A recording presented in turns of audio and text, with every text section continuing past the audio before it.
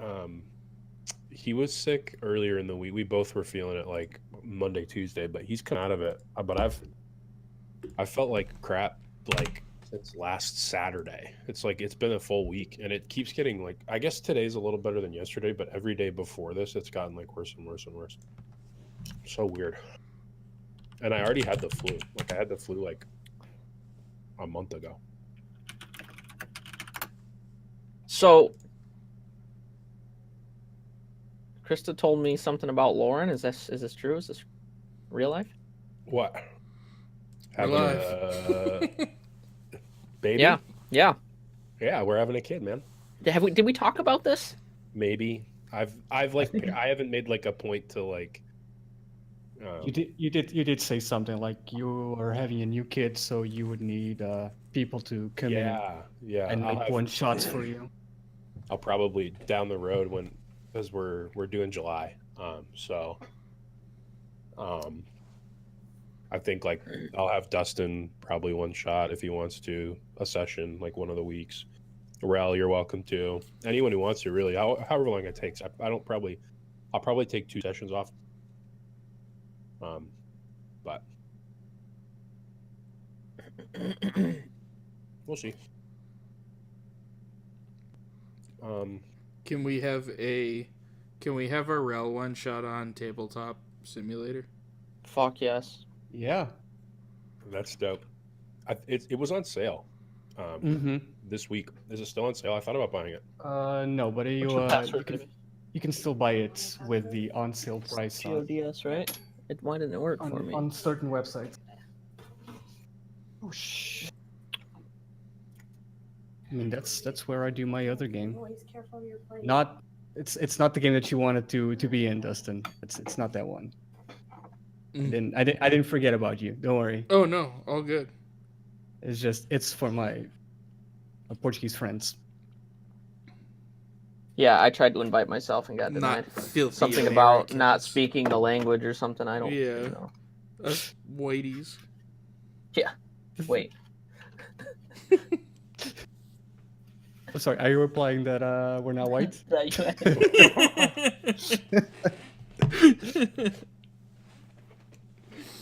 Come on, dude. Don't get my Twitch banned already. Oh, man. Brian said he's getting on my Twitch chat and just dropping the N-word for 4 hours. Oh, that sounds like Dustin. That's good. Yep. I said, please. Because I'm going to leave it up and we'll see which one of us get banned first. Me? You want me to? No. You want to? No. Our buddy... I will. I logged in. Well, now I'm confused. I'm setting this up too. Yeah, if you guys are setting some stuff up, don't sweat it. We can mosey around for a few and chat like the fam we are. I'm setting up my blocker for when I have to get naked later. So throw the cam blocker up. Wow. No, don't block the cam. Yeah, dude. Well, who's live right now? Don't even worry about it. Twitch TOS, I think. We can talk about nudity, all right? We can talk about it. We can talk about dongs. Yeah. Dongs and prongs and pooters. Pooters, yeah. Pooters is. I use my pooter for nice the one.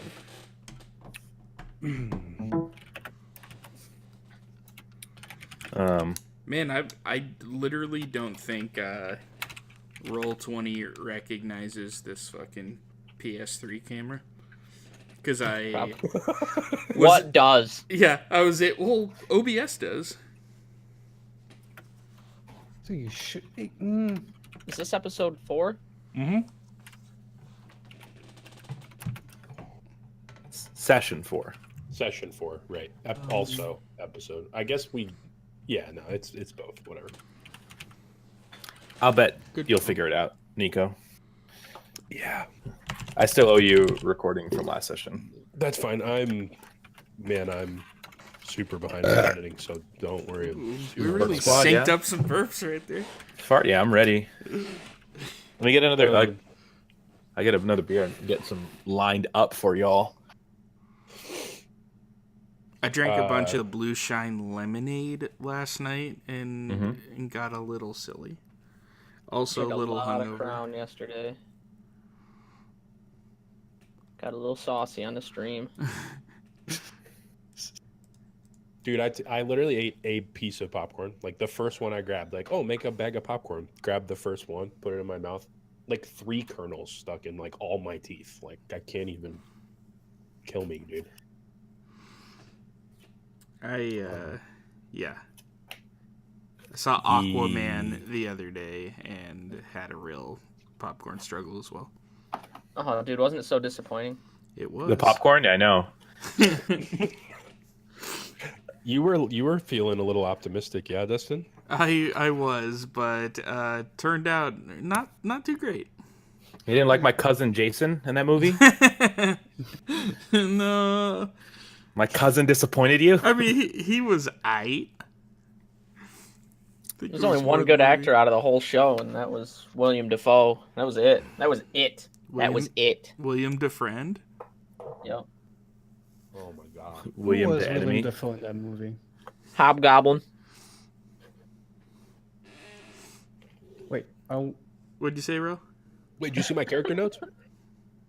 My campaign notes? Good. you know what?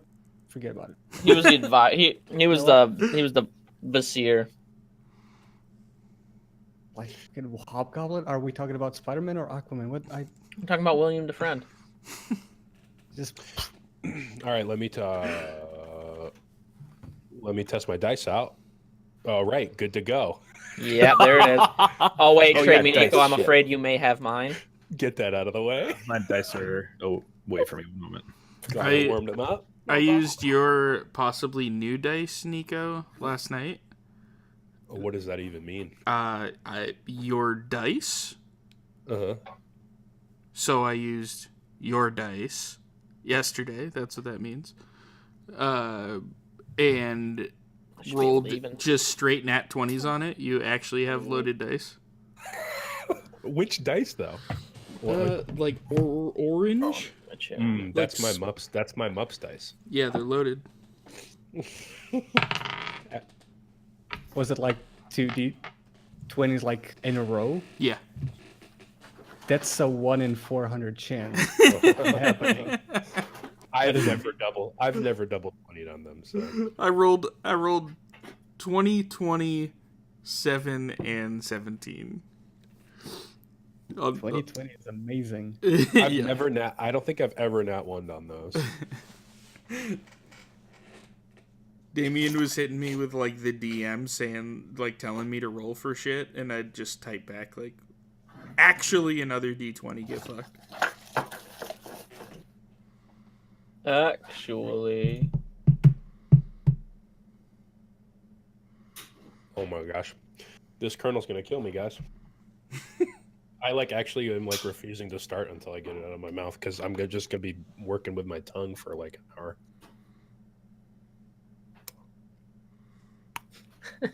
Oh. Got it. Yes. Hell yeah. Okay. This. Man, we might get some weird voices tonight out of your sick This. boy.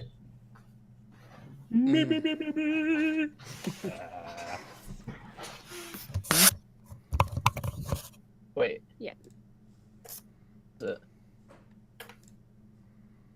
I don't remember. If the indicator's solid green, then Discord's transmitting your beautiful voice. Alright, you talk now. Check. 1, 2. Can you guys hear me? I'm hearing you in Mhm. Discord, yeah. Alright, mic Hey, check, yo. mic check. Alright. Try now. Mic check. Check. Yeah. Yeah. Same Sounds good to thing. me. They both sounded the same. Yep. Alright, fuck it. Wait, they were different? Yes, sir. Maybe the first one I was paying more attention and it sounded fine. Alright, that'll do. I appreciate your honesty. That'll do. Yeah. Show the crew. Show the crew what you got. Oh, well, I'm not playing yet. I'm still practicing. Just show- guys. God damn it. Why I'm would sorry. I'm sorry. But it's this is beautiful. Krista's Christmas present. I hear There's zips. there's no point in showing us if you can't Nice. Play it. Strum it. Listen Yeah. how beautiful this fucking thing is, though, dude. Oh my gosh, no, this is so Just nerve-wracking. strum it. Just strum it. Yeah. Should I get mine? Should I get mine? Oh yeah. Sure. There you Do go. you have one? Oh, that was out of key. Sorry. You can Yeah, you I can literally need it. just hold one chord and do your And just- bard Right. stuff. Yeah. Bard. No. Is it a uke? Yep. Yeah. Yeah, my sister-in-law got one for Christmas. I tuned it for her. I had never tuned one. They're kind of weird. They have At like least that's the fine. strings like go. I guarantee this thing's out of tune, but G. Yeah, it's like it's not a guitar. It's Right, what yeah, is it's it? different. GAC something. Yeah. holy Ooh, shit, yeah. it's out of tune. You ready?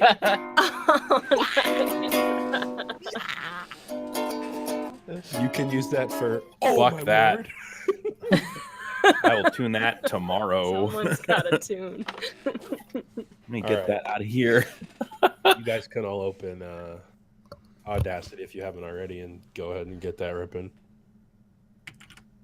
Is it only me, or is Roll20 not showing a grid? Did I? I see a grid. I do not see a grid. I do I not zoomed see a weirdly? grid. I do. Odd. I am zoomed weirdly. You gotta zoom in and out, and I got it. Zoom in, Yeah, zoom out, zoom I in, can zoom out. reload the grid. All right, done. You guys got it? Zoom in, zoom out worked for me. I don't know if it's gonna disappear again, but Okay. It hasn't Yeah. yet for me, so I think we're good. If I bring you guys into any new maps, let me know if you don't see it then, because it won't matter a whole lot for right now. Yeah, that did work.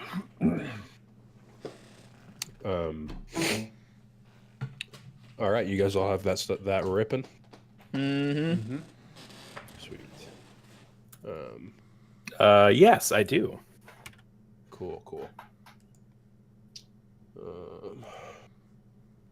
All right, I'll if you guys are ready to do a clap, we'll line that up in a few seconds. Let me finish one thing. Okay. We'll do it in a couple right now. Sorry, I was about to cough. All right, hands up, fam. 3, 2, 1, clap. All right, everybody, welcome again to the Till Dice Do Us Part stream and podcast. This is session 4. I am dealing with a heck of a cold, so I'm going to do my absolute best to talk a lot with my raspy, sick voice. So yeah, how's everyone? How are the players doing? How's everyone doing this weekend? Excited, dude. It's been like a month almost, right? Yes, yeah, we took the holiday weeks off, so this is the 4 weeks I think it's been since the last time Yeah.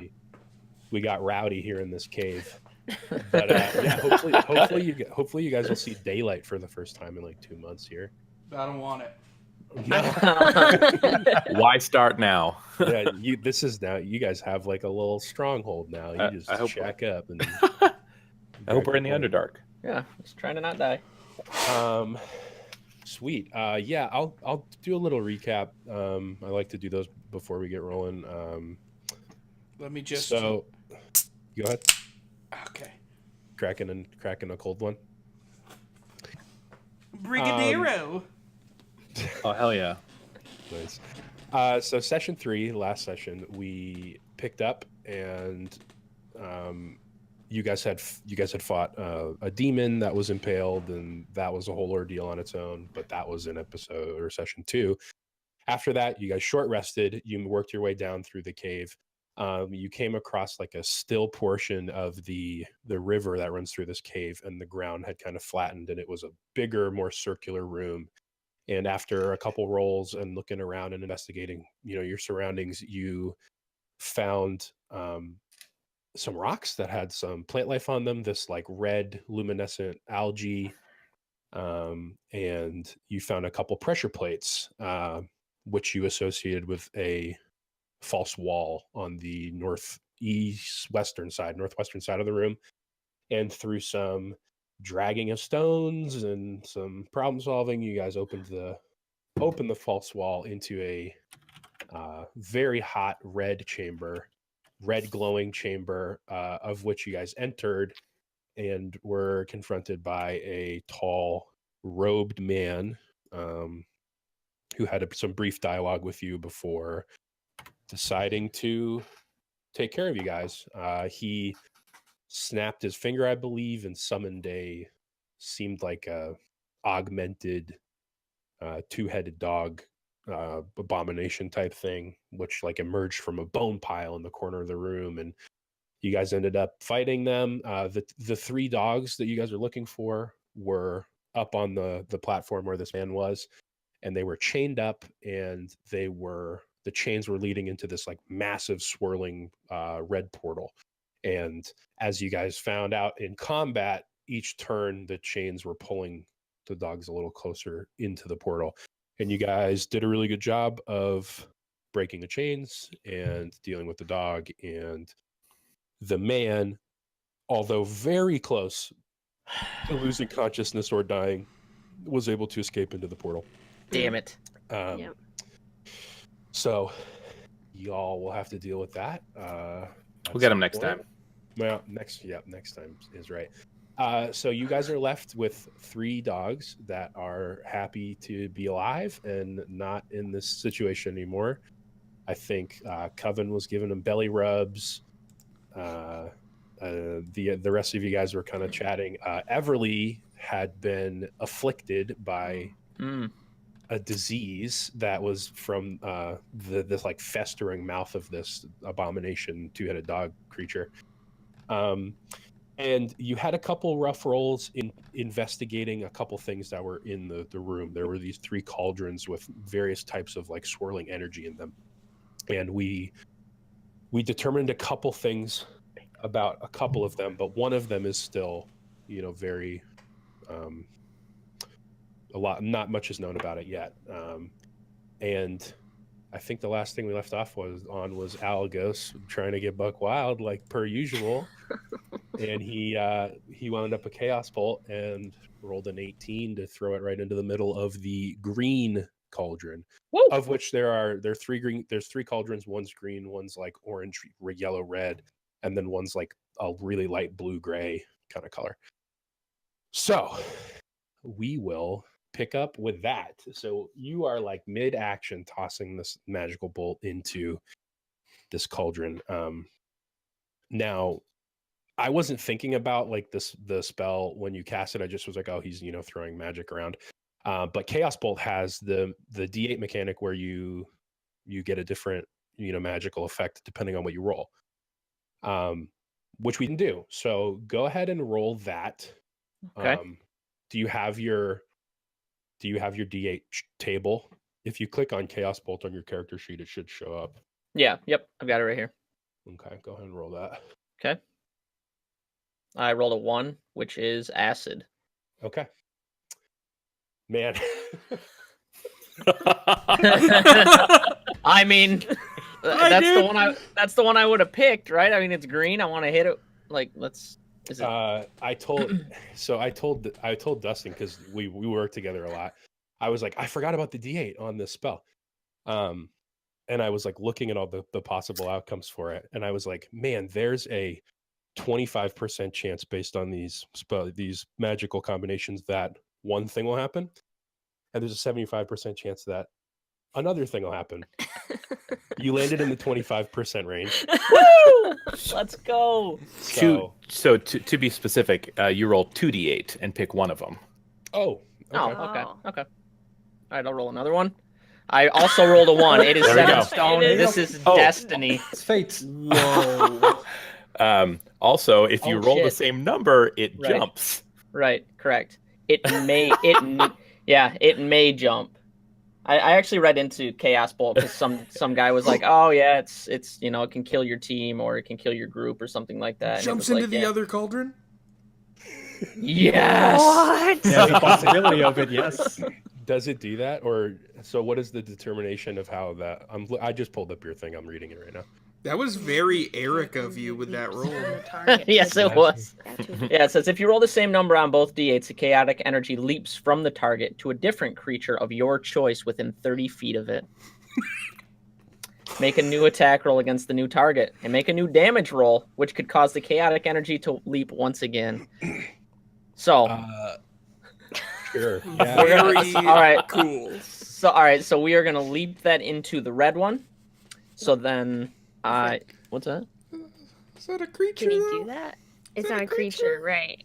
Well, you cast it into the cauldron is not a creature, but you did cast it into the first one. So like, Sure. I'll say because I let you target it originally, I would let you chain it into another one. Yes. Let me tell you, to me this feels like splitting eights at a blackjack table. Like you're gonna split eights, and then you're gonna split eights into splitting eights. Like that's what this feels like. So let's do this. But the jump re-rolls magic type, right? Yeah. Correct. It rerolls the hit. You have to attack again. Yeah. So go ahead and roll a d20 then. Well, Okay. whatever you use to hit. I don't know what your modifiers are, but Yeah. Did I have a modifier for it's a this? +4. It is a +4. To hit a cauldron. Let's Yeah. go. Stationary cauldron. Rolled 13. Yeah, you hit. Okay, and then a D8 for the So damage type. 2d8. Yeah. 2D8. Rolled a 1 Oh my. Oh my Gary- god. and a 1. Oh my God! no fucking You way! have to be Actually, kidding no me right way. now. Leave, walk out.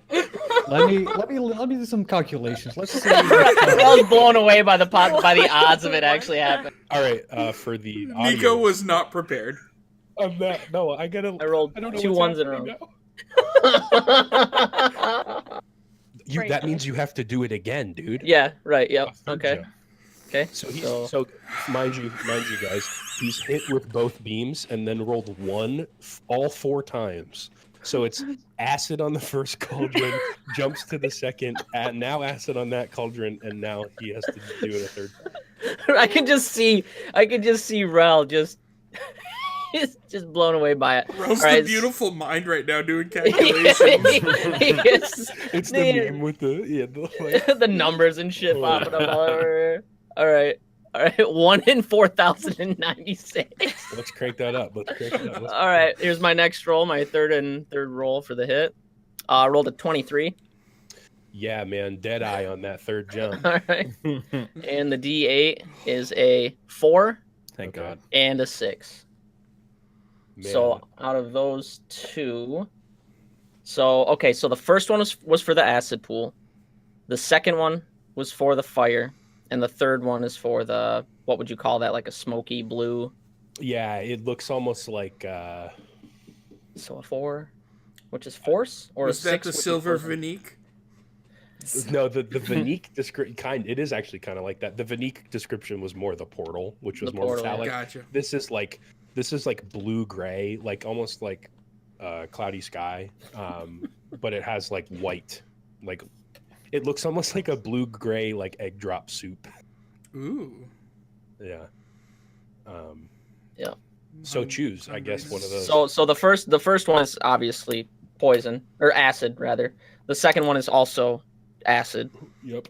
and the third one is force. Wow. Okay. Nico's dying. Yeah. Whoa. Oh, God. You guys are gonna have to bear with me and Eric. I'm gonna have to pull him into another channel. Okay. Oh no. Okay, you have to plug your ears. Oh. Yeah, I don't want you guys to hear this. Kristen has to hang with us and That's fine. She has Purgatory. earbuds on, so she can't hear the conversation. Okay. Yeah, can you get into private DM chat? Go ahead and try and hop over there. I can Okay. swing you guys. Yeah, let's go. Oh man. The first purgatory room. Yeah, he's in jail. His dice are in dice jail, and he's now in actual jail. Nico was like I can't say what's going on, but like, man, there's a good chance that like Eric and I have to spend some alone time. So, yes, that's gonna make it like, good thing you have the audio of us, so he can, like, in the middle of some real heater decisions with Eric, can just hit like a bum bum bum bum bum bum bum bum bum. Back to the rest of the party, and we're just like, so minus Krista. I'm here. Oh, okay, cool. she's- I wasn't she's sure. here. There you go. how was your day, guys? Just awkwardly waiting. So nervous. I gotta listen to him. Okay. Thanks. Shout out to Roll20 and D&D Beyond for all of their support. They're not supporting us. Kristen just sees like a tear come down Eric's face. Right. I'm watching the video. I'm gonna see if he starts crying. All right, deep in thought. Okay, I was he's like, listening really well. I was like, I Read his can't lips. wait for them to come back and be like, okay, well, Eric will return at a later date. We are gonna miss him. Yeah, he'll be making character number 2 now. That might actually wind up happening in one of my other games. We're thinking about one of our characters is thinking about ending that character, but player is thinking about swapping to a new character because of some story things that just happened. I was like, that's cool. I'm chill with that. Making some retirement plans. I mean, legitimately, yeah. He picked up the Strongholds and Followers supplement that Matt Colville published. Yeah. He got the PDF copy of it. And I've read some of it, and some of that shit is broken. Like, really, really strong. Krista, you practicing your loot? Yeah, can you hear that? Is it too loud? No. No, It's no. fine. Fine. Especially right now. Who cares? Yeah, you're a bard, of course. Everly's just plucking away while Alagos makes some bad decisions. Bloop, bloop, bloop, this fucking idiot. Bloop, bloop, bloop, bloop. I can't believe I'm friends with him. Bloop, bloop, bloop. Typical life with Art imitates life. right. He keeps on mean mugging me. I'm laughing over here. Yeah. Look at him turning around. Can you seriously shut the fuck up? Can you not right now? Can you not? Do you not realize what's going on with my fucking character? So that ukulele that I have, I actually bought it 2 years ago. Last time I went home to Hawaii, and I actually leave on vacation to Hawaii on Tuesday. Oh shoot! Dang. I am excited. For sure. I'm gonna stop over in the Bay Area, meet up with some college friends who I was the best man in their wedding, but I haven't seen them in like IRL in like 3 years. Oh dang. Well, that'll be cool. Yeah, I'm super excited, and then we're bringing them to Hawaii with us. Nice. Dang, what a meetup! I've never been to Hawaii. It's super fun. One of my buddies in the game that I played yesterday, he actually just got back from a vacation in Hawaii with his girlfriend and her family, and he had texted me. He's like, "Hey, anything you want me to bring back from your home state?" I was like, "Dude, I'm gonna be there in like 2 weeks. I'm good." Home state, man. Yeah. That's nice. Yeah, it's pretty cool. That's why he says things like Hawaii and ukulele in ways that make my nipples stiff. Hawaii and ukulele. Ugh, ugh. My family lives on Oahu. My brother lives on Maui. Hey, you could learn Dust in Duolingo. Tell me your Yeah. middle name again. My middle name is Kainoa. Ugh, yes. Oh my god. We work together and I real. just go, Jello, say ukulele softly in my ear. Ukulele. Israel Kamaka Viva Ole. It can only take so much.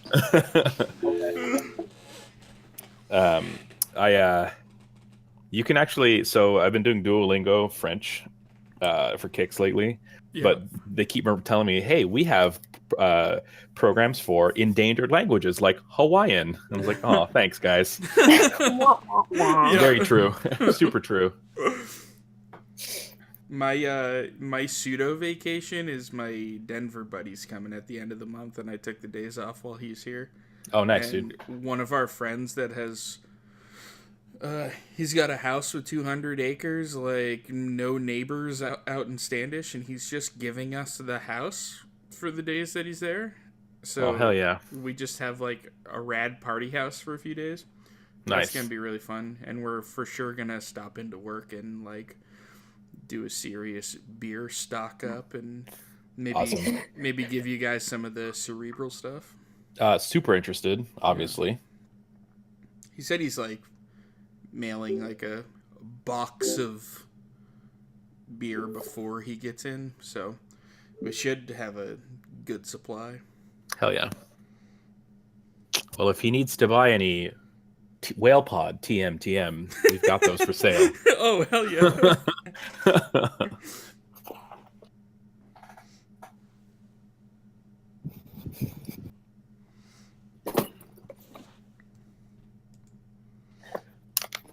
Man, I can't wait to listen to this episode. I know. Oh, also, Rel, Yeah. I want you to know that Nico was so excited about doing that one shot with you. He was like, yo, Rel does some shit that like gave me goosebumps. It's like, oh man, I can't wait to hear it now. But wait, what one shot? What are we talking about? Doing like some like man, I don't know, like backstory shit with you. Mm-hmm. Okay. A lot of my backstory also has a lot of his input, so I love that. it's the credit should not go to me, to be honest. Like the cool shit, the really cool shit that I have in my backstory, it's Nico. It's Nico. Well, is. he was hype on it. But yeah, we did that talk, and I loved it, to be honest. Yeah, We fleshed out a lot of it. Bet I can tell you guys. All right, we're back. You guys All probably right. saw my like hand motions and shit. Or like, what is he up to, dude? All right, so who do I give all my items to now that Yeah, I'm dead? bye, dude. Okay, so that's Cauldron 1. Yep. We heard you yelling at Krista, by the way. I couldn't Shut the hell concentrate. up. I'm like, shut up! You're abusive. I'm muted, but you just see. We hear her like strum a chord, and you turn and just hit her. Daggers. So that's Cauldron 1, and then Yeah, popping in sorry. the channel for Cauldron 2. Cool. The second See you spell again. hops into Cauldron 2. And so what you guys saw, I'll tell you what you guys saw, because what happened to him is something that you guys don't experience. But what you guys see is the spell goes in, and you see him like brace himself and then like straighten up, like he thought it was about to be like danger, but whatever's like going on in the cauldron looks tame. It doesn't look like he's, anything's going on. And you see this like this green gaseous fume kind of pour out, and it rolls up into his face, and you see his like visage, like his like, posture and everything. He kind of like slouches a little bit, but he's not like unconscious per se or like falling over. He doesn't look like he's like attentive or, looking into the cauldron anymore. So it look like he's inhaling fumes? They're he's not like leaning into him and like inhaling them or anything, but they're like rolling around his, like they're kind of like in front of him. Like he's not hauling whiffets off this cauldron. Correct. Yeah, I'm not Charlie Daying him. No. Yeah.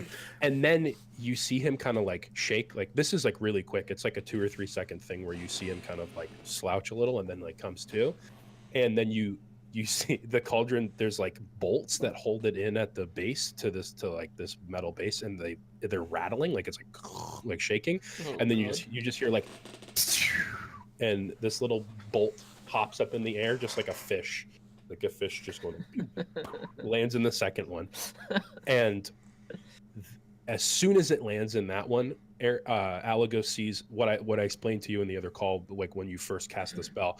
You saw like a kerplunk, like a rock got thrown in, and it like went down, and you see that visual dip of the weight, entering the liquid. And where the first cauldron, it like filled back in and went stagnant. This one repels back up, and you get that backlash, that splash. So some of this liquid is splashing up and out of this cauldron. Go ahead and make a dexterity saving throw, please. Oh shit. Okay, dexterity is 3.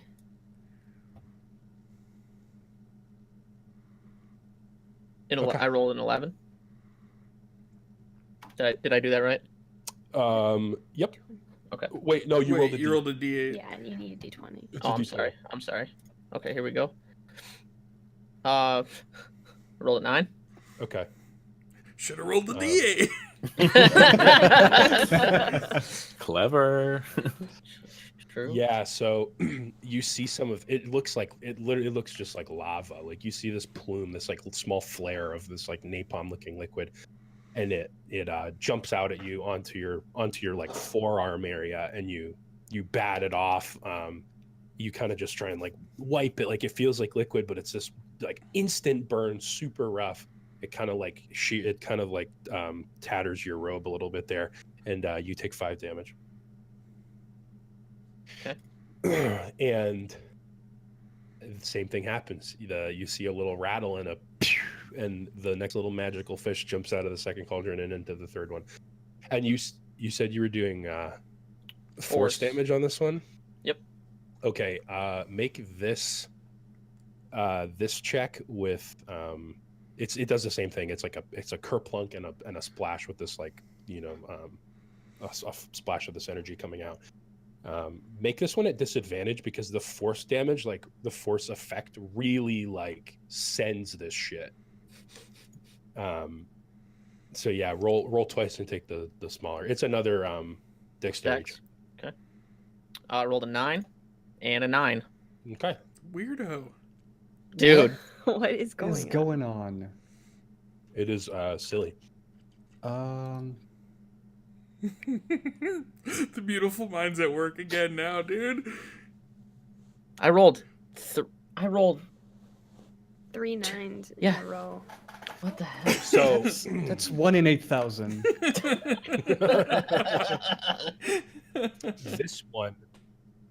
this one sends Blessings my way.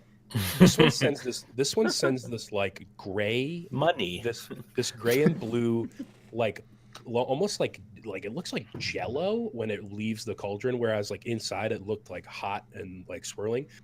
It leaves and it like almost solidifies, and you have this little like blob, a couple of them fly towards you, and as they travel towards you, they like this. It's hard to see because it's pretty instantaneous. It's not like slow-mo or like really slow or anything. But what are those?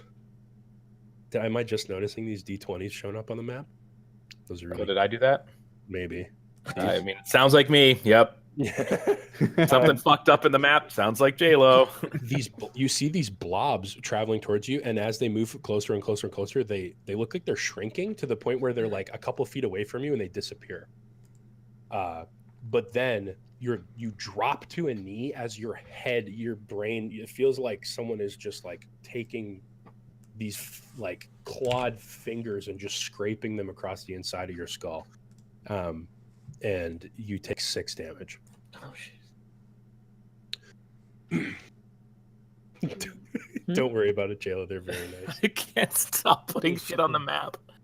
So that's 11 damage. What's your health at, Alagos? 5. I'm at 5 health. Okay. So, the cauldrons were all at that point like rattling simultaneously, like they just were like dealing with this influx of power, and they all settle. The fume from the green one kind of fades away, and the other two kind of just simmer down and go back to a rest, or like a bubble, small bubble. I gotta be honest, I was expecting Excalibur to come out of one, but fortunately. Yeah, and I didn't explain it earlier, but like cauldrons a lot of the time have like a little, like a fire underneath them. These don't, but they're hot, right? You see like steam coming off them, and they look like they're hot, which is kind of weird. But yeah, that's that little series of events. How's everyone doing? You guys just saw some weird stuff. Kind Kind of mind fucked in a little Bernie, but other than that, I'm all right, I guess. Yeah. Shit. Alagos, are you all right? Alagos, can you hear me? Help me! It's okay. Help! Okay. I seem Keshawn I seem to have been burned viciously, and my head Yeah, you hurts. you dodge you weave in and out of the magical smattering on the ground there and work your way up to Alagos. I give him a look. Give him a look. See, I don't. I'm not necessarily a healer, but Right. Shelly Barbara Margaret, come over here, stay. Yeah. Go. I mean, you're just trying to see like what his general like condition is. yeah. Yeah. Right. Go ahead and make like a medicine check. +1.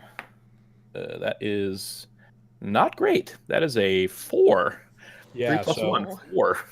you saw in the course of like 10 seconds, maybe even a little less, he walked up and threw the spell into the first cauldron, and you saw some like magical fish hopping around, and he took some fume to the face and then got splashed on by some other stuff and dropped to a knee. He's kind of holding his head and his forearms like smoking. I mean, it looks like he got hurt. Weird. Can I help Kashana in any way? Coven!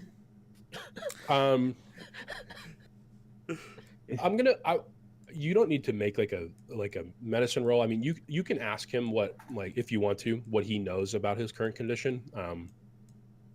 But in terms of like determining any like long term or stuff like that, I think you can take a look at that at a later date. I think for right now, you can commence without it.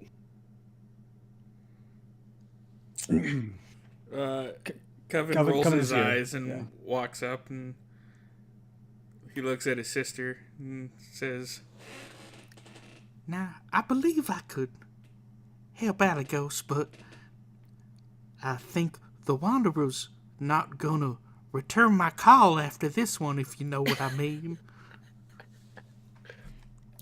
Well, I get it.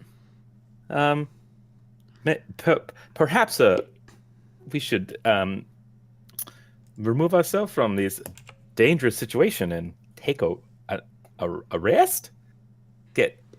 Is there more? So remind me what the we're at the end of like the sort of tunnel system so far, right? Yeah, from what you guys have like looked at so far, like I mean, other than the last room where there was like a false wall and you couldn't tell initially, this looks like, for the second time now, this looks like the very end of this cave. You haven't seen anything that would commence further. I do see a little tent with 3 little cuddle puppies that can join us in a little nappy. Mind you all too. I just want to like paint this picture a little bit. You guys end this fight. You get the dogs. You tie them up. Or you don't tie them up. You put them over by the campfire. I treat them good. Alagos goes over and is like super recklessly casting spells at objects. drops to his knee, and everyone runs over and is like, "Yo, dude, you good?" While Everly is like festering and like rotting away on the ground behind you. She's probably just like hands up, like, "Excuse me." I forgot about that. We had the worst of it. And she saw her husband go through some weird shit. So. Can you help my memory? Did I check to see if I know what's going on with her? Yeah, so we I don't know if it was through rolls or if it just was when she contracted it or whatever. I know we rolled a lot there at the end, right? Whether it was like informational or anything, and like nothing came through. It was like all sub 10s. You know that she's diseased, and I think you. Hold on a second. I'll be able to remember when I look something up real quick. I'm taking a step away from the plague bearer.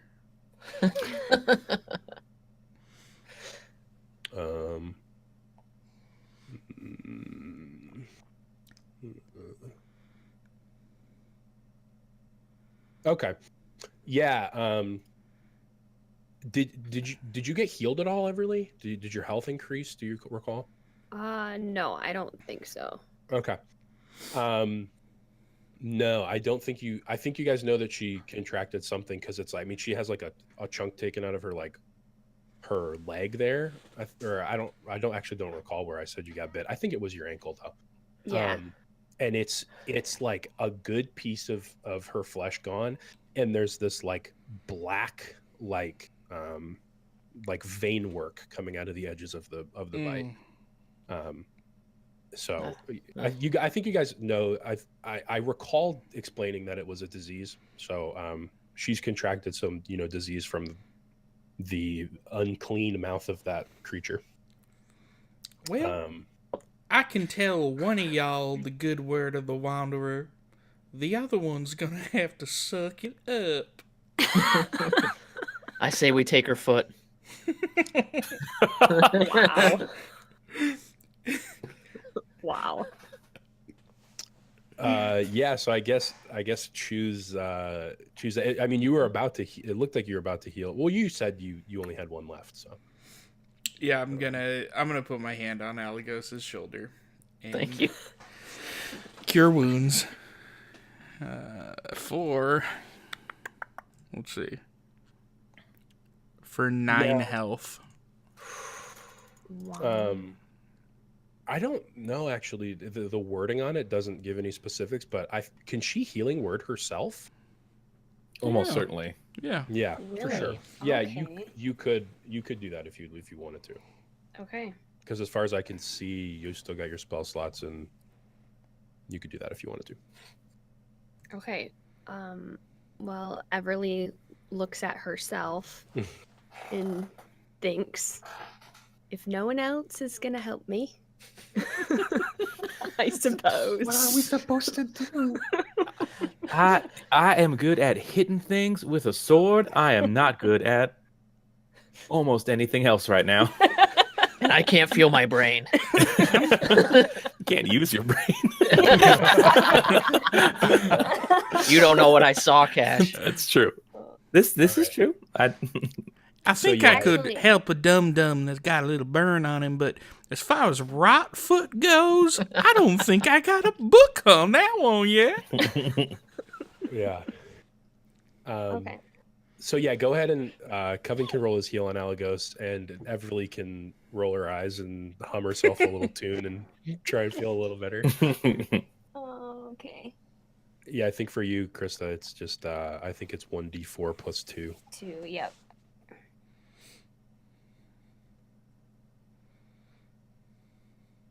Oh, Okay. I rolled a 3. Okay. So yeah, go up to that would bring you to 15, I believe. Okay. Or wait, 3 would bring you to 16 because Yeah, I think 'cause you were got at 13. Yep. Okay. So, and Coven, did you do yours? Yep. How much did Alagos heal? 9. 9.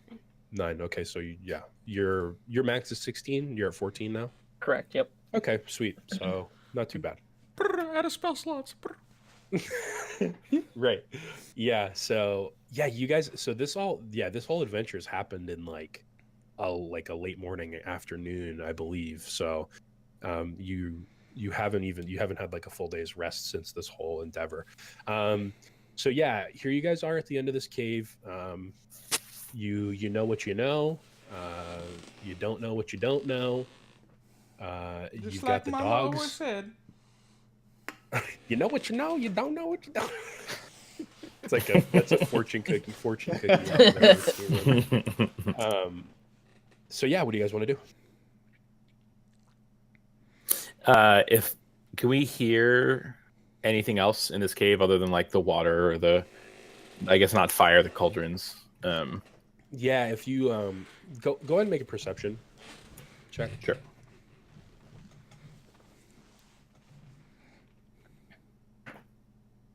That is a 10 plus 3, 13. Okay.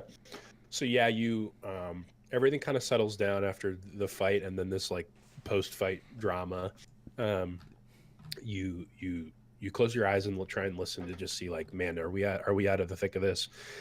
And all you hear is a little bit of running water from up the stream, because this is more of a stagnant area. Mm-hmm. You hear a little bubbling from the cauldron, crackle of the fire. The dogs are panting, and then you hear like a drip from a stalactite, dripping some liquid down. But no, you don't hear any movement. You don't hear any like anything suspicious. No like rumbling. Nothing. Not even like a bat squeak or anything like that. Seems pretty safe at this point. Well, if the goal was to rescue some dogs, it seems like that is well in hand. I think we should get the fuck out of this cave. I agree. Yes. And maybe get a physician or priestess to either Elagos or Everly. Let's go get paid. What are you talking about? Let's get paid first. Come in the cash. Yeah. Give me the cash. Let's go get paid. I grabbed the 3 dogs' leashes. Okay. Yeah, I think I'll just cluster them together like Please put them around and link them to Coven. I don't know if I could. I want to link. I link their leashes to the metal circles on my hips that hold the books. Okay. You're a professional dog walker now. Oh yeah. They just take off and drag Coven. Are you on rollerblades too? I wish. Hell yeah. Okay. I'm looking really proud with my setup right now. I'll offer Everly the arm. It's like, if you can you think you can walk all right with your foot all like that? Yes, I think I can handle it. All right, sounds good. Girl power. Yeah. So you help. Less independent. You help Everly up, and she gets her balance and takes a deep breath, and she's feeling better after humming to herself. And you go to put a little weight on your foot, and it does it shoots throbbing pain up your leg, and it actually feels like you feel like a pulse in it, like when like you stub your toe or something, you get that little like heartbeat in there, that little pulse. You have that kind of going through it. Doesn't feel good. Yeah. So yeah, I guess if you guys want to group up and make your way out of the cave, we totally can do that. We could probably take some of that tent. No. Put it on the ground and then have the dogs like a little pull Everly out of the cave. So she doesn't have to walk. Ooh. I refuse to make a cute little puppy a beast of burden. You're the beast. I'll remember that for the next heal. I'm just kidding. Weren't Shelley, Bob, and Margaret working dogs? Mm-hmm. It's true. I think they are actually herding dogs. I mean, at this point, it's been Dog's Day off, right? They've been Sure. Yeah, getting butt scratches and. Sit your butt. Sit your butt. As you're saying that, Coven's just looking up to you, scowling as he's got hands on 2 butts. Alternating left hand between the one that's missing out. I think mechanically, I'm not gonna like slow you down or anything. I don't mean to like impose a limp on you and have your movement or anything, but I just want to press on that it's gonna continue like bothering you. Matt, like just for flavor, like there's a massive like bone pile over there. You could grab like a bone crutch if you want to or something, but you don't really like have to do any of that. Bone crutch. Yes. Go That's in there character. and find like a big like Yes. bit of Femur. femur or something. Yeah. She limps over here. Okay. I like it. Yeah, and I won't make you roll. Yeah, you find like a big old like looked like that dog might have chewed on him a little bit, but there's this big like could be like a cow femur or something. Who knows? Yeah, you can put your weight on that and kind of limp around. Come, Everlimp, we escape. So yeah, we don't necessarily have to like walk through this cave on your way out, unless there was anything you guys like walked by you felt like you wanted to check out or anything like that. Other than that, we can kind of just like zoom out to the forest. I'd like to. Can I collect one of these flowers? You can if you'd like, if you want to. Yeah, I think taking a sample would be good. Yeah, sure. So you're gonna reach because they're underwater. Yep. You want to. It's not. I'll say it's deep. It's like not too deep where you wouldn't have to like dive in, but you could reach in and like pluck one if you're scrape some off if you wanted to. Yeah, and I'd like to use my burn arm so to soothe the pain. Set that right in the water. Yeah. Okay. Yeah. So some smoke pours off, and you reach in and you grab one of these flowers and take 48 damage and you're dead. What do you want to play now? You want to go to like a ranger maybe? That'd be I want to be like a chaotic evil werewolf. Oh, sweet. Let's do that. Yeah, we'll work on that. You can like go to bed or something if you want. Sounds good. Yeah, so you just want like how much of this do you want? Like a quarter size, or you want like a bunch of it? Okay. Yeah, like a OZ, I guess, something like that. Just take with. Yeah, gotcha. Yeah, so you take a baggie of this red kush or whatever, and like earlier when you pull it out of the water, the bioluminescence kind of dims. It doesn't go out, but it definitely dims. You notice. Okay. And you can put that in like your bag or whatever if you want, or Okay. wear it on your forehead or something. Perfect. I'll put it in a bag. Anything else for you guys? Nope. After we leave this room, the next room, I want to pull one of the stones that we used for the to open the hidden gates so that the gate closes again. If that happens. Okay. So yeah, you head back into this room and you want to just move one of these rocks. Mm-hmm. Which one? No, I'm just kidding. It doesn't matter. You drag one of those stones off one of the plates. Well, are you waiting for everyone else to come out of the room? Yes, of course. I'm gonna close you in. I think Coven would be fine. We just got the damn dogs.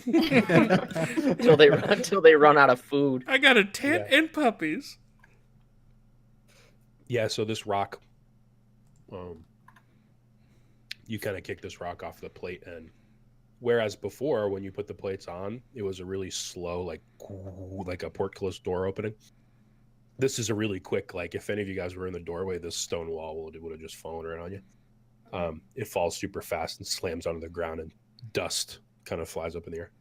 And it is now pitch black, or not pitch black. There's a little bit of dim from the red. Very dim lighting. Light. Mm-hmm. Yeah, I'm not gonna like plug it into the map or anything, but you guys can see now. Yeah, I'm in the world of imagination. Mm-hmm. Take us there. Theater of the mind. Sweet. So yeah, you guys are in this room, heading out. You guys want to head out? Yeah. I mean, That demon's still dead, right? I mean, I don't know. Should go poke it with a stick. I'll poke him with his own glaive.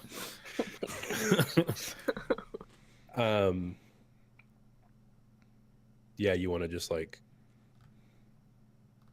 you just walk in there. Yeah, I guess Coven stands in the doorway and sheds you some light on it. But yeah, he hasn't.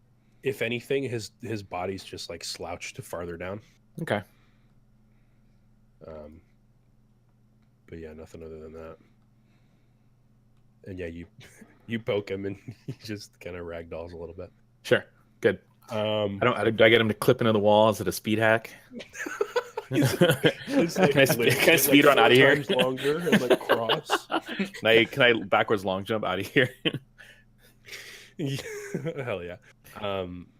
Sweet. So yeah, you guys all head to the doorway, and you kind of Coven closes his book as you guys get within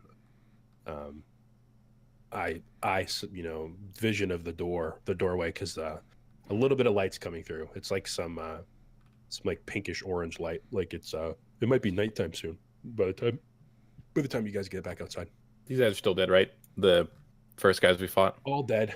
Okay, good. Yep, just pools of blood on some sand around the corpses. Cool. Sweet. So we're heading back out into the forest area. Let me pull you guys around here. I will do a couple things here. I'll pull you guys on. You guys can see the forest. Do you guys still have vision of all this? Yes. Yeah, I do. Mm-hmm. Okay, sweet. Oh, the heart I drew. Still there. I can't get rid of it in good faith. Yeah, so this was the map. For things like this, I'm gonna do stuff more like this, and I'm gonna find a way to like get higher, like better pictures and stuff. But I think I'm in times where you guys are just gonna be like visiting a place and talking and things like that. I'm gonna take you to just like screens like this, where it's just like a visual. Oh, look at that. That's So great. This is like the forest here on your left, and this picture is shit. I couldn't get like a good like resolution of it, but this is what Ornyx Farm looks like. Got that 240p, dude. Yeah, right. Yeah, so you guys leave the cave. It's nighttime. You hear some like cicadas chirping in the forest there, and it'd be pretty easy to find your way back because you guys kind of followed like a disturbed earth like drag path, and that's still pretty prevalent there on the ground through this little forested area.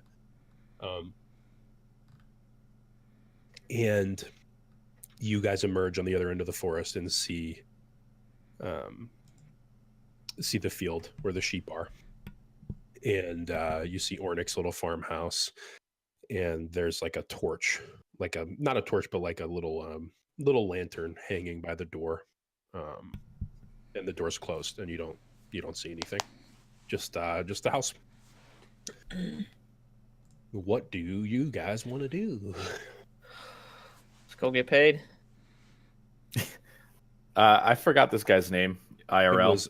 I believe was it was Ornyx. Ornyx. Ornyx Kelm. Yeah. One sec. Mm-hmm. I think we're gonna have an issue separating Coven from the pups. I'm not a child. I just want to make sure they got good rubbings on the way. All right. Yeah, yeah. Ornyx. Ornyx. Ornyx. Oh, and here, I'll hit you guys with a little. I'm sure I wrote it down somewhere in There it is. October. Right. Looks like Omic when I type it like that. The R and the N next to it. Good kerning roll 20. Yeah. So are you Is guys? he- What Go ahead. was that? I was gonna say, is he still outside crying? Nope. Door's closed. There's a lantern hanging by the door. I'll When head. you guys emerge, some sheep pick up from grazing and just back. Look at Back you. yourself. And as soon as one of the sheep does that, Margaret steps up and just starts just woofing at her, woofing at the sheep there. Good girl. Back on duty. Mm-hmm. Yeah, I'll go. I'll go knock on Ornyx's door.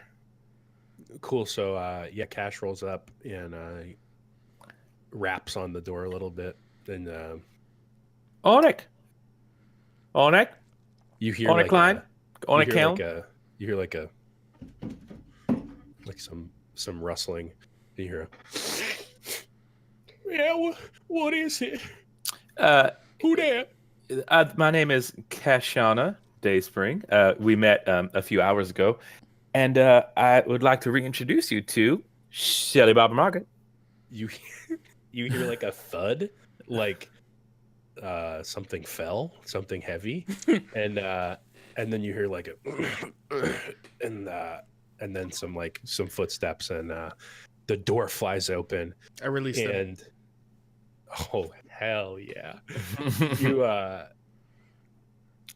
you see Oh, I get out of the way of the door. well, yeah, you see him like he opens the door and his eyes are like already like not like looking at your face, like he doesn't like he's like opens the door. You say that he's gonna be reunited with his dogs, and he's already looking past you, like looked at your feet when he opened the door, didn't see him, and looked past you. And Margaret runs through your legs, and Shelly and Barbara run around you, and they tackle him. He falls to the ground and rolls. He's still like drunk and shirtless, but is loving life. My guy. Yeah, and they're just licking on him, like they're giving him so much love, licking on his big old like ginger beard. You just made hillbilly me. And he's got tears streaming down his face. He's like literally beside himself. He didn't think this was gonna happen. Mm-hmm. He thought he was gonna keep his 50 gold, and a couple adventurers were gonna go missing. Sure. But he's rolling around, loving on him, throwing arms on him, crying, Mhm. "Oh, my girls, they back home. I can't believe this. Oh, my God, the best day of my damn life." And he says, "Oh, you ladies taking the night off? You get Onyx bed. I'll watch the sheep girls. Come on." And they climb up on his little, like, some of his furniture, and they're just looking at him panting, and he's stoked. He goes over to some these like sacks he has laying on this like countertop, and he pulls some jerky out of it and throws it to him. Oh, hell yeah. Yeah, enough for each. They're not fighting over it. A piece for each. Good. And he looks back to you, and he like slowly, walks over, looks super humble, and he puts his hand out and grabs yours and cups it, and a tear, rolls down his face. "Ma'am, I cannot thank you enough. I'm so glad my girls are home. You, blessed be you and your friends. This is the best day of my life. Come on in, fam." Okay. Yeah. Opens the door and lets you guys in, and it's just a super small, stinky, like there's hay everywhere. It's just like one room. It looks just like a barn, and there's like a upper hayloft area, and he just lives on the bottom of the barn. And he's got some like sacks piled up and like a couple pieces of furniture that he's probably made, and like a bedroll on like some thatch or whatever. And he's like, "Man, it's been a while since y'all left. What were the terms?" Oh, it says that my connection was lost. Are you guys? Yeah, it said the same thing to me. I had a flash. I think we're good. I think we're good. Didn't sound like it clipped or anything. What were the terms? I mean, I'm gonna whip you guys up some food and drinks if you want, but some gold maybe? I don't. He like reaches in his pocket. He's like, I got 25. Looks like. I mean, this is the best day. You can have it. I mean, here you go. And he just like throws a little satchel out to you guys. The rest of he paid you guys half when you guys came in. Yeah, he gave us 25 when we left, right? The other 25. Yeah. Yeah. So he just throws a little satchel when it clings on the ground in front of you, and he just starts grabbing these like little bowls and lining them up on the counter. He counts all you guys, and like grabs a bowl for each of you, and then towards the end he like looks up and counts a couple more times, and like puts a bowl back, and then like shakes his head and grabs it and puts it back on the counter, and he starts like ladling out this like brown, like looks kind of like oatmeal shit into these bowls. Shit, that sounds good. Yeah, and he's like, no doubt y'all hungry. He's looking at you guys. He's like, "Oh, blood and dirt, and where the hell y'all been?" I'll I want to pick up the 25 gold, and I was like, "Now, Ornick, I do. Wow, this appreciate it. This is a very generous a sum. I hope that this will not cause an undue hardship on you to pay such a large sum. Not that I do not think that our time and energy was worth this large sum, but if this would impress upon you a dire time." It's fine. I've been tending more to the sheep since my girl's been gone, and I got a lot of wool in the backlog, so I'll be taking it down to the trading post. I make some money off it, so I ain't too worried about it. And yeah, he doesn't have chairs or anything. He just has this like wood like countertop Oh, area, and he kind of Cash motions is- you guys over to. Cash is ready for this, like ready for some food, just like hand out, bowl in hand, soup spoon in other hand, and just like sitting on the floor. Just Yeah, it's just she these knows how to little, eat. like it's these like paddles. It's like these wooden paddles he probably made with this like little divot in them. They like hardly look like spoons, but they operate similarly. Yeah. And Everly and I just kind of sit down and huddle in the corner. I'm blowing like wind from my hand, like on my burn, and she's just kind of sitting in the corner staring at her foot, and we're just sitting there waiting to eat as we. Yeah, Sit in so pain. I think the rest of you guys kind of walk up to the counter, and you can eat or pretend to or not. And I think Oh. you two kind of like settle down by the door, and look at each other now that you're out of that situation, and you're like, damn, babe, we got fucked up. And, I think he kind of notices, and he picks up the two bowls and he brings them over to you guys with these little spoons, hands them to you. Oh, eat up, you guys look awful. What happened? And he's looking. He like looks around, looks at you, sees a burn, looks at her leg, and sees this like terrible like black veiny webbing coming off this bite mark, and he's like, oh my goodness, I knew that man had some magical superhero powers, whatever the hell, but what been going on there with y'all? You look like you didn't stumbled on the plague or something. What's going on? Well, I'd like to ask Ornick if he's ever seen any wound like this before, and as I Yours or hers? hers. Okay. He said, well, let me take a look at it. And he like kneels down and he kind of like grabs your foot like this, like in his hand's a little bit bigger than your foot is, and then grabs your like calf and just kind of like puts it like really up close to his face. And he just stares at it, and his eyes kind of like, just twitch a little bit, and he like looks at you, doesn't say anything, and looks back down and goes, gives a little sniff, Oh boy! and then pulls back and goes like, God damn. And he said, Margaret, come on over here, girl. And Margaret chews her last little bit of jerky, and she hops down, and she comes over and lays down next to him, and he pats her on the head, and he goes, now, girl, keep that tongue in your mouth, but give that see this little bit right here? Give it a little, like daddy do. He sniffs it again. You're just looking down like, what the fuck? I hope this guy knows what he's doing. And Margaret like really timidly like sniffs a couple times, gets a little closer, and she gets like that far away and gives a good whiff, and her ears pin back, and she like puts her head underneath his butt and whimpers a little bit.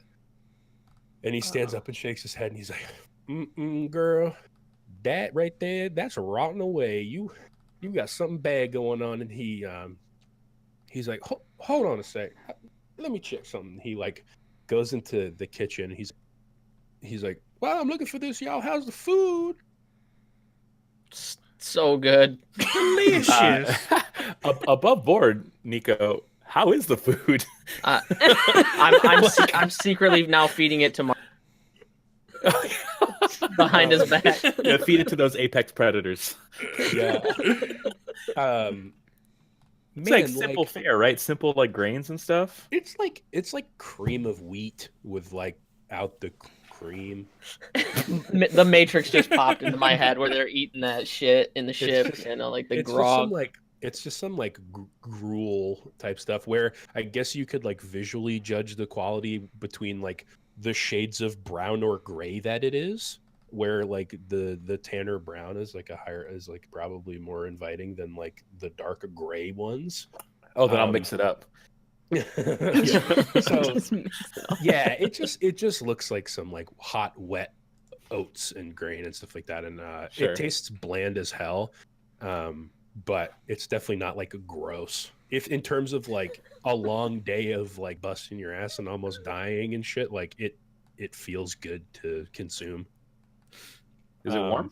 It's hot. Yeah, Good it's hot hot. meal? Yeah. Oh I yeah. don't- He ladled it. He ladled it out of this little like pot he's got over a fire. I don't do potluck. No, you pretend, or you just like set it down. Yeah, I pretend. Feed it to his dog. Feed it to Okay. Margaret. Oh yeah, She's a good girl. yeah. She's allergic, and fuck you. Oh man. No. So His dog yeah, has IBS. he goes over to this like little crate that he has, and he's got some like various things in there, some knickknacks. And he takes out this little piece of parchment, or he's got like 2 or 3 of them, and he like kind of like sifts through them, and he like squints and like looks up and like puts his hand on his head, like, God damn it. Keeps looking at him like he might not know how to read, but is like really trying to make it look like he's figuring out what's on these parchments. And he ends up bringing the 3 of them over to the table, and he sets them down, and he says, "Can any of y'all see if one of these see, it's a little smudged. I don't have my glasses. Somewhere on one of these sheets it says Sen. There's a man named Sen. Can anyone see any of that on any of this?" And anyone who's at the table there, I'm not going to make you roll. You look down, and on this middle sheet of parchment, it's pretty small. It's just like some like chicken scratch scrawling, and it just says like sick sheep,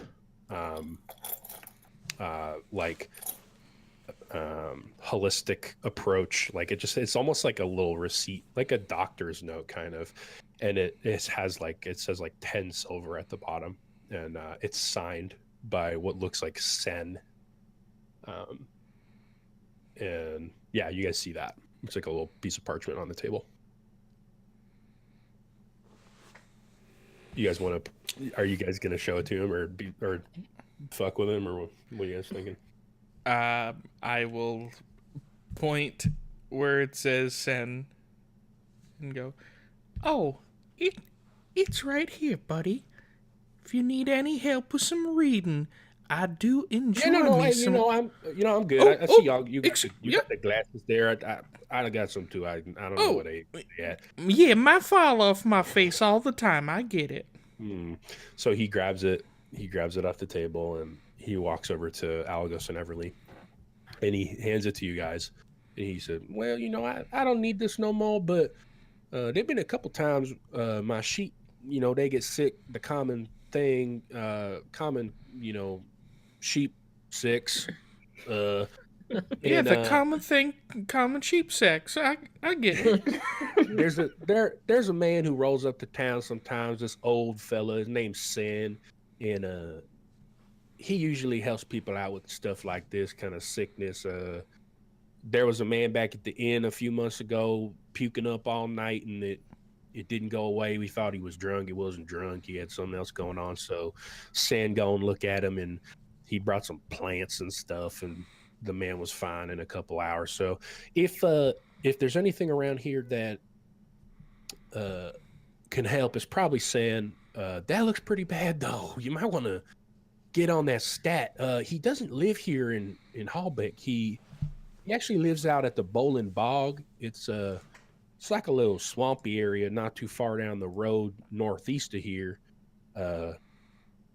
Some strange stuff going on there. It's kind of dangerous. There's gators and various other swamp shit. But Swamp shit. yeah. Alagos, bye. he makes his way in and out of the bog, at least once every month or two to come into Hallbeck for supplies and see if anyone needs any help. So if that old man can do it, I mean, you guys just go in there and get Shelly Bar Market back for me. So Bowling Bog, that ain't nothing for y'all. But yeah, he lived there at the northern edge of the Bowling Bog, and you enter from the southern side, right here out of Hallbeck. You take the road northeast, you'll hit it. Yeah, I'd go see Sen. Tell him Ornick sent you, and that old Bess doing all right out in the fields. He was pretty worried when he left, but he did a good job. So Now, just to recap real quick, Mr. Keln, you say that we should go to a bog Found a man that lives in the bog that comes and gets holistic supplies. Yeah. Oh, boy, the voodoo. Okay. Okay. How many You know, days of you travel? flip to a page in your book titled it's just like voodoo, voodoo, voodoo, and you're just like, whoa, whoa, whoa, holistic medicine. But yeah, you get from Ornix drunken rambling. He knows of a man that's helped him and other people recently with illness type things, named Sen, who lives in the Bolin Bog, which he vaguely has directed you towards, and said that would be, at least in Ornix's opinion, your best course of action for getting something like that looked at. Do we have a map? You don't, but in the solo session I did with Rel the other day, we had discussed his origin. He is from... Actually, you know what? I'm not going to tell you where he's from. If he wants to tell you where he's from, he can tell you where he's from. But he knows where this is. Nice. He could get you there from here pretty easily. Would I know how many days of travel would that be from here to the? On foot with the party, it'd be like, you could do it in like half a day, maybe like 12 hours, assuming it just was like a straight shot from here to the base of it. All right, guys. I suggest we just have a little rest for tonight, and tomorrow we can impart onto this bog and see if we can find this guy. I have a rough estimate of where it is. Okay, I agree. Ornick, before we go, have you ever seen any of this before? And I reach in my bag and I pull out the red flowers and hand them over to him. It's still a little damp when you pull it out, and it gets your hand a little wet, and it's got that really little dim red glow. And he leans in and squints, and he's like, nah, I ain't ever seen anything like that. I mean, and Sen's got this little sack he carries around that full of kind of flowers and stuff and he ain't even got nothing like that.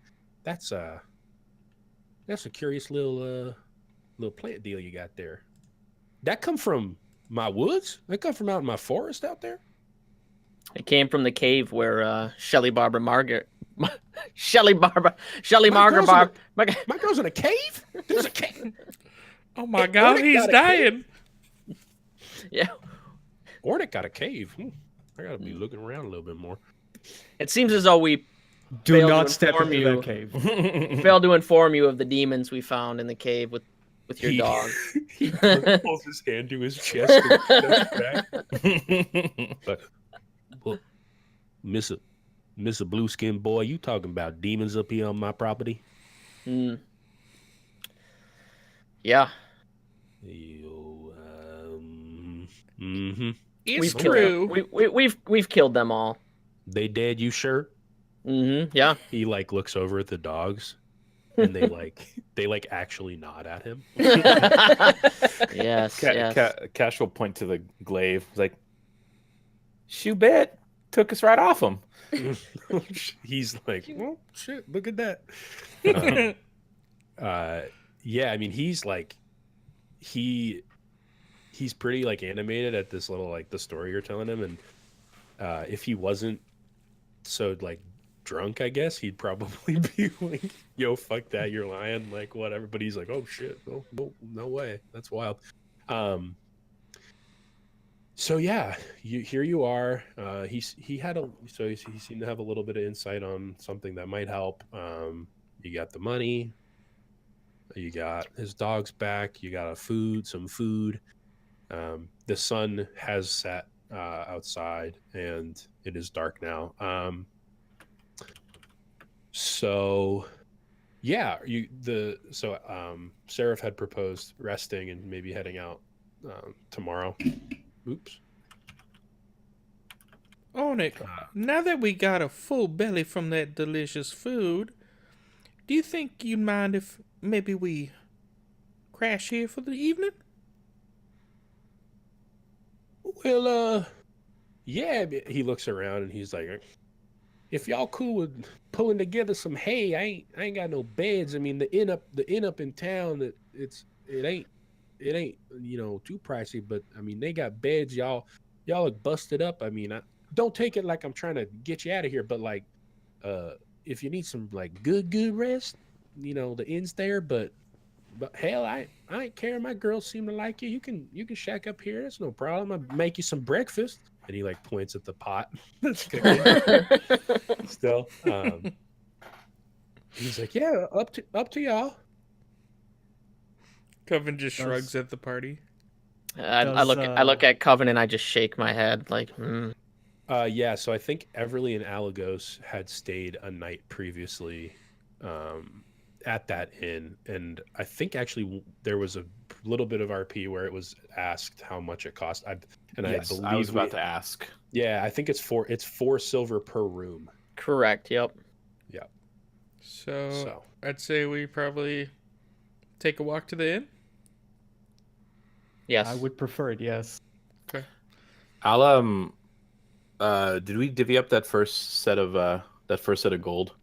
No, and yeah, no, you hadn't. I think Everly has the first I think satchel you're of right, gold. yeah. I'll Cash will divvy out her 25 to 5 to each person to split it up. Okay. Yeah.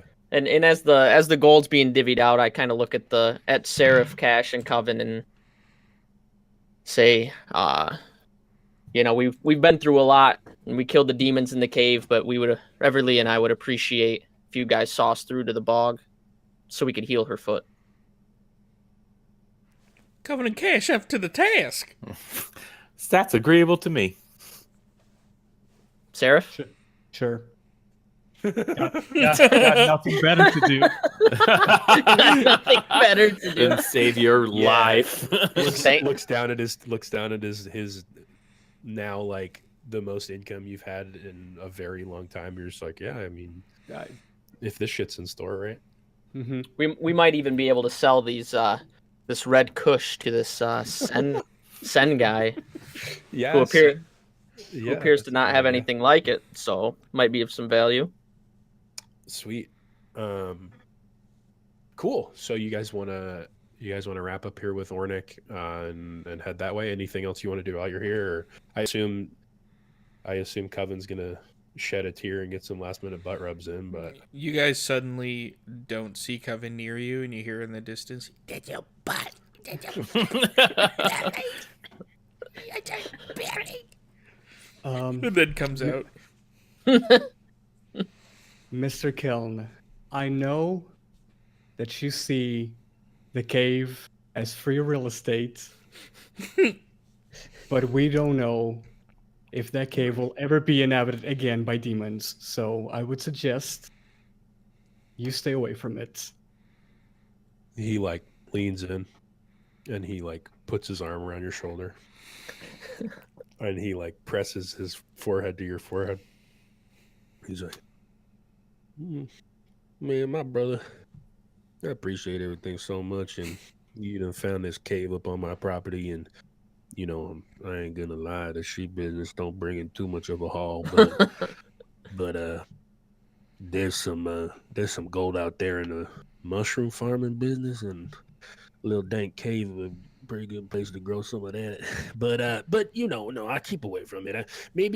Maybe I'll come back. You see Ornick, you come visit the girls, and maybe you check it out for me, see if it's still dangerous or not. Maybe I can start working out of there. But we'll handle that later. But thank you so much, man. I appreciate everything you guys have done for me. There was also giant bats and zombies. Yeah, so I'll just stay here at my bar. All right. Great. Yeah, thanks for handling my All right. best problem. Thanks. I trust you. Yeah. Yeah, so he waves and the dogs poke through his leg and look at you guys, and they're panting, and he puts them back in and closes the door, and he puts the lamplight outside and closes the door. And yeah, you guys can head back to Hallbeck if that's what you guys are trying to do.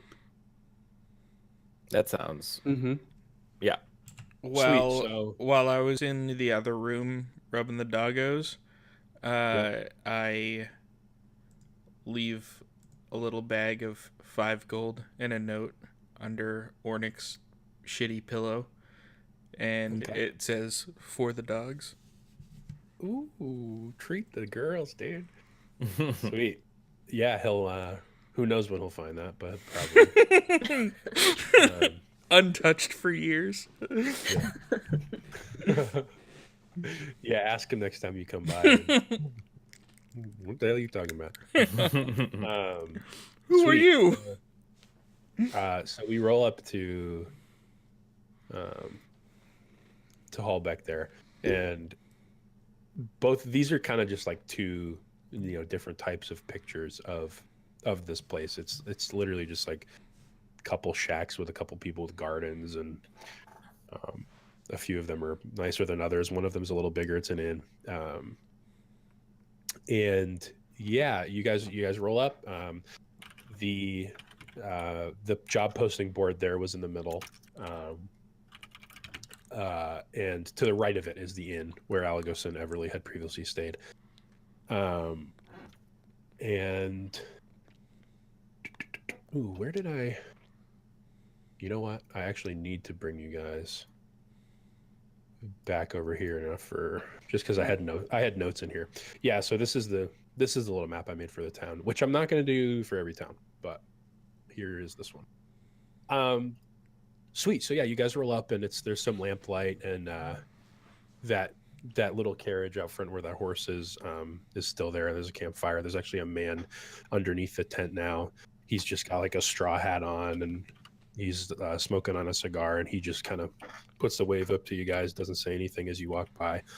And the inn is there on the right, and it's got some lanterns on outside, and it's open for business. You guys can check that out if you guys want to head in. I waved excitedly to that guy. Yeah, he just like he gave the generic like and he's not going to show it, but yeah, a super tall blue like dragon that's like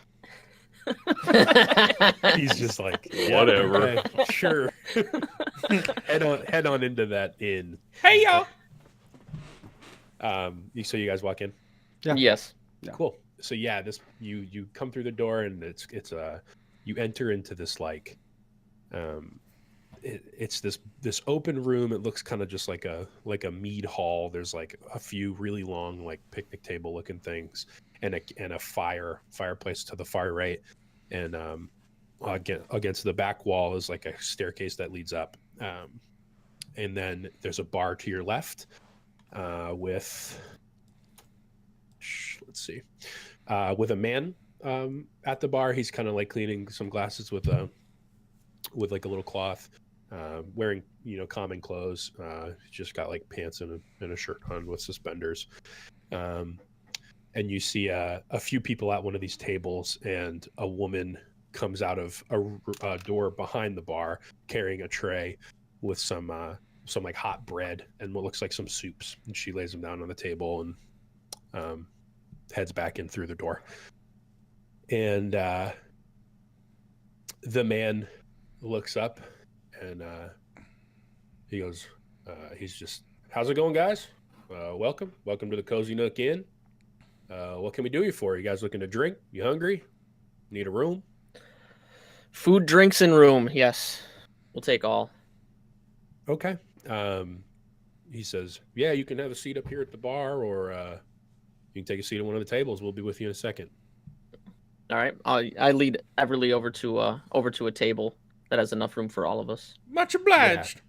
There's 3 of these tables. So when you walk in, these tables are everything in the room's like set up like in a vertically, and there's 3 tables just vertically from the bar outward, and you guys sit at the first one, and you take up about half of one of the tables. There, you probably could fit like 12 people at a full one of these long tables. And he puts the drink down and he heads back into the room behind the bar. And then the woman comes out first, and then he comes back out, and he starts pouring beverages. No one like asked what you wanted, but he's just pouring some like foamy, looks like some beer or ale for all of you guys. And she walks over and she says, "Hey, how's everybody doing? My name is Mel. I'll be taking care of you guys this evening." She was like, "Did I see you two here for breakfast this morning?" And looks at you, Alagos and Everly. Yeah, that was us. Yeah. Well, welcome back. Thank you so much for coming. What can I get you guys? We've got it's a late night. We've closed up a couple things, but we've got some soup left, some hot bread. Probably could whip up like maybe a sandwich, whatever you guys are feeling. I would love some soup and bread. Mhm. Cool. Yeah, she just looks down at each person, like a waitress would, and asks what everyone wants. And as you guys are giving your orders, the guy comes over, and when you came in and said you wanted food, drink, and a room, they only have this like one ale. He probably makes it or gets it, brought in, and it's just this tall glass of some ale of sorts. Toilet wine. Yeah. And he just puts them down in front of you, and like a couple of them are like half foam, and some of them are not as full as others. It's not perfect, but you get what you get. I lean over to Coven and is like, "Well, this place has glasses. That is very fancy. I think the owner might be rich. Glass instead of clay mugs. Incredible. I'll take a double." He like Try to catch he him like before raises his eyes at you guys and is like, "Sure." Glass. I'm sure glass is expensive, isn't it?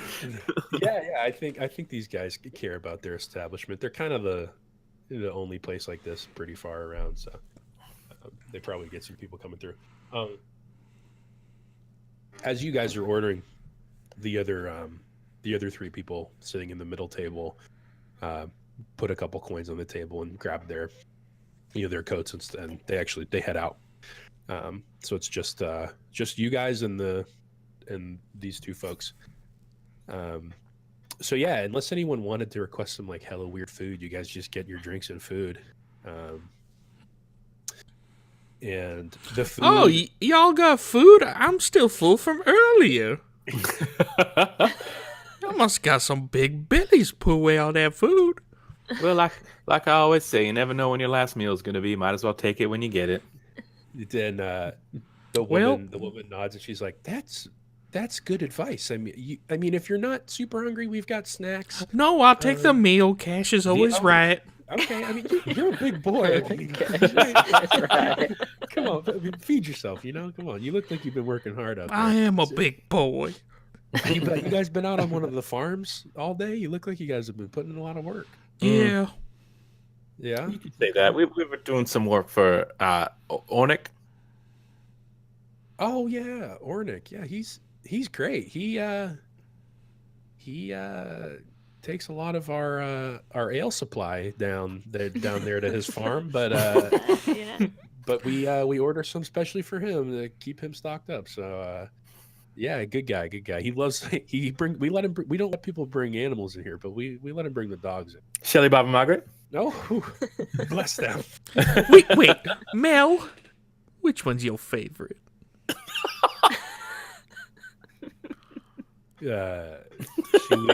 She leans in and goes, "They're all very nice girls, but I'm partial to Margaret." Margaret's so sweet. Yeah. This is very wholesome. I love it. She like puts her hand on the table and says, "Well, thank you guys so much. We'll get this out to you as soon as we can." And she heads back to the kitchen area. And Can I just go meta for one moment? I learned that Mel B from the Spice Girls got her hand cut off today, and I'm only picturing a one-handed Spice Girl. serving us right what? now. Was she bit by a demon dog in the wrist and they had to take her hand? Yeah, sorry. I had to take it there because I'm talking to a one-handed Spice Girl. Oh. Googling really fast. Yeah, take a second to indulge in some handless Mel B, please. No. Important. Didn't want to do that. Yeah, so I think you come, she comes back out, brings you guys your food, and she says does anyone need a refill on the beverages before you Yes, guys please. head up to the room? Yeah, cool. And she goes, Earl, and he comes out from the kitchen. And he goes, Hi, Earl. he's like, yeah, babe, I got it. Yep, another one of those. And he fills up a couple more glasses. He actually gets new glasses for y'all. Whoa. It takes the unclean ones. Yeah. Damn. Brings them over. Damn. Service. And heads back out. So you guys got a couple rounds, and some food in you. And as you guys finish up, do you guys want to talk? You guys want to talk at all while you're at the dinner table? They're not. Whenever they serve you guys, they like go back into the kitchen, and no one else has like come in. They'd probably hear it if the door opened, but they don't like hang out at the bar and like text while you guys eat or anything. They're like out back, Right, working on yeah. cleaning up, so. I have one request, Alagos. Mm-hmm. If we are to be traveling companions, please stop calling me a demon. I was just... Oh, my God. We were on the same wavelength, sister. And also my brother. Do not call my brother a demon either. Yeah, you're mean. I'll tell you what. I'll do you one. I'll do you one better. I'll. Since we're alone, I'll explain to you guys what I saw in the vision that I had in the cave with the smoke. I'd like that, but while you do that, don't tell it to demons. Tell it to your friends. Of course, It's of, fair. of course. I lean over and I put my hand on Coven's shoulder and give him a nod. So Okay, Okay. Slow it So- down. So essentially what I saw was a huge forest, and next to the edge of this forest was a tall, almost like a cliff, that had a lift that looked like at the bottom of the cliff you could take a lift up to the top of this plateau from the bottom where this forest was at. And inside of this forest was almost like it was dark. It was like a festival, and I'm kind of looking down at it. And there was a bunch of people gathered around. And then there was somebody in the middle of this square playing music, or what appeared to be music. I couldn't hear anything. And through the forest, a caravan kind of approached, a robed figure drawing like barrels on the back of this cart. And as they got close, this hooded figure gave a command with his hand to launch these barrels into the crowd of people. So this green smoke just started flowing through this village, and or not village, this group of people inside this forest. And as I started to see this happen, I was kind of being pulled back into the cave. But right before I left, I could see a figure shoot out from the forest to the east side of it. And I could tell it wasn't a robed figure. It looked like possibly a survivor. And they were leaving this forested area, but it looked like they were the only survivor at that time. And then I was back. That's all I saw. Do you recognize this town? Do you recognize this city? No. I mean, it seemed familiar to me, but I can't put my hand on it. From those descriptions, is there any like historical context we'd have, like of Yeah. like Something that was bombed by poison or Not that I know of. I mean, there were some really well-developed like stone buildings and blue and purple, backdrops, and it was nothing I it seemed familiar to me, but I don't know exactly what it is or where it is. Yeah, Nico, could we correlate this story to any events based on what he explained, I mean, before I have anyone like randomly make any rolls, does that story resonate with anyone at this point, like Ye- just based on what he tells? Yeah, so Everly's a little shook. She's in a little bit of pain, but when she listens to this story, it sounds very familiar to her. Kind of what happened to her town, and how she had to flee. That sounds very familiar, and she's very shaken by it. Right. So as you listen to him like tell this story, I think probably like to date, one of the more like monumental occurrences of your past was something very similar to this, right? Based on your backstory. Yeah, before we started the campaign, I kind of had like talked to you guys individually about like various things that had happened in your past so far coming to this point. And I think for you, yeah, once you hear this, it resonates. Like it's like a different perspective on something you've experienced, right? Mm-hmm. Do I notice her being shook? Make a perception check, because you haven't yeah, go ahead. That's a 12. Yeah, I think you're looking at Alagos while he's explaining, and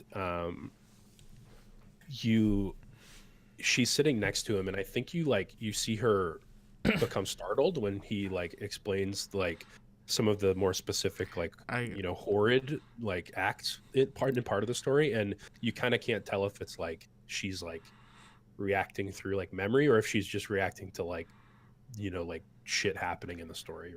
I knock my leg against Cash's and just kind of nod towards Everly, just make sure she's seeing what I'm seeing. Yeah, so I have a 13 passive perception, so okay, kind of the same thing. Yeah. A mood change for sure. Like right. Mm-hmm. So once you finish the story, and yeah, Everly is shook by it. Everly, do you think you're like, oh my gosh, you just explained like something that I was a part of, or are you like, do you think on it, or like how do you react to that? Openly, I guess. Yeah. So I'm a little cautious, but just because it is a sad memory for me, but I want to know why he had this vision, because it's such a big deal.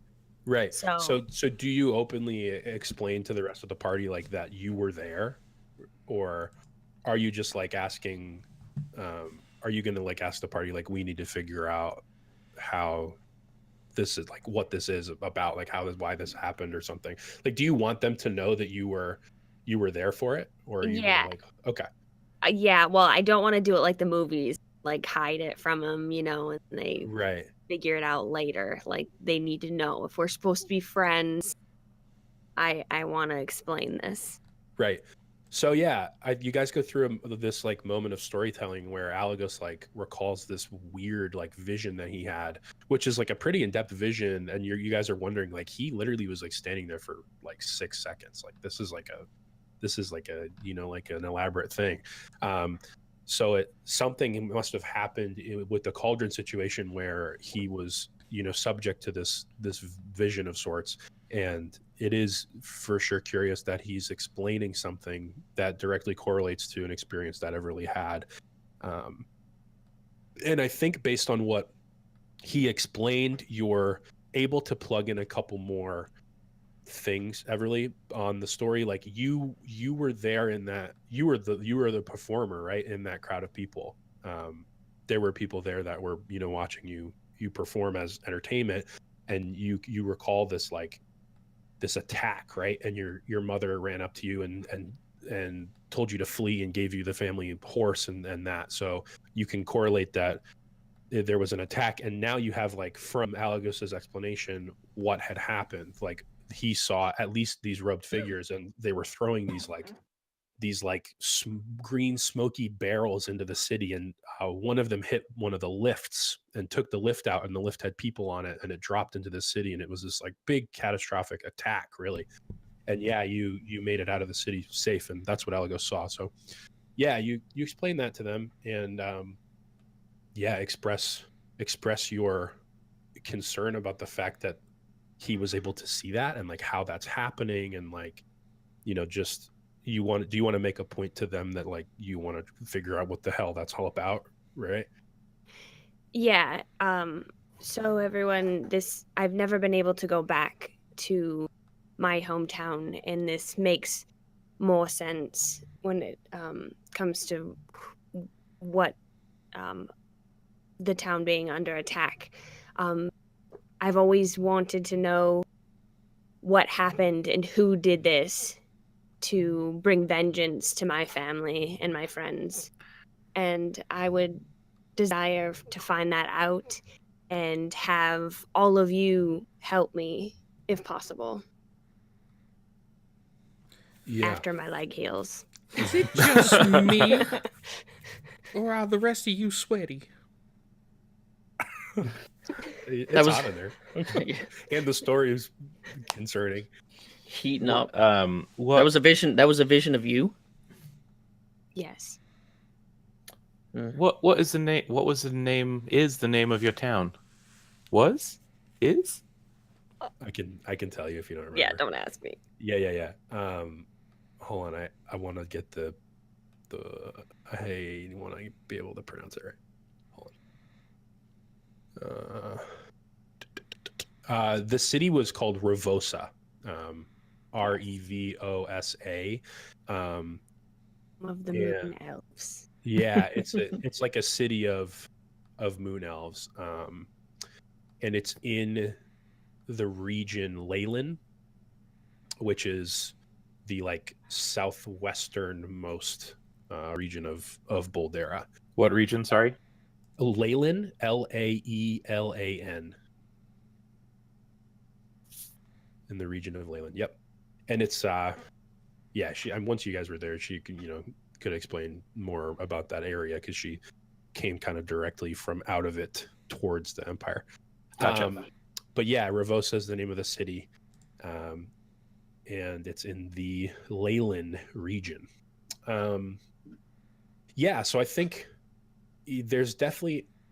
I want to ask Alagos and Everly, how long for each of you has it been since you left your respective like homes, and when you guys met, and how long it's been since then? Like, I'm not gonna determine for you guys how long that would take, because it doesn't really matter in my like storytelling, but if you guys had like an idea of that, I want to know what you guys thought.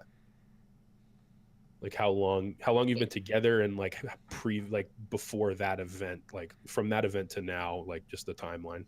Yeah. It hasn't been very long. Right. Within 5 years ish, probably less than that. Yeah. Because Alagos doesn't really know the story, and it's still pretty fresh for me. So we've been together probably 2 years. 2 years. Okay. So yeah, you remember kind of spent half the time getting into a safe situation and fending for yourself and getting into the Empire, because Alagos would have had to get into the Empire from the complete opposite end Right. Yep. of the Empire, and then met somewhere in some middle ground, probably in like, the middle northern area of the Empire. So yeah, it's been a few years since then. And I think the way that each region is kind of sectioned, especially for people that have like been in the Empire during that time, or maybe even a little longer, info from those exterior places does not travel here easily. It's definitely, if it does, it's like through rumor. There's no like news source or like pages walking around the like wooded areas like telling people like what's going on or anything. So I don't think it'd be like reasonable for any of you to make a history check to like see if you knew about it, because it's been recent and you've never been to Leyland, and you've never heard, you just haven't heard of anything like this. So yeah, so you guys get that the story resonates with Everly. She explained she was a part of it. Do any of you guys out of those two want to comment on it or give any insight as to your intent with that, like, vague knowledge? Remind me, we are in the Antarian Empire. Correct. Currently? So you're like dead center. So yeah, did you just link the map there? Yeah, I did. Yeah, I re-uploaded it. So we can take a quick look at it. Everly can In tell you- Discord. yeah. So Ravosa is like, if you look at Leyland, where the first L is, the uppercase L, north of that, against the border to Radiska, kind of like the most northern point of Leyland, in that little like, just that little like cove area of the map. Right under the S. Yes, right under the Radiska. S. Yep, that's where Ravosa is. You guys all are currently in the Antarian Empire, like between the P and the R, in the middle there. A little closer to the P, like just above, just above the bubble section of the P. And yeah, when you look at this, you can see kind of like where you guys all came from, like, Yeah. in respect to that. So yeah, you guys have like a good stretch of the land. There's definitely places that like none of you know much about, but that's kind of the current sitch. So yeah, based on that, anything you guys want to touch on with that info, or do you want to wrap up dinner and head upstairs? Cash doesn't have much more to add, but just sort of like nods solemnly and Yeah, and is I now have in to- like beer number like 4. Like I have to ask, did Coven write any of that down, or were you like more listening, being like, not that it'd be disrespectful to write it down? I don't know if you'd think that would be or not, but You know what? First of all, moments like that makes Coven very nervous. So Okay. he's very quick to pull a book up and hide his face so he doesn't have to interact with that. Okay. Second of all, my mic wasn't lighting up, but I was doing lots of Foley work. That was all written down. gotcha. And when she finishes and Coven looks to see if maybe Everly's crying or not, just one eye peeking out, sees that she's got it together, and he closes the book. Gotcha. Says, as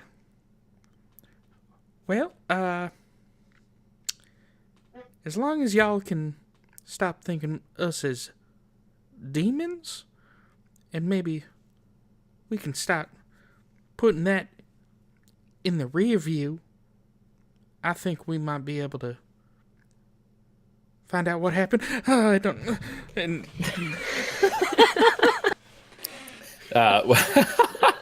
and as he hides again, Cash is like, I believe what my brother is trying to say is that we are happy to help in whatever way we can. Sweet. Seraph, do you have any input on the story or the reactions?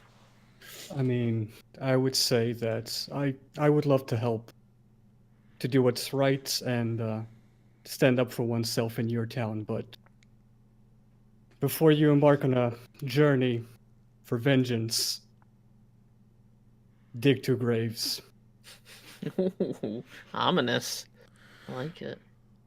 oh, All right. Oh my!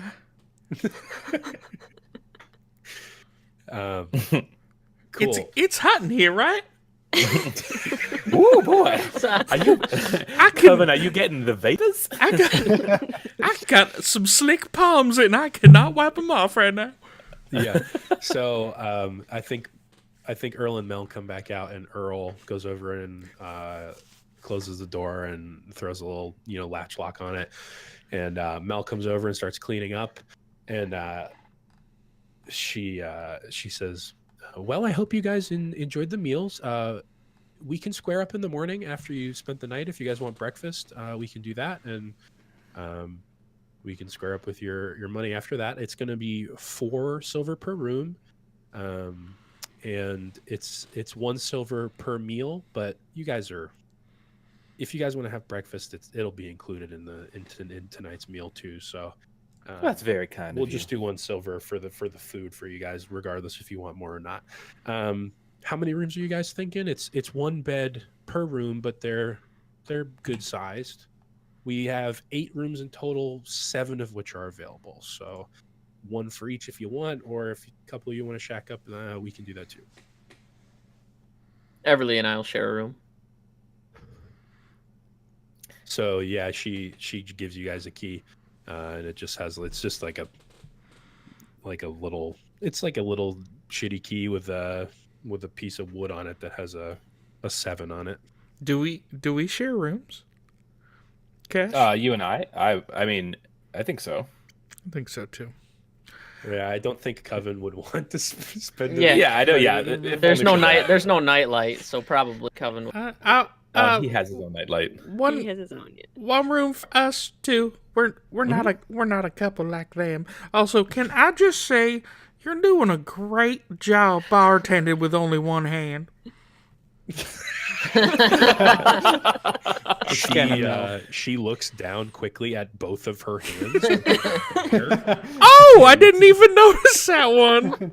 I'm sorry, I was reading earlier. She's like, bless your soul, you are exhausted. Get on up there. And My glasses are crooked.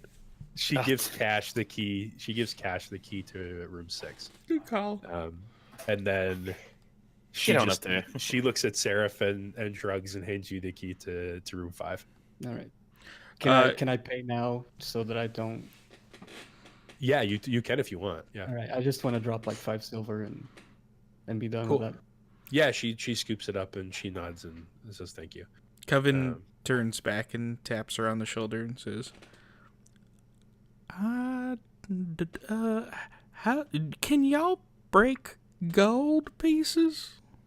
Yeah, the conversion there is fine. I'm not gonna open the cash register for you. But Y'all got the conversion currencies for? Oh, We got it. We got okay, it. We got all it. right. Just We'll pay in the just morning. have a big old sack of silver bits ready for me in the morning. I'm only carrying the gold bits right now. Yeah, We'll pay in the morning. Yeah, that's fine. Sorry, I'm the worrier.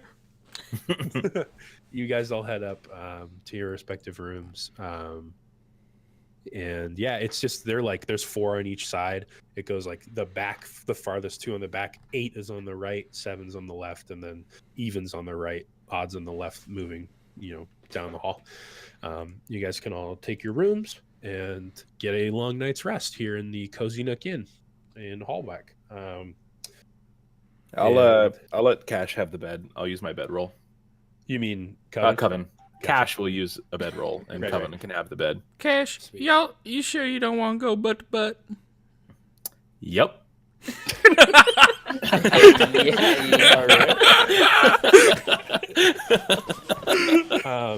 Sweet. So yeah, you guys get a good night's rest after a hard day's work. And I'm gonna take a break. I gotta use the restroom and I'm gonna grab something new to drink. But Okay. if you guys want to be ready to go in 5, we will keep marching.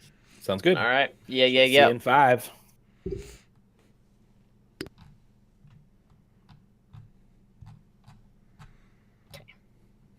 you want Coke? Yeah, I'll take a Coke. I'm gonna drop a sick fantasy playlist in the Discord.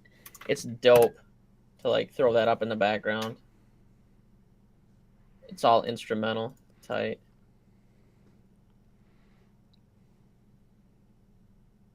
And the boys. Get up. I know. Boogie's gonna start farting again. Thanks, baby. There's some sort of correlation now. Well, that was the thing. Nico's telling me that story, and it's I know he's oh yeah, and there's somebody in the middle playing Yeah. a lute, and I'm okay, do I just play dumb, or am I oh, I recognize this person? I don't know. I guess I just don't know. But I'm saying I don't know there's a when- correlation, killed the town. What up, with the people Zermies? that we fit. Yeah, all right. Let me turn it up here for you, Bert.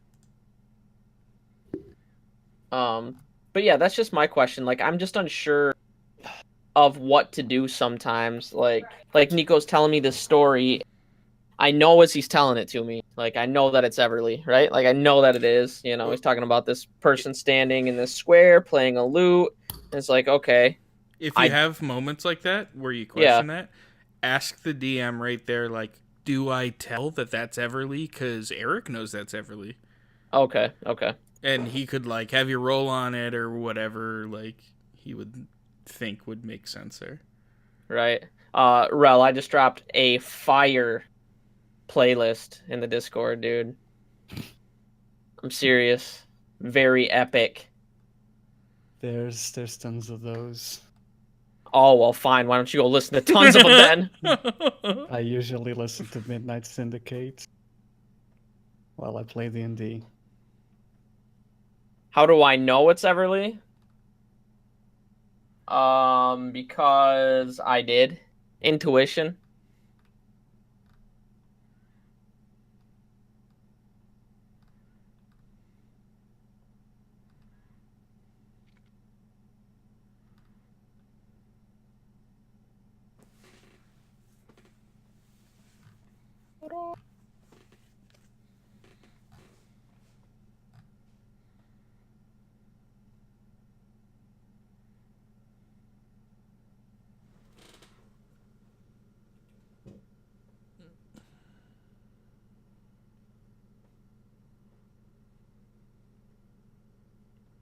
Just the right.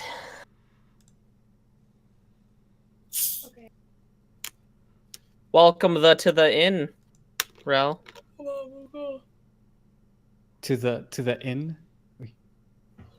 Welcome to the realm, or to the welcome to the inn, Rel. Are you trying to do a Tama? Is that it? that was happening? It is. All right. It's like putting your right hand in a bowl of water while sleeping. Covered in cash. I was gonna let you come sleep in our bed with us, Rel. I wanted you to ask for it. No. Aligos wants a deep cucking.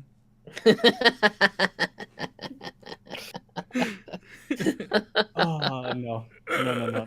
Just absolutely not. No.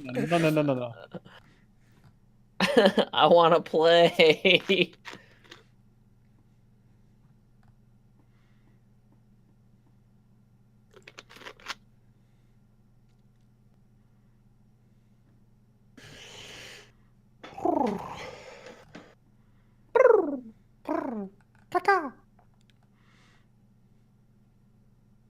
That fantasy music, dog.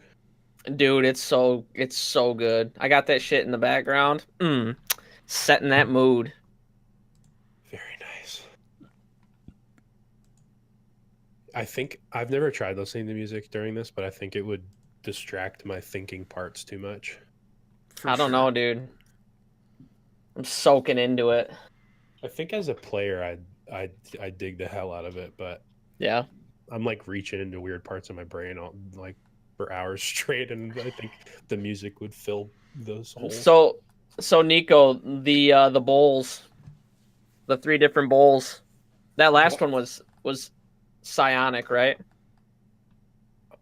Not gonna say. Is that what you think? That's what I think. I mean, it kind of scratched my brain a little bit.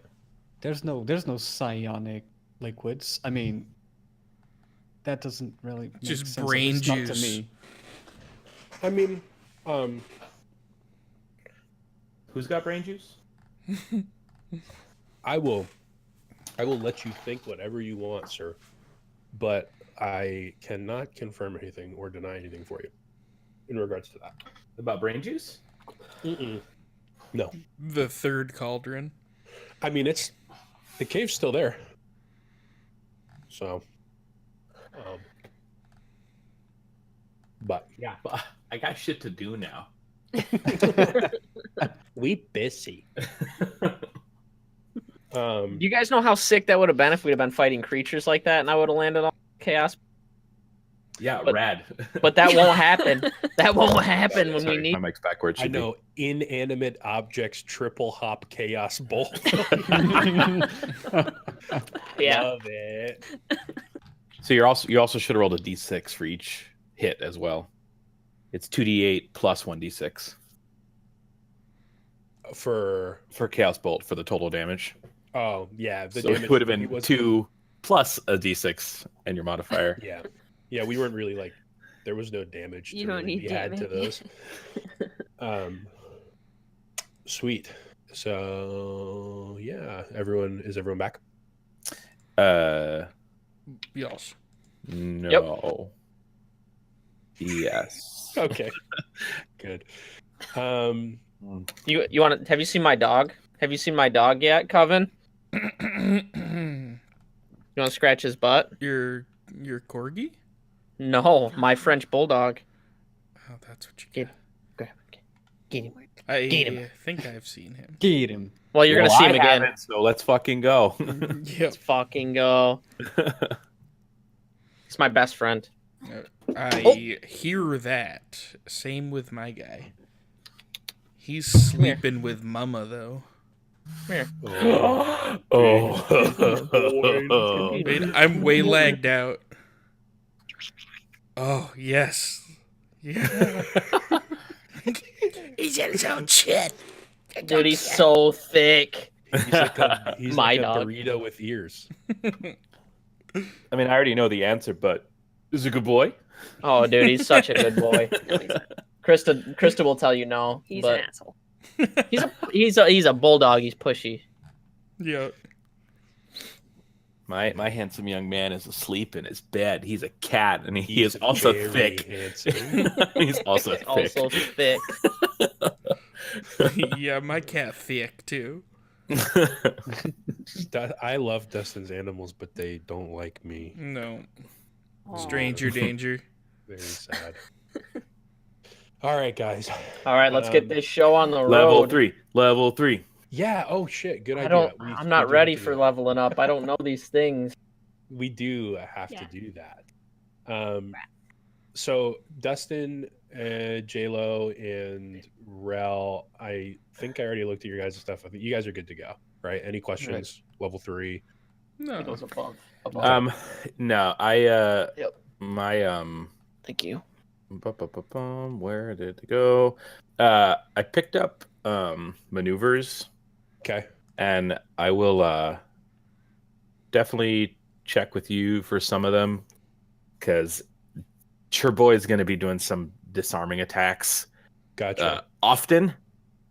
So if just so I have like a reference point, this is kind of like similar to the Magnus Burnside situation. Mhm. Yep, he was battle master. So Got it. for those listening, so I level 3 fighter, you get to pick your martial, whatever it's called, martial tact, martial thing.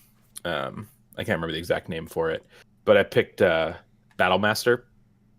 So with that, you get 4 superiority die that you're able to use. It's a D8, and it's like a resource. It's like spell slots. So I have 4 superiority die that I can spend to do different maneuvers, including a riposte, which if somebody misses me with a melee attack, I can use my reaction and spend a superiority die to attack.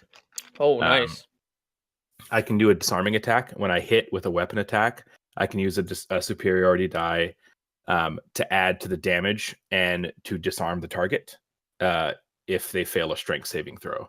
And what that means is I can make a creature drop something that it is holding, which could be a weapon or a object we're trying to get, or for a spellcaster, a spell focus. Yeah. Sweet. And then goading attack, which is like a taunt for a turn, where I can spend when I hit something, I can spend a superiority die, and if it fails the save, it has a disadvantage on attacks rolls that aren't against me Gotcha. until the end of my next turn. So those are my 3 maneuvers, and then I get to pick up proficiency in an artisan's tools. And I was thinking about taking cartographer's tools because map making's fun, but I'm doing that on a different character, so I took cooking supplies. Sweet. So your girl's a chef. Nice. And then Coven took you just like dipped deeper into knowledge cleric, got a couple new spells. Yeah, I got spiritual weapon, Oh, that's which is going to be a book slapping people. love that. Hell yes. My knowledge background is also giving me augury and suggestion. Yes. Yeah, which Cool. you and I talked a little bit about augury. We can That's I think that it's smells only for a mad half weird. hour future, not for like the full day's future or whatever. I remember we were chatting about that. It's just a half hour in the future. Okay. And then Sarah, if you went open hand. Yeah. Okay. Open palm? Palm. That's what is that what it is? Open hand? I can't remember. It is open hand. Okay. I basically wanted to get some CC, so that I can I don't know, push people, just put them on the ground, so that everybody gets to attack that specific creature. I think later You pick down the up the road, stun too? that's not a level 3. There's Okay. a pushback. There's a pushback 15 feet in the prone. I know. And take away someone's reaction as well. Yep. Cool. But I need to hit one unarmed attack from a fury of blows. So basically to do that, I need to spend 1 key point to do fury of blows, and I get to do one of those crowd control movements. Nice. Very cool. And this I think this is very cool, even though it doesn't do that much. But I can spend one of my reactions to catch an arrow or a projectile Oh yeah. while I it love comes at me, or it comes at someone that's like 5 feet of me. Awesome.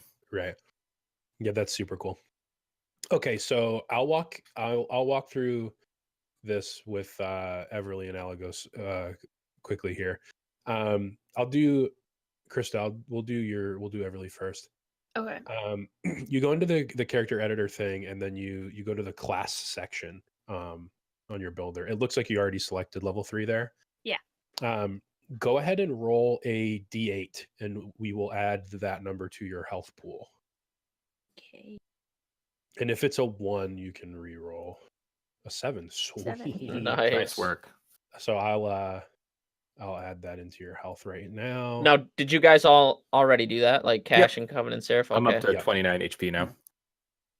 You guys rolled for it? Yep. Oh, okay. Yeah.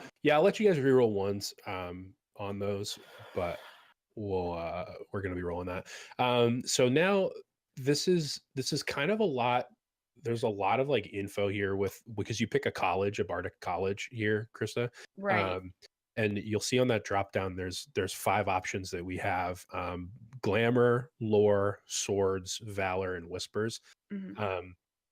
I personally haven't dove like super hard into like all of them.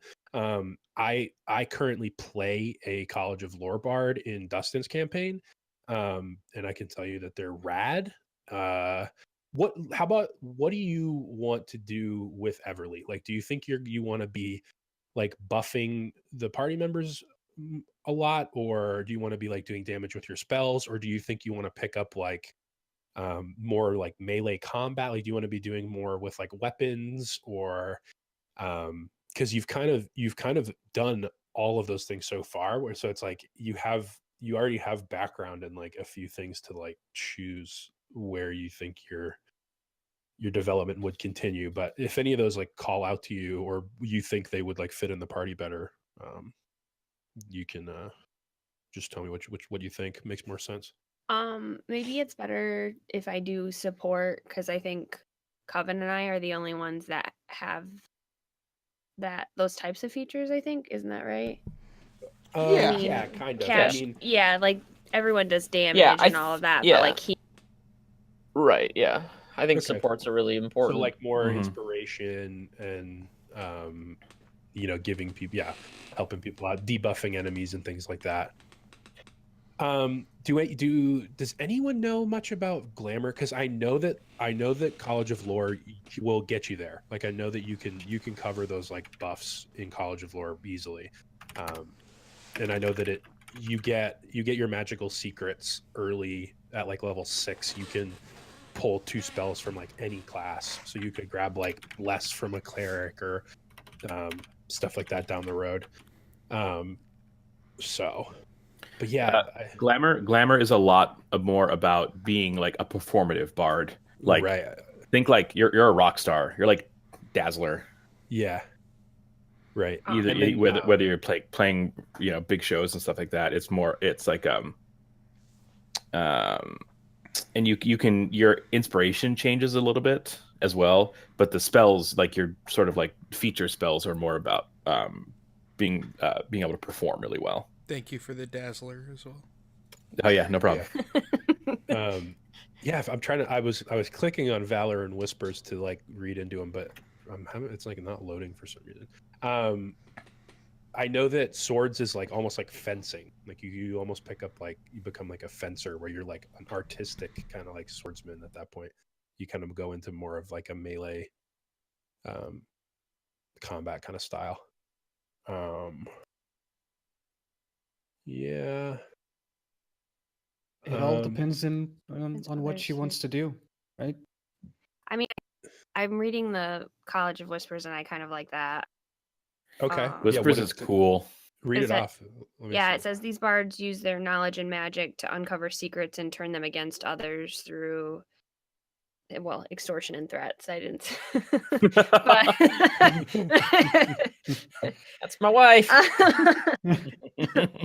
Scary. All right. Just a second, I didn't They read called it all of early it. tonight. Maybe not. Then it says Whispers many is other. like kind of roguey. Yeah. It says many other bards hate the College of Whispers, viewing it as a Okay. parasite that uses the. Yeah. Okay. Maybe not. Okay.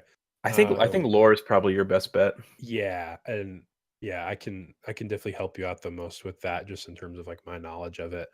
Okay. But it's a- lore is RP intensive, right? Is that what she wants to do? I think we can work it in where you'll pick up a couple like tendencies and things that you'll RP out, but I'm not gonna like force it to really go that way. I'm not gonna like make her go too hard into that. So yeah, I wouldn't like let that get in the way too much of making the decision. But yeah, do you think lore makes sense for you? It's pretty straightforward, and I think it would be a good choice. Yeah. That's good. Cool. I just want my bard in tip-top shape. For sure. Hell yeah. And then did you took the expertise that it gave you? Yeah. Okay. And then you get those bonus proficiencies there. And this basically, you become proficient in 3 new things. So yeah, lore, you'll see now that you've picked Lore Bard, when you go onto your character sheet, your skill rolls are gonna jump. Like you get Jack of all trades, which you had, but you become like proficient or like an expertise in things, and your stats like skyrocket in terms of like ability checks and things like that.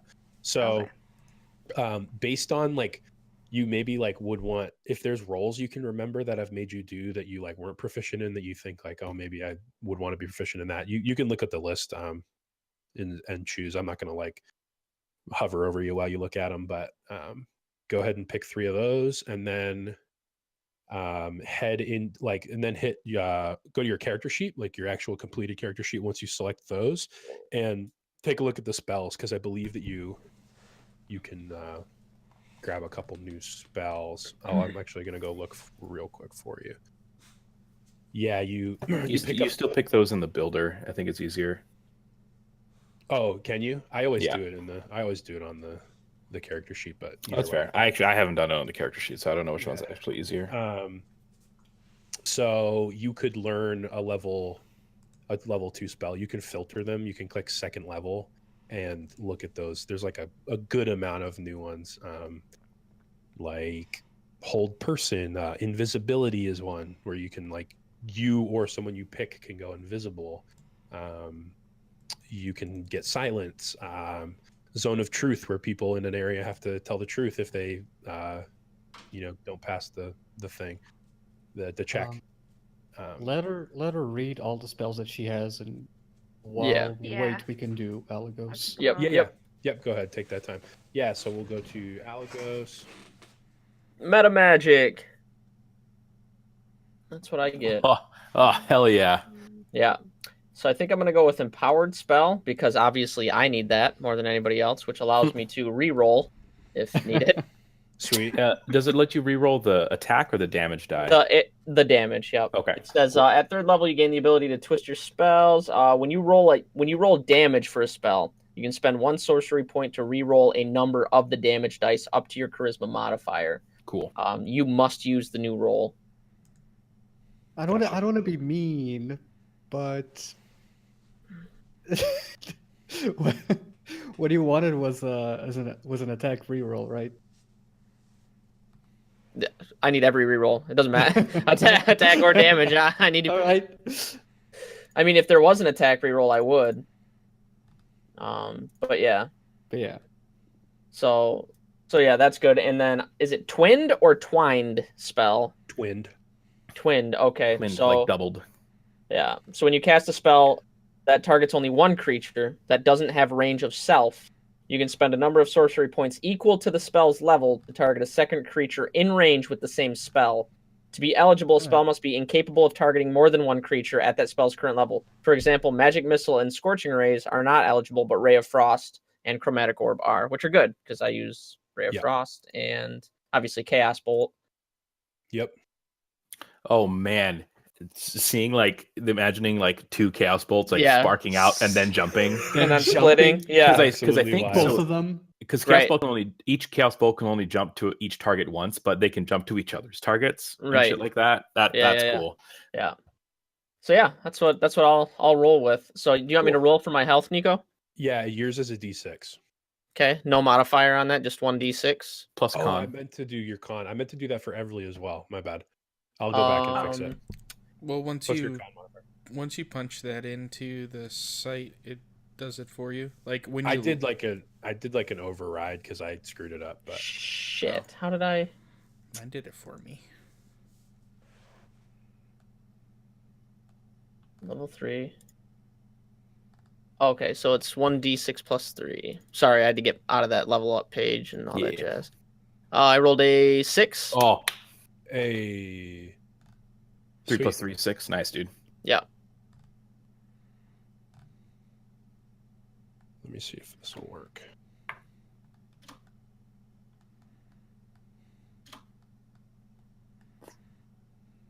It didn't work.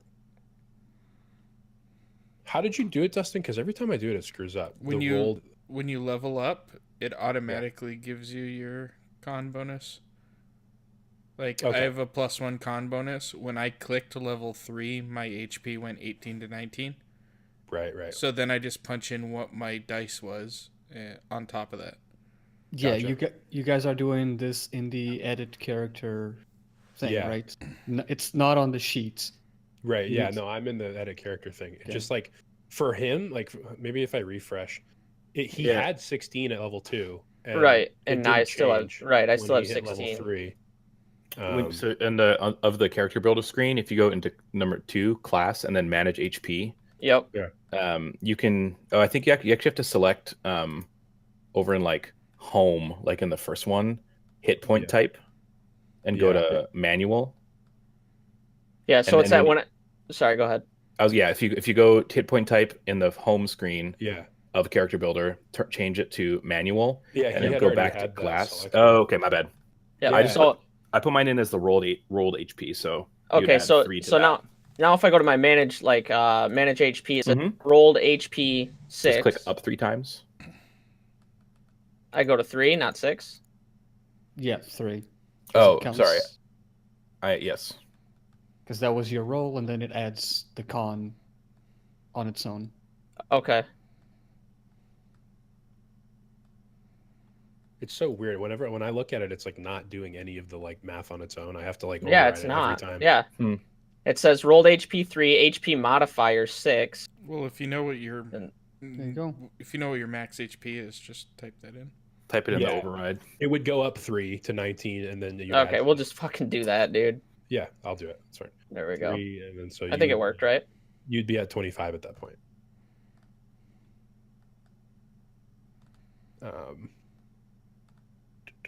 20. Wait, he was at Wait. 16? I was at You were 16. at 16 plus 3 to 19 plus 6, right? No, he rolled a 3 Plus plus 3. 3. Oh, sorry, I wasn't looking at roll 20. I just Yeah. like heard. Oh, okay. Yeah. Roll a 3 plus 3 is 6. My I was bad. like, man, my arithmetic is off. I hadn't looked at roll. I just thought you rolled the 6 and hadn't counted in the. Man, that's pretty good. I'm at 28. Damn, dude. Oh, I forgot to put my shield back in my inventory. So then you'd be at 22, How many? What's up? and then you also. So when you go into the manage spells, one you can hit the rest button, so you get your spell slots back. But you now have 2 second level spell slots. Did you guys have that last time? You didn't, right? You just got second level I just got it. spell slots. Yeah. Wait, So where do I hit rest? Wait, what was that? I hit rest where? Your player sheet, character sheet. yeah, at the top it says long rest there. Yep, okay. You can hit that, and it'll like Okay. do what the long rest does. It'll like give you your spell slots back, your health, and stuff like that. Okay, done. Then go to spells in the like actions area, Yep, and then go to manage spells. got it. And then if you do the add spells drop down and also the spell slots drop down, drop both those out, you'll see your first level spell slots at the top and second level spell slots underneath. And then you've got your known spells there where 3 Out of 4. out of 4. So you could like drop a first level there and grab 2 second levels, or like keep 3 first and grab a single second level. But where it says filter by spell level, you can click second, and those are like your new second level spell options. There's like a long list of them there. Oh, okay. So you could hit learn, and it would throw that onto your prepared spells. Okay. Cool. So yeah, look through those. If you're like overwhelmed by it, you could like tell me kind of what you want, like if a damage thing or a CC thing or like and we could pick one out. But I think Yeah, I'll be able to. we've spent Grab one. a good amount of time on the level up here. So Yeah, sorry guys. If I no didn't worries. realize. I meant to do it in the off time, but I've just been so slammed. What else did I wanted to do? Oh, I wanted to go to Krista's sheet and fix her health because I didn't. Unless you want to do that, Krista, it doesn't matter. Oh no, yeah, go for it. I'm Okay. doing this.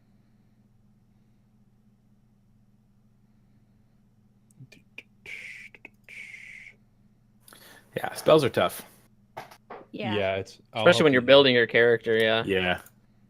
Especially tough to like pick on the fly, you know, like Yeah, okay, yeah, let's yeah. go. Yeah, there's a ton. And yeah. I don't know. I let at my table I let the characters sort of, if they like super biff it and like man, I did not mean to pick this spell. I let them like, because you're able to swap spells sometimes. Like there's certain abilities that let you like at certain level points you can swap spells around and stuff like that, depending on what kind of caster you are. right. I just I have in one of my other games I have a rogue that just turned level 3, so she's an arcane trickster, and I was like hemming and hawing over all the spells to do with that, but because you can, for that kind of caster, you're locked in at your cantrips, but you can swap your leveled spells, like Yeah. swap one spell around. Yeah, I'll let you guys on rests and stuff move some spells around. Class allowing. Don't think it'll be a problem. Yeah, because so like if you guys prepare what you prepare on this rest and then like get into a fight and something like works differently than the way you thought, you can hang on to it until you guys rest, and then like you could consider grabbing something else if you wanted to. So, you guys all wake up. I don't know if you all wake up at like the same time or anything, but there's a rooster in this good old town, maybe a few of them that give a good old cock-a-doodle-doo at sunrise. And there are a single window in each one of these rooms, and the sunlight kind of beams through. There's no curtains or anything, and yeah, you guys wake up to the morning. I think we'll go to the Alagos Everly room first. Do you guys wake up to rooster shouts, or are you heavy sleepers, or sunlight even? Oh, we've been awake for a minute. Okay. Okay. I'm putting a genie in that bottle. You know what I'm saying? You know what I'm saying? Well, if there's any reason why you're awake, it is because as soon as you woke up, Everly like instantly winces and reaches down and pulls the sheets off and looks down at her ankle, and the black vein like affliction on there has begun to move more up your leg and onto your foot, and they almost like do this, like, remember how I told you it was like pulsing, like you had like a heartbeat? You still feel that, and you see them kind of like go with it, the like these veins. And you will do this on your character sheet. Your maximum health, at least while you're afflicted by this disease, decreases by 5. She was just looking at that. She's like, "Why is my health 11?" Yeah. Oh wait, I didn't do that. Not that. That's the disease that's already. It's become aware. No, that's way too much. I'll fix it for you. I must have. Also, I forgot she was diseased. We were not fooling around. Okay. Yeah, that's why I wanted to bring that up.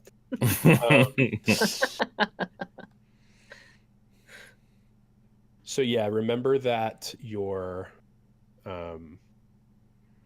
maximum after you had the con would have been 26 there, and it'll drop down to 21. Let me just make sure that this conversion here works. Override max HP minus 5. Does that work?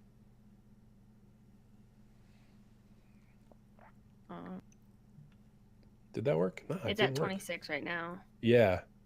I'm trying to like override it with.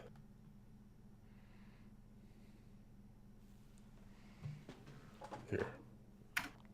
Maybe that'll do it.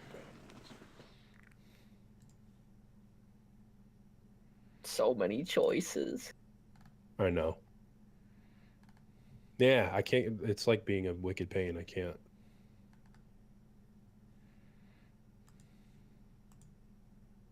What in the world? Anyway, just write it. Just like write it down. I guess Okay. I can't. I don't want to Write it in the chat. Yeah, whatever. Your maximum health has decreased to 21. And yeah, she noticeably like looks ill at this point. Like she got a full night's rest and may have like recovered in various aspects, but has like some bags under her eyes and just is looking not great. Hold on one sec. Let me check one thing. I think I might have.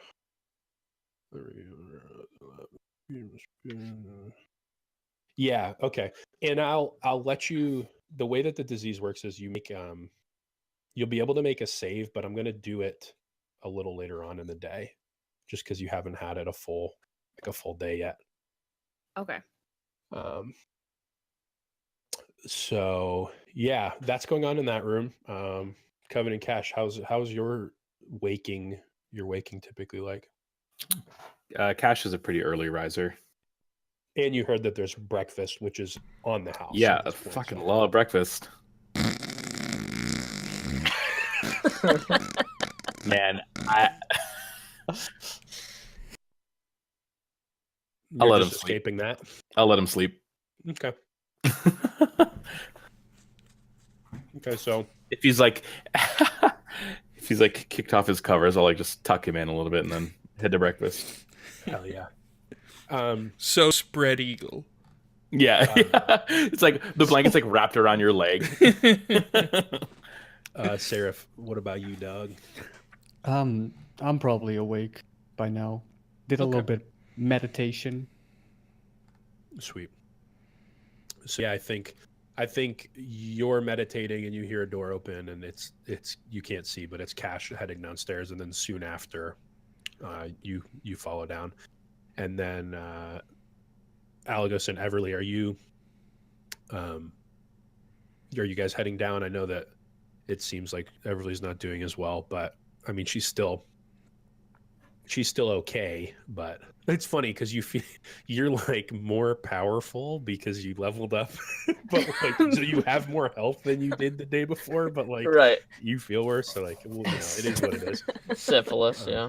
Yeah, one of those. Yeah, are you guys both heading downstairs or? Yeah. Okay. Yeah, a meal could help. Sweet. So Coven snores. You guys hear him as you walk down the hall. Just assume it's him. And because I think you're like, oh, is that Coven and Cash, or is it Cash or Coven? And you walk by, you hear, oh, this is the wanderer, help me. Marco, shut your butt. Oh my god. Yeah, just dreaming about rubbing dogs. And you guys are like, yeah, okay, that's coming. Yeah, and you head downstairs, and there's a couple people in the inn that. So they had said that one room was occupied, but there's like 5 people in here, so you assume they weren't. I mean, maybe they were all in that room, but you assume that some of these people just stopped by for breakfast. And they're spread out across a few tables, and the bar is just lined up almost like continental breakfast style. There's some bacon and some sausage and eggs and biscuits and like some tea. There's like some homemade tea in a pitcher over there. No, you don't see any like ale out. I guess you could have like breakfast beer if you really asked, but they don't like have Duh. it prepared. So yeah, you guys can grab plates and have at it. So yeah, I think you all sit down and I'll have Coven, not Coven, obviously, Cash and Sarah, if you guys can make perception checks. Sure.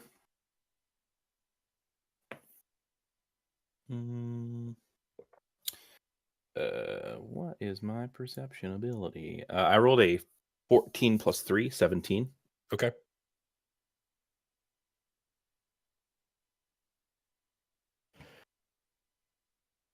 Typing it. There's no. There you go. 21. Sweet. Yeah, you guys are morning people, I guess. You see, because you guys were both downstairs, kind of like at the Continental, and you heard the stairs creak as Everly and Alagos came down, and she's got one of her arms over Alagos's shoulder, and he's helping her down the stairs, and it looks like to you guys that she's worse off this morning than she was last night before she went to sleep in terms of this like illness. So yeah, you guys grab your food and sit down and begin to munch out. How long does it take before Coven comes down? Is he gonna indulge in this breakfast before it's all gone, or what do you think?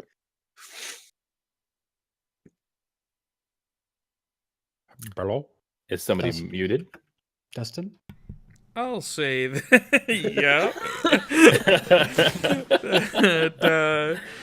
The smell wakes him up, and he starts to stroll in, and he's rubbing the sleep wigglies out of his eyes as he walks into the room. Hi, good morning, y'all. Good morning, dear brother. I slept really good. Mm-hmm. I'll bet. Oh, that was a long day yesterday. I'm sore. Everly and I just glare at him. Dude, like Cash also glares like pointed like, dude. All right. How's that right foot doing? Jesus. I think the name says it all, friend. How's your gout, girl? Oh, dang. That looks like it's creeping on up. Oh, no. Yeah, Yes. you all see it. It don't look too good. Yeah. Yeah, I suggest we move fast. Yeah. So if you guys are willing, you are able to finish up this breakfast and square up with Mel or Earl and head on out. Okay. Unless there's anything else you guys want to do. Nope. We will pay for our food. How do I manage money? I've got the money. Yeah, your inventory. On your character sheet, there's an equipment section, Okay. Yep. and Inventory. you can click right on currency there. By the way, does everybody get Oh, 10 okay. Yep. gold from? Yeah, if you guys want to divvy out that gold, I know Everly. Yeah, I've got still has- 20. It's 4 Was silver, it the right? 25? Yeah, 25, and then Kashana 25. So do you guys just want to? Do you want to say they divvied it out and everyone gets 10 from that Mhm. that collective? Yeah. Did you, Krista? Did you add the 5 that Cash gave you already, or? I did not. Okay, so you are holding on to. I'm just looking at your goal right now. I'm trying to think of what you had before. I think you had 15 yeah. before, and then Yep. the 25. So, if you just divvy it out, so you still have your 15, and then you take the 10 from the spoils of the quest or whatever, and then everyone Okay. else can whatever you've got. Just basically add 10 to what you have, and whoever was holding on to the gold can subtract what they need to subtract. Okay. Cool. So, yeah, when you head out of the inn, because the way that this town is set up, Ornyx was like to the left there, the like the western side there, and I think leaving Hallbeck to the east would be the best route towards the bog, the Bolin Bog. So Is Everly limping? Is our speed reduced? no, I'm not going to hit you guys with that. I think Okay. it's not too much of an issue for people to like, help out. I think she's still got her like bone crutch too, I guess, if you still want to hang on to that. And yeah, you guys can head out in that direction. I think because you've passed through this way probably like once, maybe twice, just working around the Empire, Seraph. So to head in that direction, based on where you believe it is, go ahead and make a survival roll, and yeah, just make it flat out. I guess. And well, is anyone proficient in survival? I don't know if you are or not, but is anyone? Cash is. Okay, I'll let you make it at advantage just because there's other people around that are good at this kind of thing. Cool, me Survival. or Yeah, Seraph, make the roll at advantage. with advantage? All right. Yeah.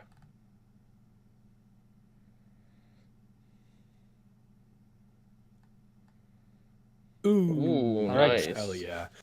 So, Got a 9 and a 21. yeah, so you guys work your way out of the town, and the roads out of here are just like dirt paths through fielded areas and some wooded area, just some like rolling hills. Here I linked something in Discord a while ago that's like pretty close to what you guys are seeing for the most part traveling.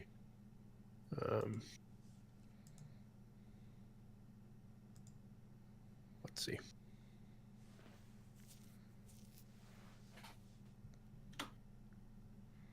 think I sent it to y'all. My Discord's tweaking out. That. So yeah, you just get that like rolling hill, like nice, just not a whole lot going on looking situation. And yeah, it starts in Discord. I see. Yeah, in Discord I linked a pic.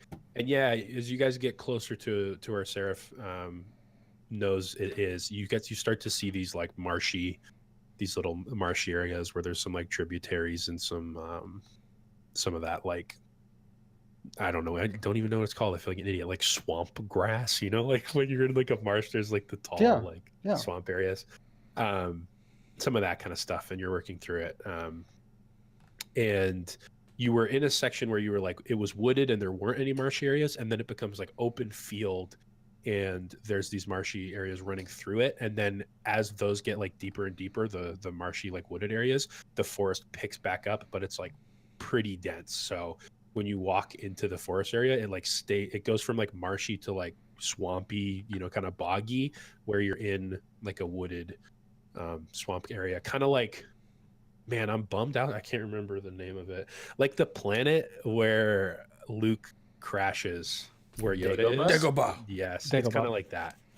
Maybe a little more wooded than that, but it's like misty and swampy. So is my nose. Swamp nose. Yeah. Sweet. So let me set something up for y'all. I have to do some setup here. Yeah, I'm gonna open up some map. And if you guys want to chat on your travels on the way here, just give me a second to open some of this up.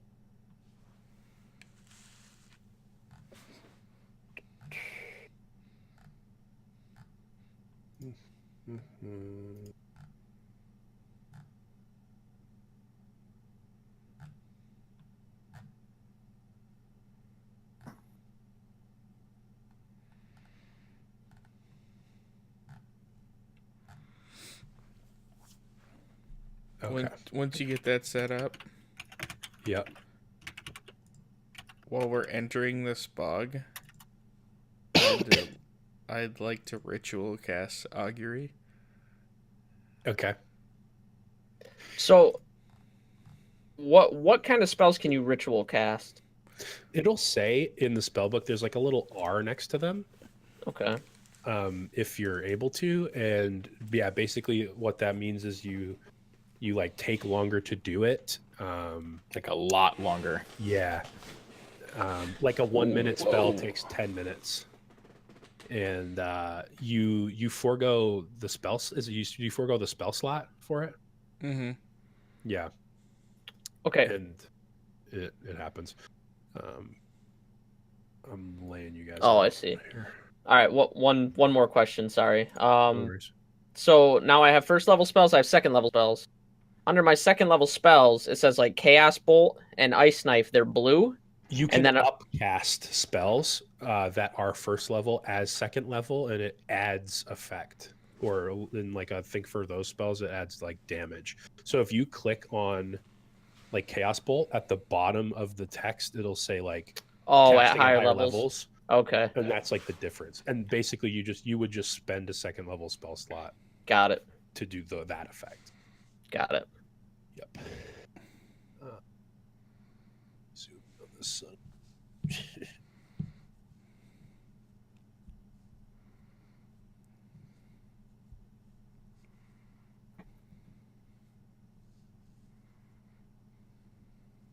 Okay. Hopefully, I've got this all set up. So you guys roll into. Why is it being so angry with me?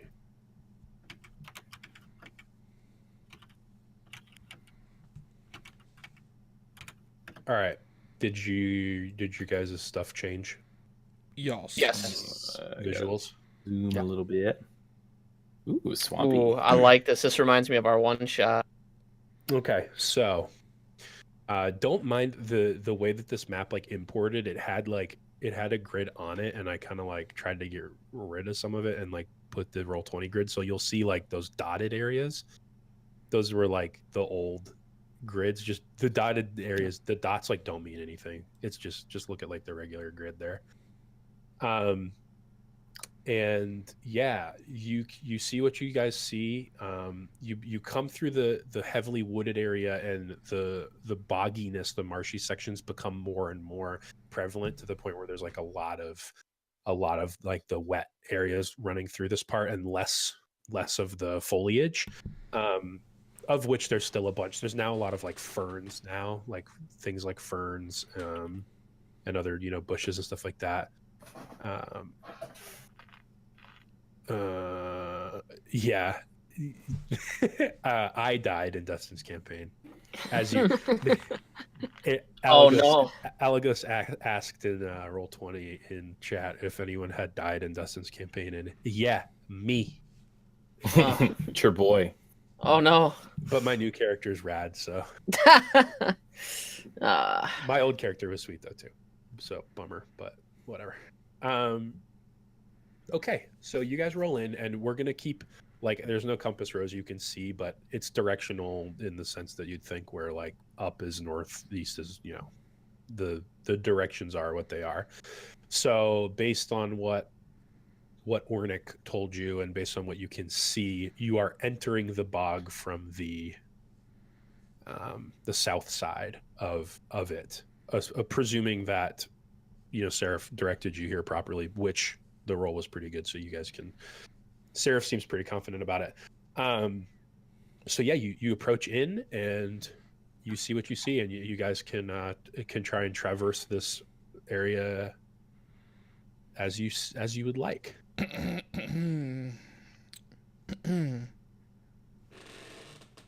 Yes, Kevin. DM, how's that cast coming along? Oh my gosh, I forgot you cast Augury. Yeah, let me look at it, man. This spell's wacky as hell. Or if you want to read it out, I'll just do what you need. Yeah, you're gonna hit me with wheel and woe, or nothing. Wheel, And that's based wheel on meaning this half of the day. Next 30 minutes. Next 30 minutes. Wheel being thumbs up, woe being thumbs down. Wheel and woe meaning sideways thumb, and nothing meaning that results aren't especially good nor bad. So Okay. Coven's been writing in his book like a journal. Just, hey, good morning, wanderer. Taking a walk here, entering a bog. Oh, it's me, Cavanthian, by the way. And just wanted to know what's your thoughts on this bog. Am I coming out the back end of this? So you've got your book out. And then when I finish asking him how the day is going to go, I release my hand, and the pen, or it's not a pen, what, a quill? Quill. Yeah. The quill stays upright and waits for the wanderer to write back. Yeah. Very cool. So I think that the pen starts to draw, and I'm trying to think of like what it would draw. I think it's gonna draw like. I think it literally writes Wheeler Woe. Okay. Right. It starts to write the W, like it writes a W, and then it like pauses for a second, and it goes OE. And then it like lifts, and then it like lifts off the page, and it like comes back down, and then like right underneath woe, it writes like smaller. Underneath it, it writes wheel really quickly, and then drops. Oh boy! I catch my quill and then turn to Cash and say, "We need to be careful. The Wanderer told me." I do think it is pertinent to be careful anyway, but thank you. Well, you know, the only person I think might know best above my sister might be the Wanderer. And I'm just gonna go to the back of the line. Yeah, if you guys want to set a marching order, I plugged you guys all in randomly, but if you guys want to set that up, I can't. I don't think I can edit my character. Curious. Man, I got to do this every damn time. Curiously enough, there are 2 Everleys and no Alagos on them. Wow. To become. Bye. Just want y'all to know, might sound a little strange, but I have a bit of a rapport with a higher one, and he's just saying maybe we're gonna be a little careful here, and he doesn't think all of us are gonna make it out. So Whoa. maybe this sand person might be a voodoo monster that is going to want to make a poisonous frog stew and feed it to us and kill us all. I don't know, just saying, I had a bad dream. Awesome. Very nice. I'm super like, into I gotta reload. I gotta reload Roll20. It's not letting me add like giving you guys control of those tokens. So give me- Also, how do you guys have your avatar picture, like Coven? How do you have your avatar picture chat? How do you do that? you- Don't use a cam. Yeah. How you do this? Put Oh, it- if you have a cam, it doesn't. Yeah, it Right, doesn't yeah. let you do your. You can pick like upload an avatar picture or do a camera. Ah, I see. But it's over. I think it's over in the cogwheel in the chat window. Yeah. unless I think it'll always show in chat. I think it'll always put your avatar in chat. Okay, that's fair. Regardless. Oh, but right. at the bottom left, I think it gets angry. Bottom left. Where the Yeah, cameras. I unless you move have the Oh, I avatar. see. But yours is this.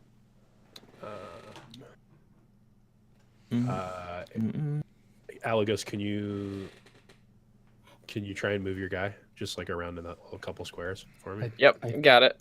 Hey, but that's don't not. even see a guy. Oh, There we go. Right there.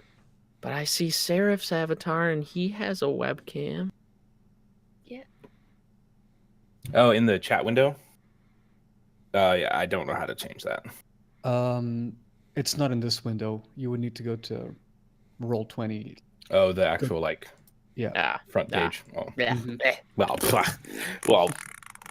that yeah, you Yeah. got it right in one. Okay.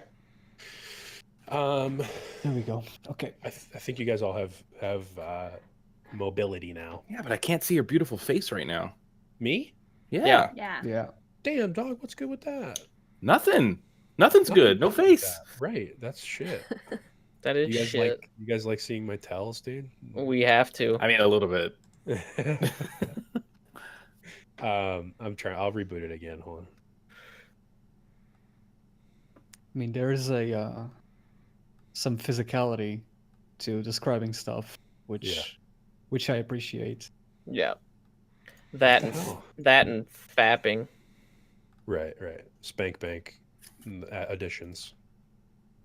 What the hell? Is there like a setting in? I screwed my thing all up, fam. Maybe if you go to settings and click the reconnect.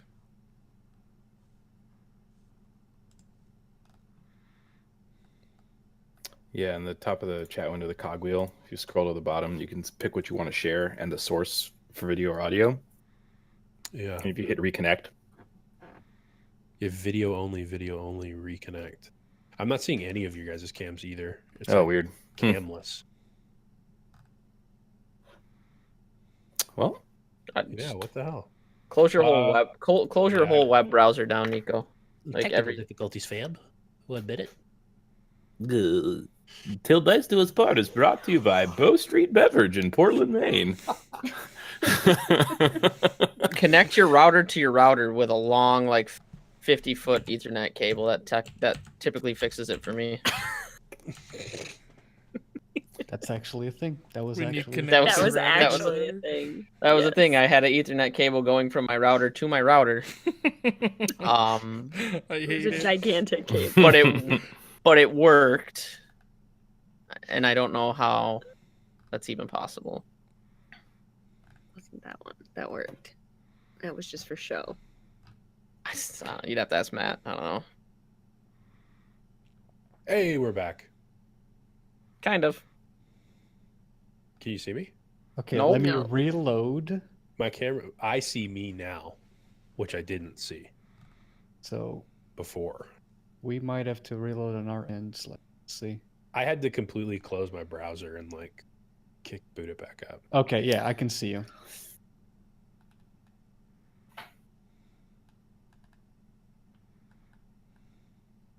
Hey, Now I there we see go. you. Yeah, that's working. Very strange. I hate that. Browser-based programs. Yeah, Yeah. Yeah. stinky. I saw you could like play Warframe through Discord now and like games through Discord. What the hell? Yeah, they have like a Steam type shop on there on Discord. I have a couple Interesting. games through it. Yeah, it's Interesting. it's cool. Okay, so marching orders. Let's do this. Yeah, Cash? go ahead and arrange just in this just Cash like is happy around in this the front. tree. This dead Alright. tree. Okay. Here we go. I mean, Sarah, I'm not- if you want to so take his my, mic, yeah, and then I will. Who, Seraph, is it? Do you have a high passive perception right now? I have a passive perception of 14. Okay, mine's 13, so it's pretty close. You all right over there, Coven? Yep, looking good. Let me know if you see anything up there. He's doing Heidi's. Are you there just because you can't move off the map? Oh no! Oh, no. I told you Boltera was like a flat thing. Yeah, I see it, dude. Just flat the Earth. Okay, so this is how you guys are going to progress. So you guys can see, because it's not like there's not like elevation that's obstructing too much of your vision other than some like plants and trees, but you can see out a couple like bridges in various like some little pathways. You can't see like what they entail, how like sturdy or anything like that from this distance, but you see some like man-made pathways over some of this like marshy area. So just so I say it so I don't forget, Cash is moving very cautiously. Okay. Like definitely like just taking it slow, testing spots, Testing ground. testing the ground, poking like a particular, like if anything looks particularly out of place, like poke it with a sword. Okay. But moving very cautiously through this bog. Okay. Do we want to set up like a group like stealth roll for this little beginning area? Oh, I'm not trying to be stealthy. I'm just trying to be Okay. like Just Careful. attentive and Yeah. cautious. Right. Yeah. Right. Okay. So you guys which direction do you guys want to, if you guys want to start pinging like or discuss like where you think you want to start going based on what you can currently see? do Should we have a it's daylight, right? It is daylight. Yeah. Yeah. You guys can see without any issue. Or wait, I'm trying to think. You guys headed out in F a day? You guys headed, yeah, it was like half. I'll say you guys, it took you with the like good roll and all that. I'll say you guys, it took you like just under 11 hours. And if you woke up to Rooster Call, that probably was like honestly like 5 in the morning. So it's like, I guess it'd be like almost done. Like it'd be like late afternoon. Yeah, it'd be like almost night, but not quite there. How's Yeah, how's, it'd be how's the lovely. season Man, in the world? Wait, that doesn't really feel like a half day. Like, I feel like a half day is like half of the daytime because we're not like. I was under the impression that it was like half of a day's like because you don't travel at night. Right. Okay. Yeah. That's reasonable. If that's too. fair. I did present it that way. That's totally fine. So yeah, let's say it's like noon, a little afternoon. Okay, cool. Yeah, Okay. that's fine. So I'm interested. I'm not super interested in going into this like boggy part here. Yeah. I'm pinging kind of high up, but it's either that or come. I think we can probably come through this Go- way Yeah.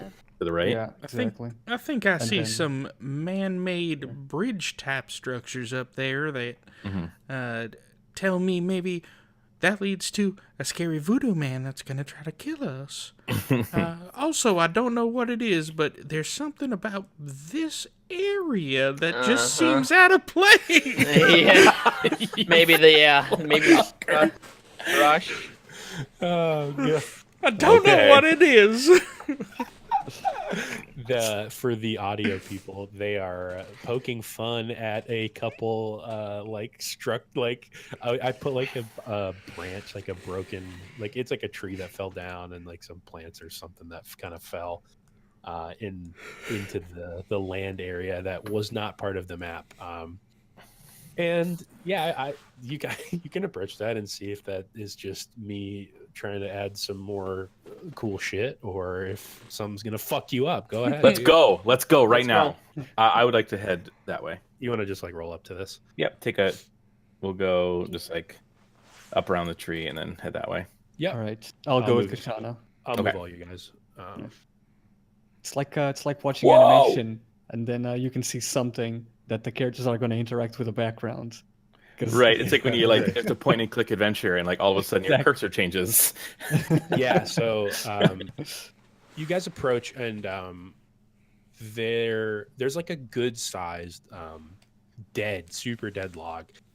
It's not quite as like knocked on it's knocked on its side. It's not quite as tall as any of you are. I think it's like probably like a 4-foot diameter on the trunk there. Mhm. And there's like some root work, root coming up pretty high, which is taller than you guys because it's like going vertical to like the left side, but it's like blocking up a good amount of the land here.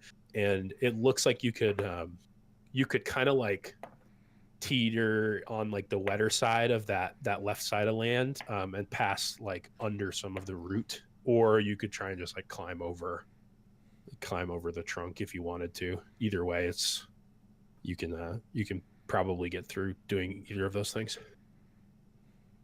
I'm going this way as long as my feet don't get in the water.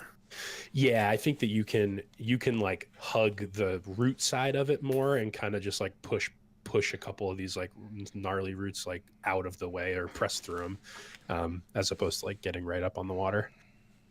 So yeah, I think you'd move like through like that and then into like this area. Cool. And do the rest of you guys want to try the same thing?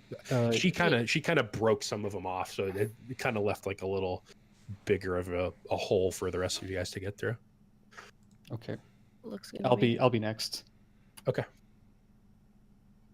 So like, Yeah, and as you guys do that, you are kind of like crunching this like these roots in this tree a little bit. Mhm.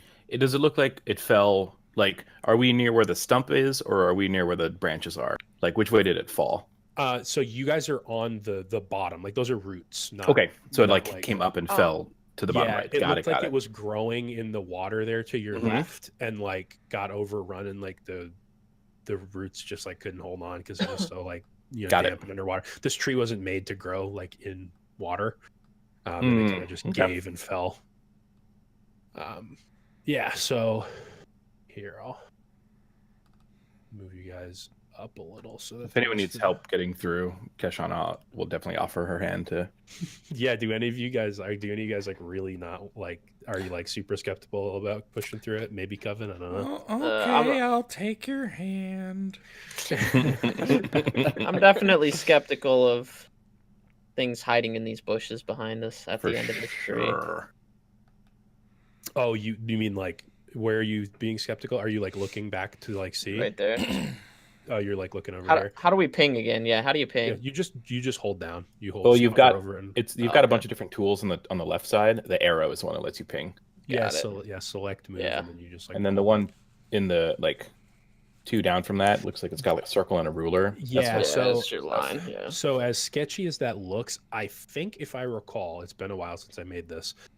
I think I just put this shit there because I think there was like an old broken wagon piece It there. looks and like it. Yeah, I can see there's that. no broken wagon. Like you guys don't see that. Oh, okay. Okay. There's no broken wagon, so I just put like some shit over it so it didn't like look like a whole like wagon you could look at. Was Just there. trying to make us nervous. I love it. I fucking love it. So yeah, you can look back at it to see like what's on the other side of this log, and it's just some like dead. It was like there was probably a bush like the rest of these ferns, and the tree fell on it and just like stopped its growth, and it's just this like dead ass bush Okay. crushed by a big tree. Remind me that Seraph maybe vaguely knows which way we should be going, or is that just to get us here? He didn't travel through the bog because it's not like Mhm. there's no real reason to unless you're like going in the bog. You can kind of go around it and Mhm. get to the points around it easily. He kind of just knew how to get here. Gotcha. Okay. And your basis of like navigation after this is like, okay, we entered it from the Ornick. south, like he said. Yeah, Ornick. Mhm. And Sen is the guy's name, is said to live in the northern portion of this. Oh, okay. Thank you this for that. bog. Yep. Oh yeah, and I think if we're still comfortable following Cash, I'd start moving towards this bridge if possible. Like try to find like the shallowest way through along this bank over here to get Yep. over here. Yeah, I think that would be like right here. Yeah. Okay. Yeah. So again, cautiously. If you want to make any survival checks or anything, do that too. But moving. No, I this think way. I think this is fine. I'll Okay. move you guys. Are the rest of you moving up as well? Mm-hmm. Yeah. Oh, I'll say it. Like I think I don't want to. I don't want to get in this water very badly. So I'll try to find a way over there. Sen is supposedly to the north of this swamp. Is that correct? Yes, I believe so. Yeah. Onward and outward. So once you guys hit this point, I think because Cash and Seraph are both like pressing, on first. If both of you guys could make perception checks for me, that would be great. And give me 1 sec. I'll take those rolls in 1 second. I'll be Sure. back.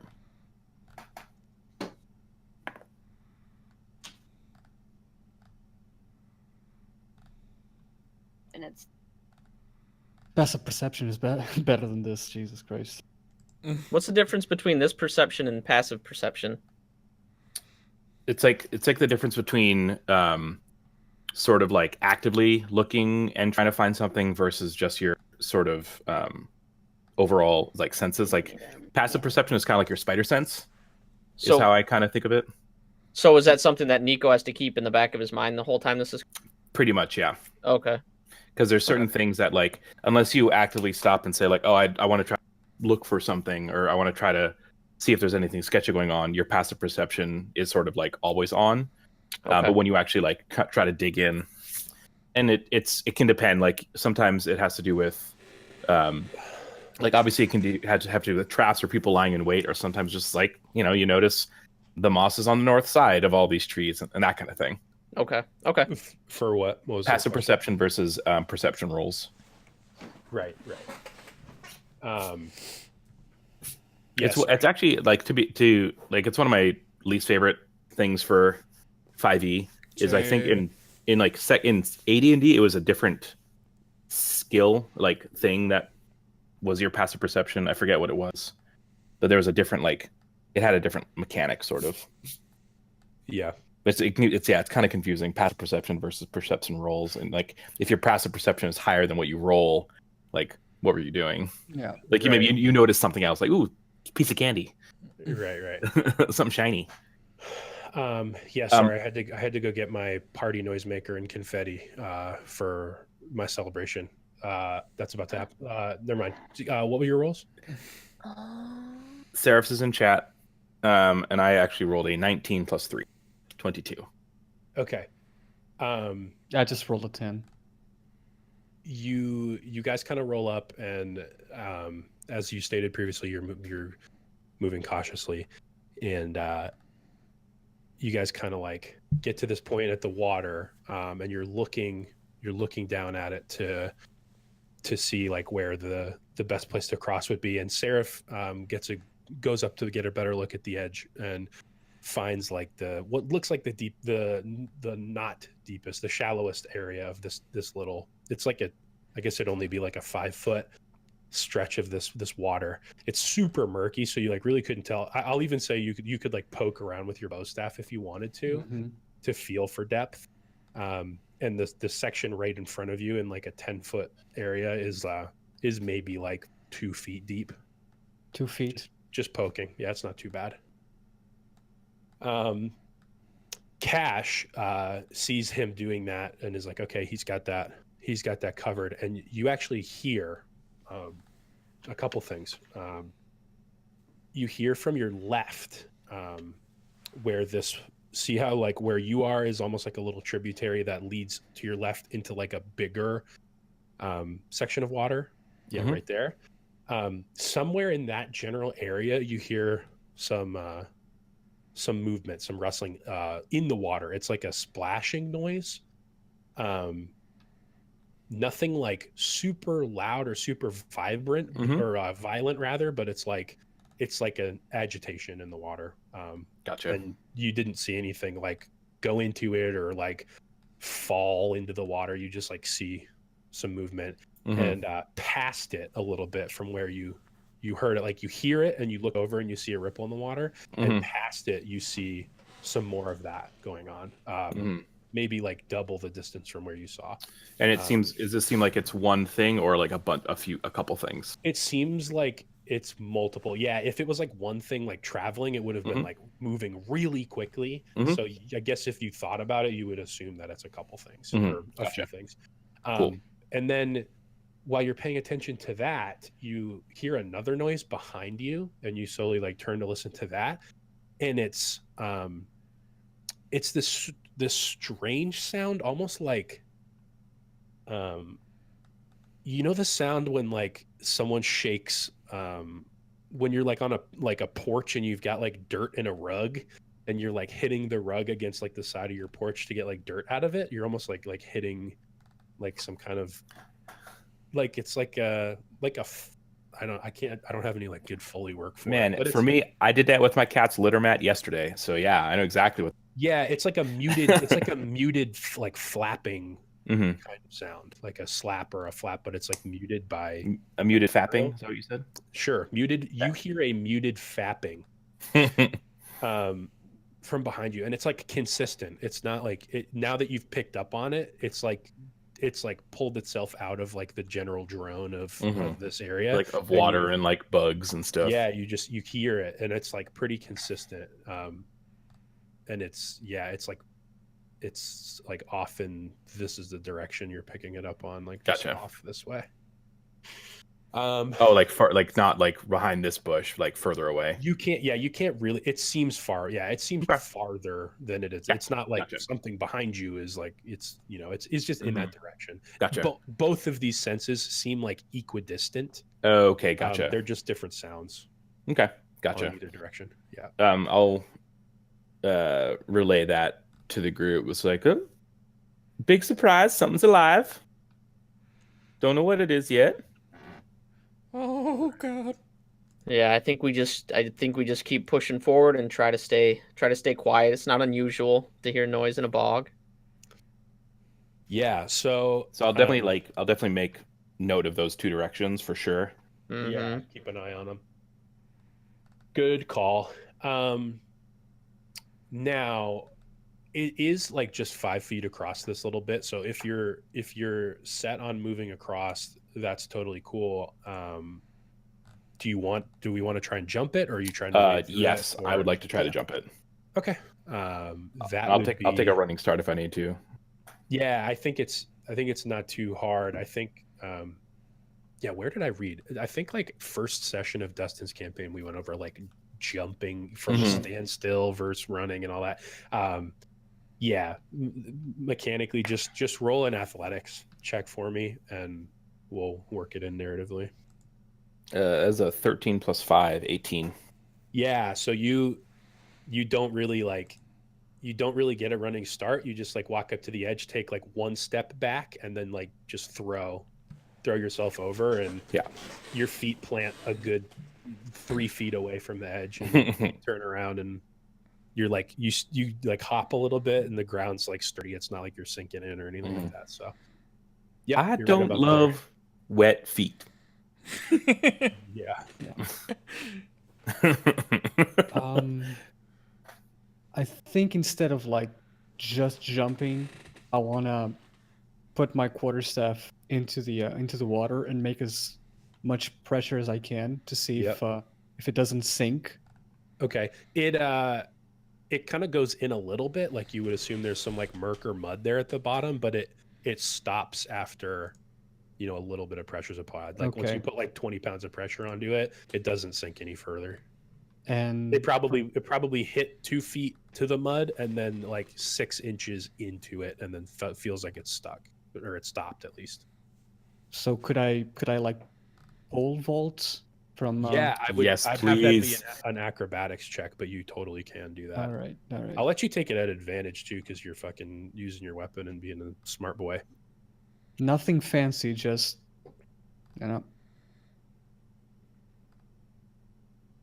Okay. Those are the two. Oh, Those are the there two. it is. There you go. Okay, sweet.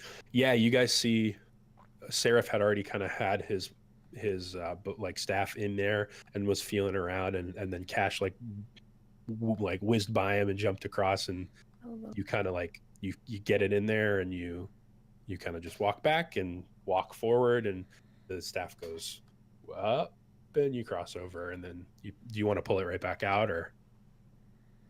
Does anybody need some help crossing the water? Everly definitely needs help With crossing. my half-dead leg. She's not jumping any sort of water.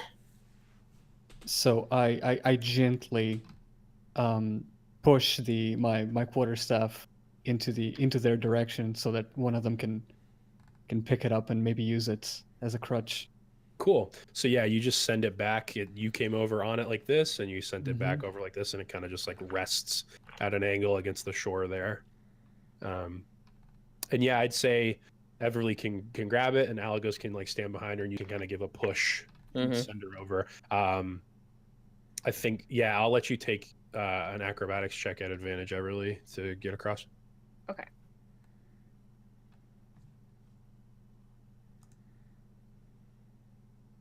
Sorry, I had to pull my dice up. That'll do it. Money. Here she is. Roll those dice.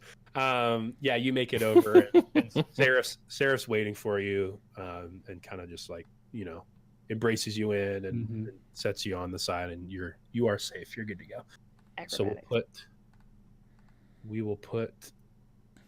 Why can't I move? Can't like move you guys for some reason. Oh, I know why. Tricks, secret tricks. GM secrets. Yeah. Okay. All right. Now that a few of you guys are over, are you two guys moving up to make the same maneuvers? Yes. Okay. Cavanthian.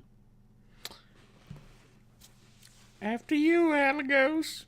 You don't want to go first, Coven? You don't No, by yourself on this side of the shore? Okay, I'll go. Catch me! And 15-foot running start. I'm running, arms out, Oh my god! and jumping I'm at ready. Cash.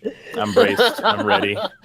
I've seen this move before. Okay, so I'm gonna say as you start running, you're like about here, and Cash is like, oh shit, here he goes. Cash, you've been paying attention this whole time. You start to hear that sound that you heard on this side. Yeah. Again, and it's Oh man. you're noticing it more now though, and you almost see like ripples like you did earlier, but it's like here's a ripple, and in about the same amount of time that it took Coven to get like where he is on the map right now, you see a ripple like here. Where was the first one? It was here, and then you Okay, saw got it. another ripple right There. there. Yeah, wherever. Okay. This one.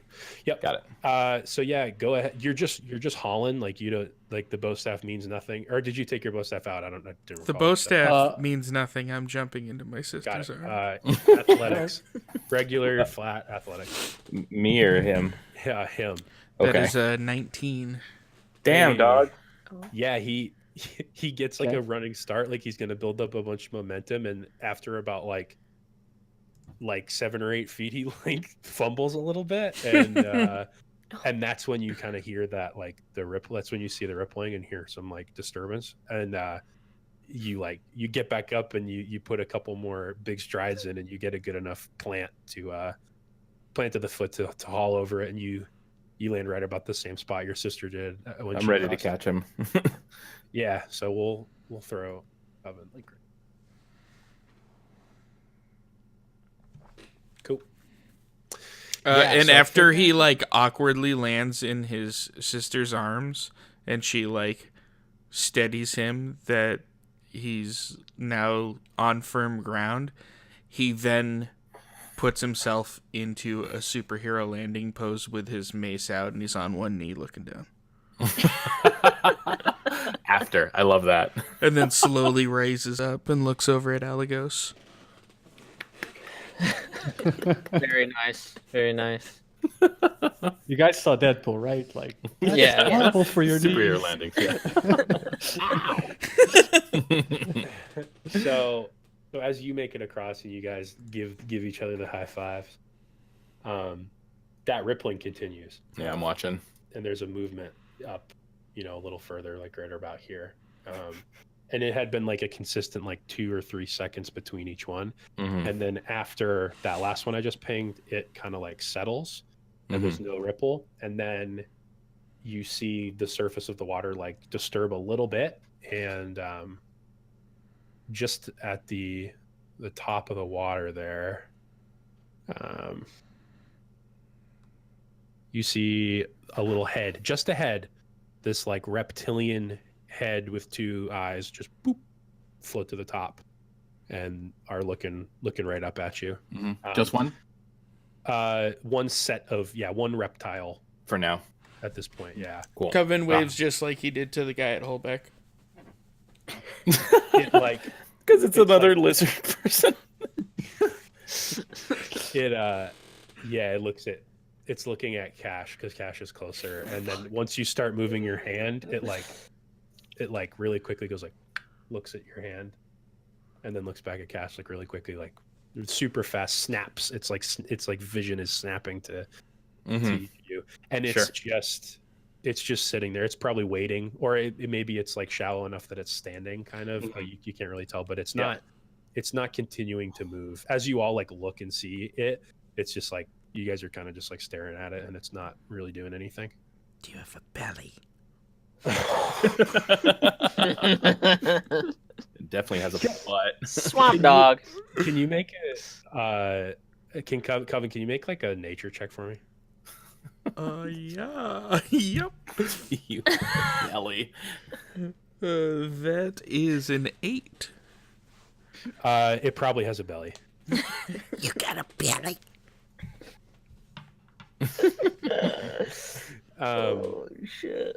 Okay, sweet. Yeah, so 4 on one side, 1 on the other. Algos, what do you want to do? Is there a current? Is it a current in front of me? No, this is stagnant as fuck. Okay, good. All right, I'm gonna grab Seraph's staff and leap over to bring it back to him. Yeah, roll that acrobat advantage, please. Okay, perfect. All right, I've rolled a 6. And Do it again. Yeah, one more. Oh, I rolled twice. Yeah, with Oh, advantage. because I have better. advantage. You take Yeah. the better. And an 11. Okay, Okay. nice.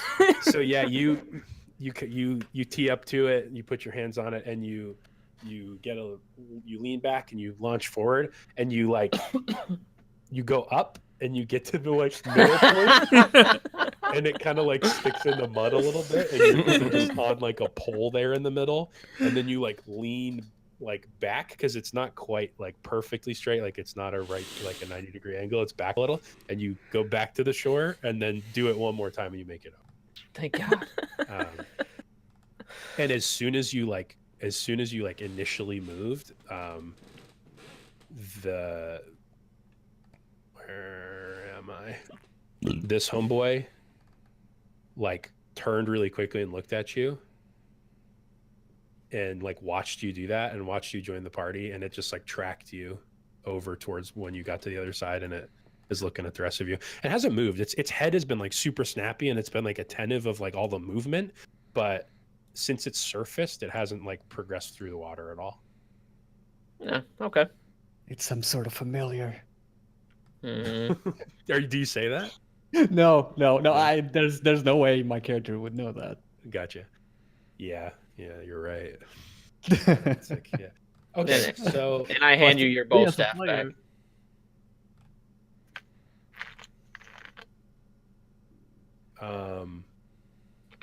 Yeah, I'm trying to think of what you guys could see from here. Let me do that.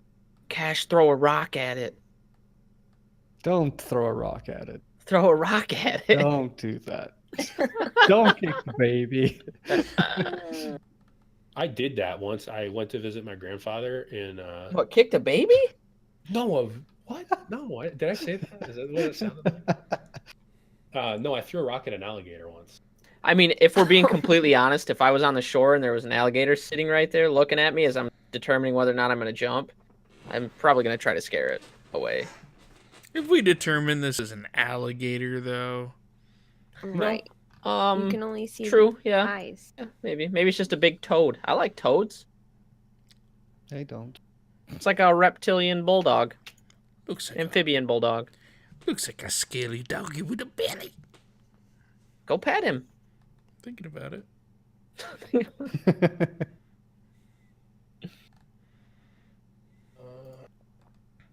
Give me a recognize hip hop check, Coven.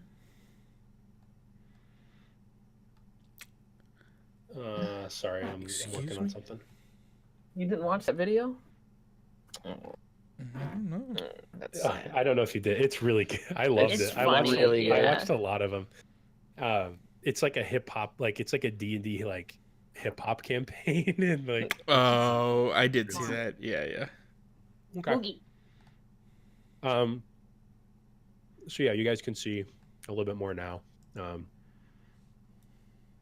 into the swamp.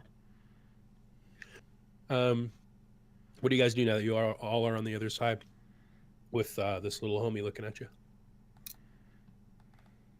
Probably Can take I- it on the bridge. Yeah, I say we press on. We should check if the bridge is in enough condition for us to cross it. If you'd like, I can test it. That way, if it breaks, I can. Don't attack it. Don't. No. I'm saying I can cross the bridge. If it breaks, I can levitate, where you guys will sink like a rock. Do I see any signs of Common. wear and tear? Oh, that's Cash. Go ahead and roll perception to check it out.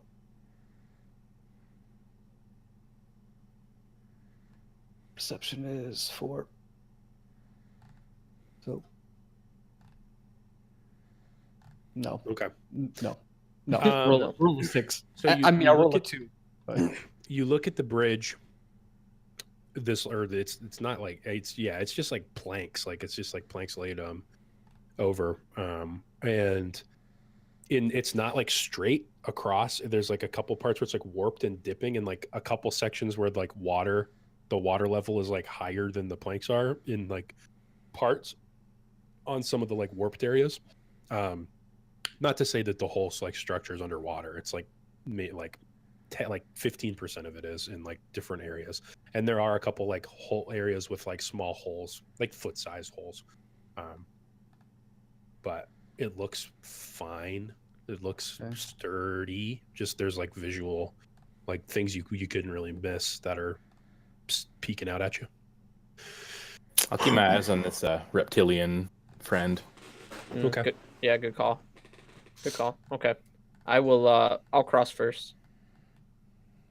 Okay. You're gonna just head right across. Yeah. Make a dex check, just like dexterity, with your modifier. 11. Okay. Yeah, you take the first step on, and it creaks like a lot, like it's like a really loud like wood creak, and it does like sway, not like a bridge would sway, but they're like loose boards pretty much, and they just start to kind of like move as you put weight on them, and as you walk across, it like sends ripples out into the water to the left and the right as you're like putting weight on it, and it's just like bouncing on the water level, and you do make it across. You can move yourself like right to the very edge of it, and as you walk like to that point, just about, you What do I see? you hear some more, you see some more of those like ripples, like your ripples sent out across the water, and it like you see some almost in like response out in the water there to the right, and another little like reptile head pokes up and just watches you cross the river, or Yeah, I don't cross the bridge. I don't like the color of that one. Oh, they are a different color. Look at that. Yeah. So you're good. You're safe. You made it across. And yeah, you could tell them that you don't have to say anything if you don't want to, but they could probably see like if you take it slow and like look down, you shouldn't have any issues crossing it. Looks good, guys. Okay. Somebody help Everly across, though. Yeah, we don't need her exactly. sticking a dead foot in a hole. Everly, y'all need a piggyback. With it. Yes, please. You want to piggyback? Yeah. Yes. Yes. Okay. Cash is pretty Um, strong. She'll be able to get you right across with that. You better hope that other one come out coming. Oh gosh. So wait your turn. Excuse me. Yeah. Okay. Dex Man. check it for me.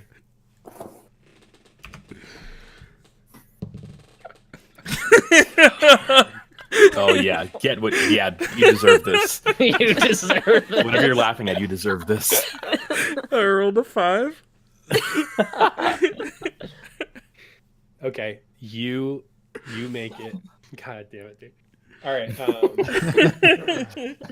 Go ahead and move. I can't like move people. Oh, I know why. I keep doing this. Good thing I wasn't carrying her. This You moved to, fucking like, pile driver through the. You move to, Right into the So- mouth. yeah. You move to right there, and you do step like when you're walking across this, it's like rippling, like it's like whoosh, whoosh, Because through I'm the like water. 3 of Alagos. Yeah.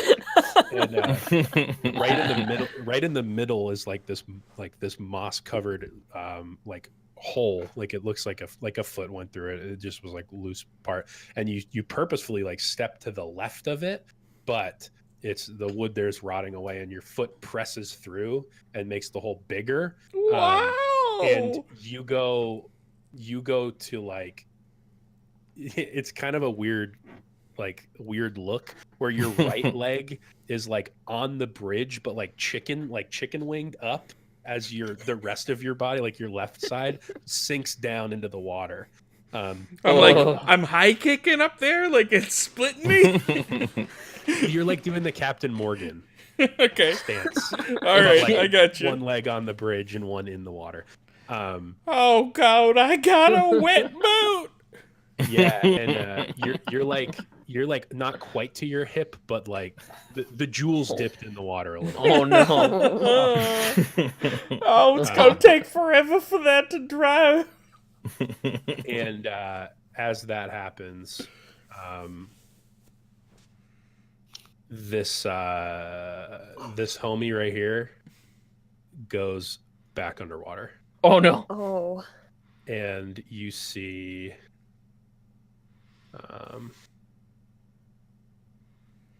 some more rippling like over here. Like to try to jump back onto the bridge. You Yeah. said over here, but we didn't see anything. Yep. Right, there's a ping. There's some I think rippling, I think I'm too far zoomed in. like to the left of the bridge. No. Over here? There. Yeah, That's Okay. me. That's my blue ping. that was accurate though. Are you not seeing my pings? No. No. Oh, what the hell, dude? Right Are you here. on the wrong? There we go. There we There we go. There was a little ripple right there.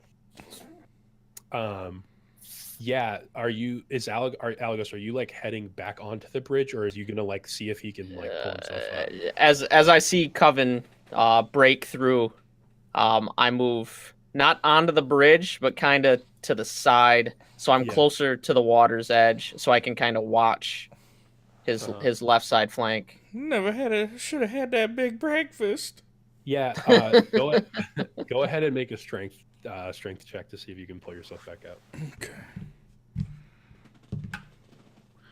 That's a 15.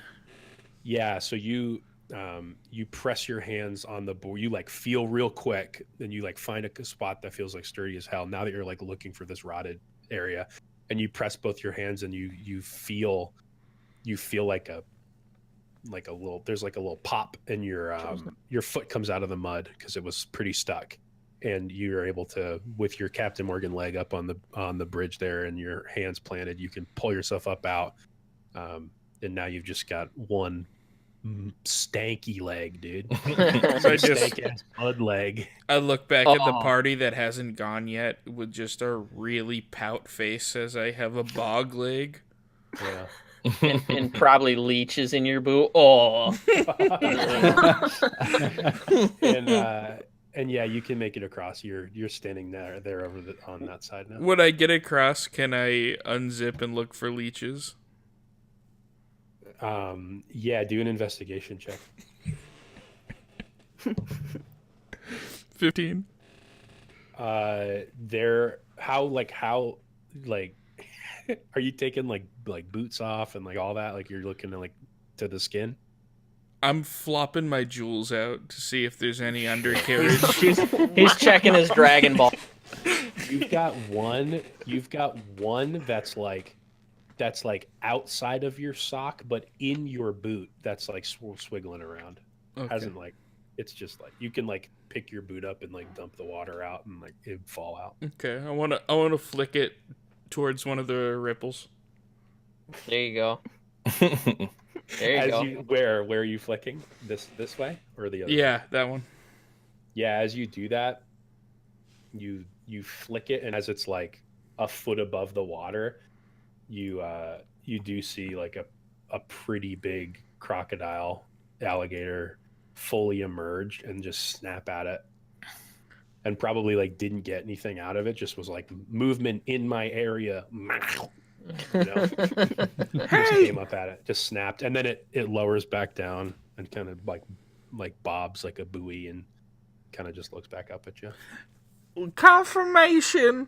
There's alligators in the water. I'd like to put my boot back on. Okay, boots back on. Sweet. 2 on one side, 3 on the other. Let's go. Yeah, I'm moving. I'm backing up. Are you doing the Everly carry? Oh yeah, I'll carry her if she. I mean, Sure. yeah, if she wants me to. Yeah. Okay. I'm trying to think. I think I would. Man. I'm strong as fuck. So. Yeah, I was gonna say. Yeah. Yeah. But maybe weight disadvantage though. You know, on a rickety bridge. I think. Well, it from the exterior, like from like, let's fly out of the game for a sec. I think it might increase the DC of like some issues, but I'm not did gonna just make you watch roll.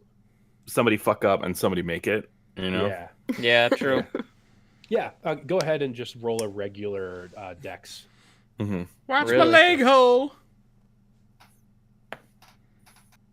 That is, what is my dex? That is 14 minus 1, 13. Okay. Yeah, so you kind of get like a wider stance. Like no one has the issue you just saw with Coven was like right in the middle. So you kind of get like a wider stance and like kind of like slide your feet across the edges, and work your way down the boards, and don't seem to have any issue. You do send out some hella ripples though. Yeah. Oh, yeah. And the homeboy that disappeared on the right there, once the Mhm. foot went in, he pops back up. Cool. But we're now on the other side. Yep. And Everly can move over. So as you can see, just to point it out, you've got a gator head here, a gator head here, and then like a full body floater gator just like buoyed up there at the top on the other side. Oh, it's my pings, dude. What in the world? Here. There, as you can see them. That one's ahead. This one is ahead. And this one's like a full body floater up there. Sweet. All that's left is the guy. Serifomo. Go ahead, So, Doug. You pull your staff out the mud, or you might have already done that, but yeah, the Alicos already gave me the staff. I wanna walk in one side of the bridge where the bridge is like strongest, right? Where the vertical planks or plank would meet the horizontal plank. yep. So On the like vertical beams, kind of the support, Yeah. like the more. Yeah. Go ahead. I'd No, say you- that'd be the. don't need to give me like any bonuses or anything. I just think that would matter for my character, right? Like trying to see where my feet should. Yeah, you placed. gauged it for strengths and weaknesses, and you Mhm. deemed this would be your best course of action here. Yeah, so I think it would just be like along this left side edge. I think it would be a little better. I rolled a Oh, 9. Another puppy. Ah, shit. No. Yeah. Yeah. Whoa. So. Dogtown. Oh yes. You move onto the bridge and you move across this way, and you're sending a little bit of waves out, not so much as the others were, and you reach this middle section where the center had broke, where Coven had kind of fallen in, and because it's like, I'm trying to think of the best way to describe it. The hole that he put in is like takes up probably like 50% of like the total like length of that I got section. a thick thigh. So you're like you're standing on like one of the other like the 25% of it widthwise, and it starts to like bend, and you hear it like it's not like in you being stepped on it there. And these homeboys start to kind of like move a little towards you. Make a dex saving throw. Okay. Yeah. All right. That one is a little bit better. Okay. Yeah, so 14. sweet. Nice. Sweet. Yeah, so you kind of like when it starts to bend, like when you feel it like it's starting to bend or like creak a lot, and the gators kind of are like moving in, like they're like, oh yeah, look at that, and you like put your hands up real quick and like do a little like balance wiggle, and then like foot over foot, like on a balance beam, you kind of like walk the rest of the bridge, and you do make it to the other side. Okay. And now I'm all wet. Damn. All right. Sweet. So you guys are on this small like bit of land between these two planks. These two planked areas. And yeah. Do you guys want to keep heading. I'll give you some more sight. Hold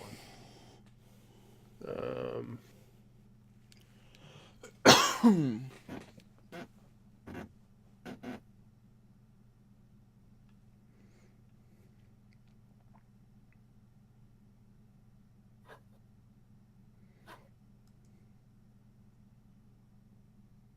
Okay. This is what you guys see. You see a section of this like bridge area in front of you, similar to the one behind you, similar like situation, that goes onto another similarly sized land area. Mm-hmm.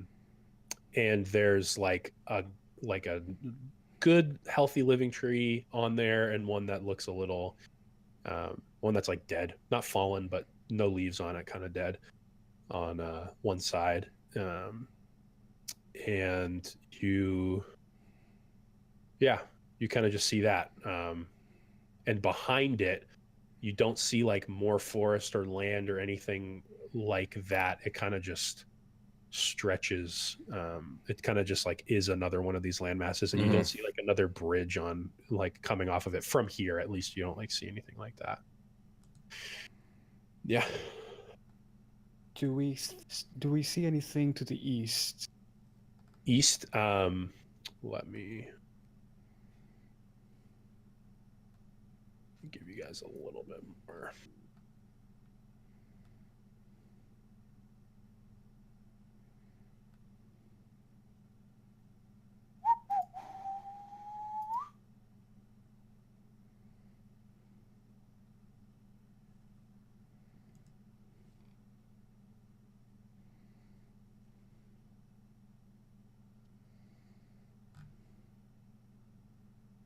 Sorry, here I'm opening it up. You see this section.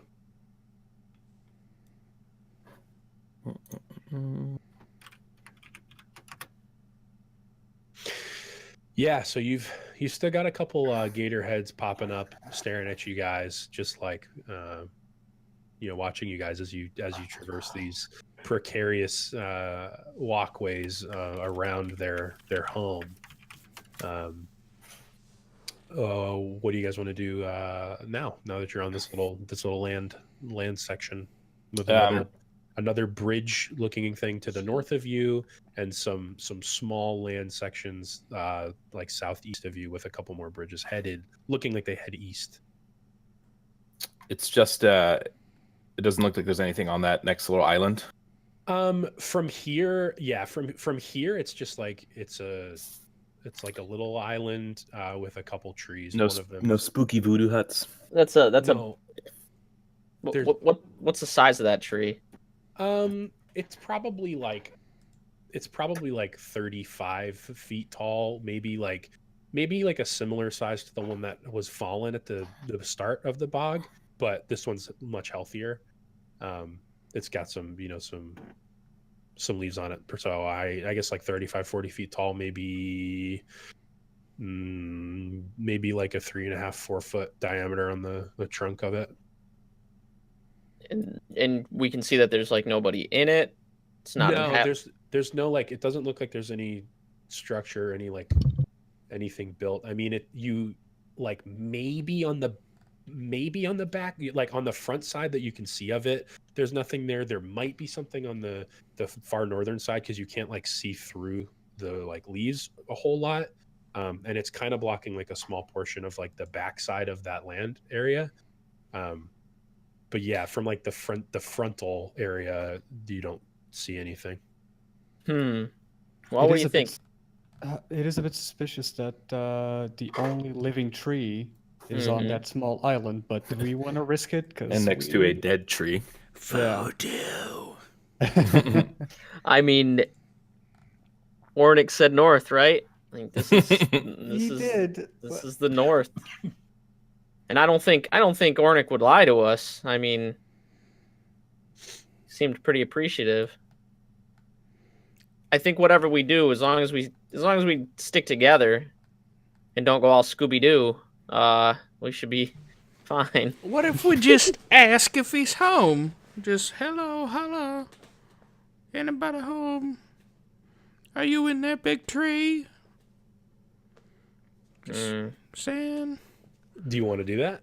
are you a voodoo person? I don't know. I'm just throwing out ideas. Damn. I mean, we may as well go. We'll go check it out. I'm pretty curious about it. Okay. Let's have only like 2 people cross the bridge. Maybe. Yeah, I'm in. Sounds great. I'ma hang back. Who wants to go? I can go. I'd like to go. Then Cash will wait. So Alagos and Cash. No, I thought Seraph. I thought you said you wanted to go. Yeah, you and I, sir. Okay. Yeah, I'll wait. Okay. All right. I'll guard us from these gators that are bound to be here for a reason. Yeah, that's a good idea.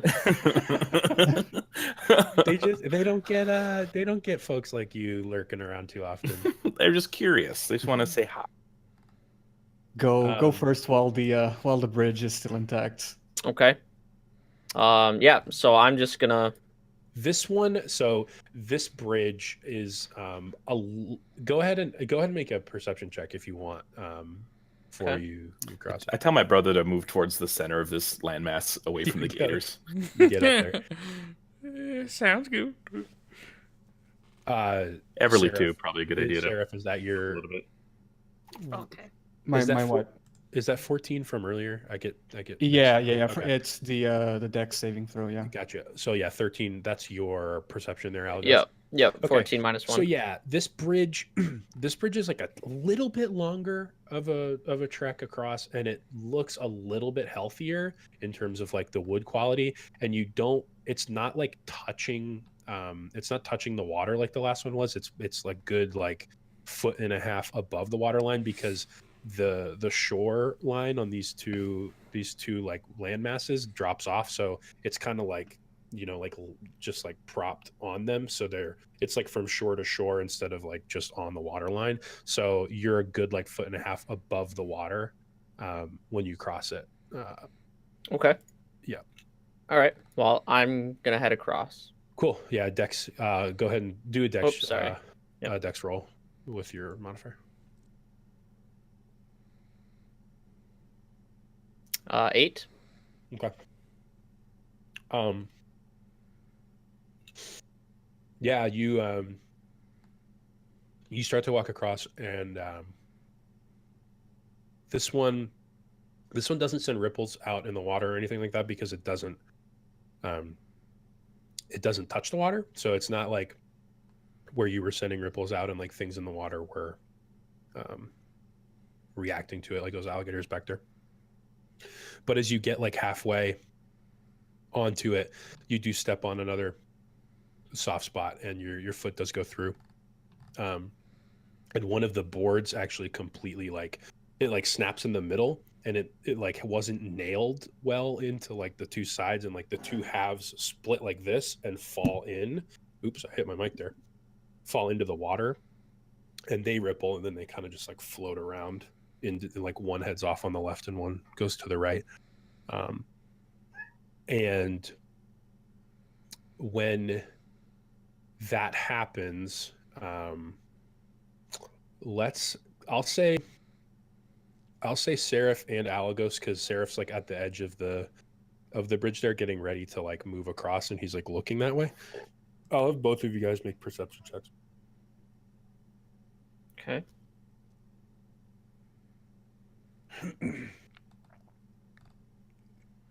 Go ahead.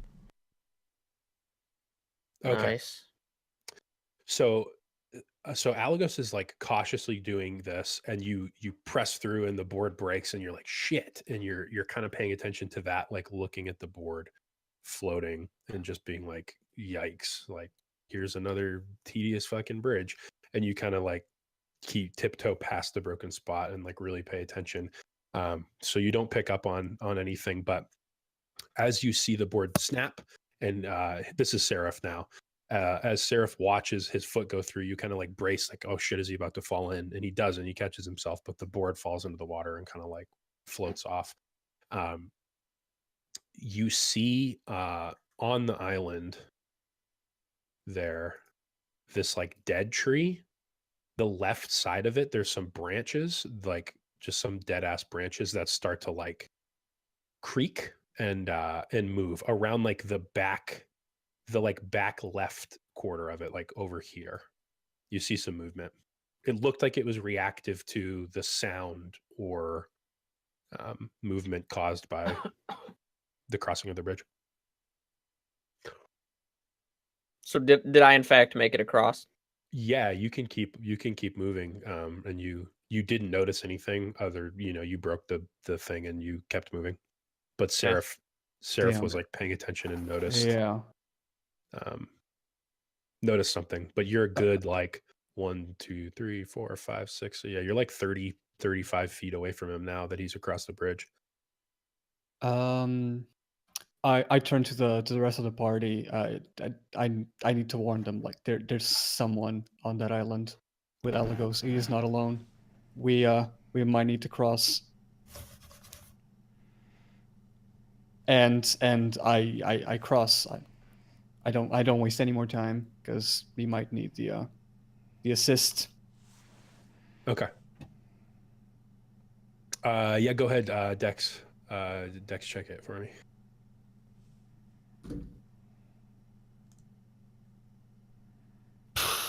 Second time, 9. Okay. I had another 9 when I was trying to cross the other bridge. Yeah, so you do a very similar thing where you walk up to that point and you're at the spot where the board split and the wood fell in, and you press your foot on the board like past it to like move past the opening, and you press on it, and when you put a little weight on it, it also snaps and the board falls into the water, and you like pull your foot back like shit, and now you've got this like these two planks that are missing, but you can step over it. And I'm gonna keep your 24 moving in, like because you heard something and you're like paying very close attention. That rustling on the branches there to the left, like worsens, like it becomes more like there's like a lot more movement, and the tree itself, like the dead tree, which is like the roots are kind of like coming up a little bit like off the shore and stuff. The tree kind of like does this. The tree itself, like the trunk of it. Yeah, does that. The whole thing kind of moves a little. Uh-oh. You'll be fine. And I'll say you saw that like once you stepped over that like broken piece, so you're like right about there. Do I cross? And Alagos is looking. I know you turned, but like you're looking at him as he crosses. Okay. Like,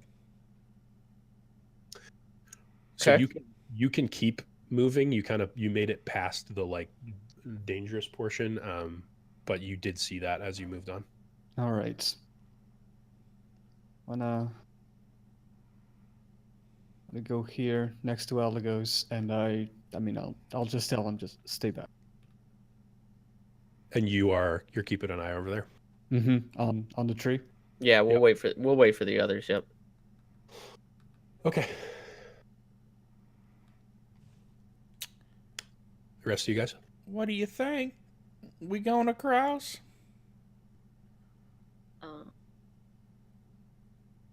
Cash has been slowly backing up over the other. Keep an eye on the Crocs. If sounded like Seraph was going to be wanting help, and I like turned to scoop up Everly if she wants it. Yes. To go. Okay, Yeah. cool. And I'm going. Okay. Yeah, give me that dex check. How about a 4 - 1, 3? Holy cow, guys! You going swimming? I'm like, I can man. Okay, sure. Put me in the water. Let's go. I'm throwing her in the water. Feed her to the gators. Cash toss her before you fall. Yeah, can I throw her as I fall? Let's say this. You get to that middle section, and you're like, okay, Alagos crossed, broke a board. Seraph like tested the spot past it, broke that board. And as you're like looking at those boards and you're like about to go like step on the third one past it to get some footing, The one underneath you, because you have just been like standing still, like getting ready to cross, snaps, and you start to fall down. But I'll let you do a athletics check to try and Sure. like toss Everly forward as you fall. 14 plus 5, 19. That's like my 5th 14 in a row. What the hell? 19. Or tonight, rather. Yeah, I've rolled so, 14s. Alagos, make a dexterity check. Okay. Can I help Alagos? Like, Yeah, you can aid. okay. But you're taking attention away from where Away. you're looking to Yeah, do I so. know. But I mean, I see Everly get thrown. Al, Yeah. you can do it at advantage, Eric. Okay. Sheriff is Okay. helping. 18. Sweet. Yeah, so you're kind of like holding her like, like up like this, and as you fall, your body drops and you like press out, and they kind of take that first step onto the bridge there, and they, one of you gets like under her, her shoulders, and one of you gets under her calf area, and you catch her before she hits the ground or anything like that. It's a pretty smooth transition for Everly as Cash goes like straight AKA down. Splash. Yeah, straight down, and I think that your That was a your joke. like your underarms like hit the two like perpendicular beams, and you kind of stop right there. Mhm. But you're like belly deep in the water. I'm Get out. running I'm getting to out. pull my sister up. You're hopping on now too. Yeah. Okay, I love when the Coven bravery kicks in to save his sister. Yeah. so you're here, and she's down like a solid like, sunken in a little bit. Probably Grab my like, hand, okay. Cash. I There's do. alligators in the Well, water. First, wait. Can you please make your dex check as you enter the bridge? Natural 20. My sister's in trouble. Yeah, hell yeah, I am. We're burning I'm all our probably net fine. 20s on this bridge cross. Yeah, I'm gonna say that you run on the bridge and you hop over the hole and like do a roll. Oh, like, yeah. so that your weight disperses more than just like landing on a plank. You like go for it, and then you like plant your foot and move and like leap backwards and like hold your hand back. And Cash is able to. I'm gonna just say with that, Cash is able to grab like up onto your forearm, and you holler up, and you guys are both like laying there, on like the like 3/4 of the way up. Oh, I definitely stand up. Like I'm not. I'm not saying I'm not saying laying down for. Yeah. Once you guys get up in, and you guys make it across, and you're Yeah, like, and I get across like, okay, now my feet are wet. Now my feet are very wet. I'm very upset. What do you see? What did you need help with? Hey, did I y'all don't like see my me? I looked cool. I did a action flip. I give you a high five. So Yeah. now that You're very good. I give my sister a sweet high five. Now that Very y'all are cool there cover. and you've made like a good like racket on your way in, Seraph, are you keying them in on it, or are you trying to stay quiet? Like, are you giving them any like notions to what you've seen, or I want to like whisper to to the group, like, go around the north side of the tree. I'll go through the south side. Let's see if we see something. There was definitely something in that tree. to who are you saying that to? We were supposed to whisper. Right. I'm sorry. It's called a stage whisper. So who is headed? No, that was a question. Oh, Coven was being oblivious. Joke did not land. It's fine. I'm sorry. Oh, okay. so You're so earnest, Dustin. You know. as you guys crossed, these Oh, no. homeboys had kind of like moved up a little bit to see what was going on, and they got pretty stoked when like all the boards were breaking, and Cash kind of like went in deep, and that's probably when they moved up. And yeah, as you guys get to that other side, what is everyone just rail off your passive perceptions for me real quick? 13 cash. 14. Okay. 12. Okay. 13. Okay. 9. Okay. Yeah, I guess it would be everyone like but Alagos. Wait. Yeah. Where's my passive? You're right. Is it right Yeah, here? you were right. Yeah. 9. Okay. Yep. Yeah, you're kind of like brushing your clothes off, like, damn, this place sucks.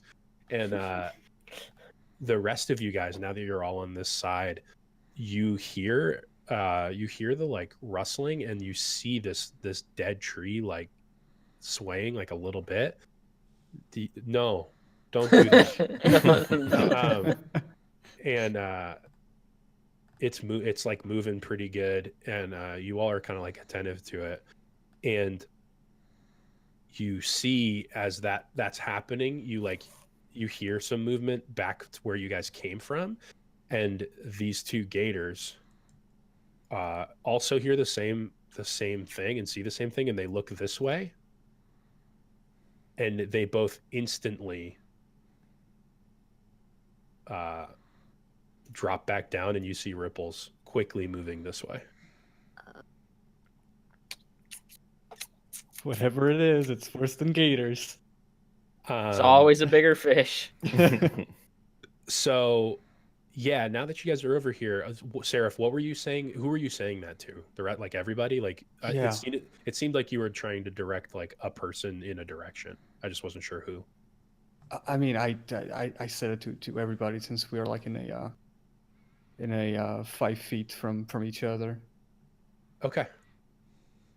So I just want to start. You want to head like this way? Yeah. Okay. And the rest of you guys like, you guys want to move up onto the land off the bridge? Yeah. So like maybe some yeah, go ahead and put yourselves like on the land where you'd want to be. Okay. And then you want to move there. So while Seraph moves that way, does anyone simultaneously want to move a different direction?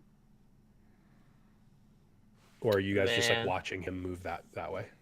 What did he say? That there's something in the tree? He pointed out this tree, which you all looked at, and everyone other than Alagos noticed was like pretty violently like swaying, and like branches and like twigs and shit on this side were like creaking and snapping. And How's the wind Alagos- situation? It's not windy. Okay. No, not windy. I mean, Cash is probably This of is- the mood mind to you, call out to the tree. I'm asking these actions before Seraph actually moved over. So like Seraph can move over, but I want to see if anyone simultaneously is like trying to pincer from the other way, or if you guys are like I'll just watching move up. him or move up to that I point. just move up toward to the front of the tree as he Okay. moves around the side. All right. Yeah, Seraph, as you walk over and you hit this side of the shore, you get a better vantage point of like the backside of this tree. And you like peer around the left side, and you are about, let me see, 1, 2, you're like 15 feet away. You make eye contact, you meet eye to eye with this massive, like pretty good sized reptile creature. It's very different than the alligators that you saw previously. It's larger, it just kind of looks scarier. It's not in the water, it's up on the land, and it's kind of like halfway crawling out of what looks like a den on the backside of this tree, like underneath.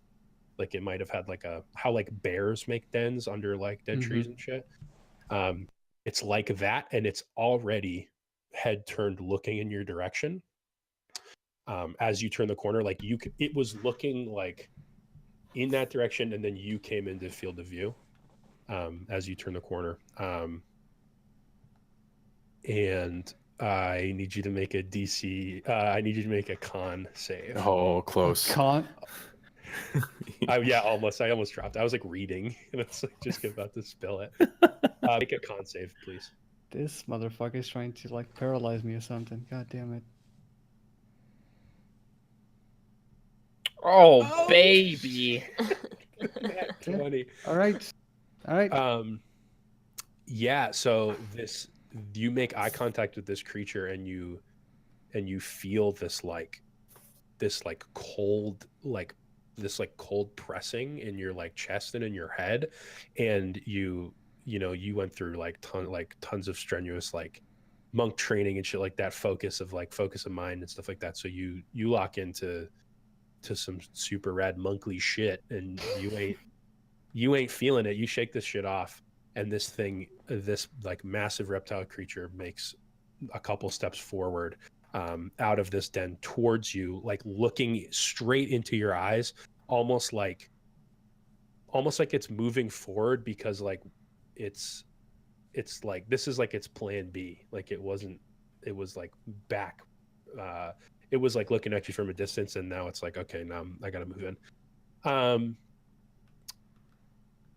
Yeah, so I think I'm not gonna open it up to the whole. I'm not gonna let everyone see it yet, because the rest of you guys kind of haven't seen it emerge from that side yet, and Seraph kind of sees it, and we are going to go into combat. We'll handle initiative and the start of this and how like rounds are going to work next session. I think we're going to call it here.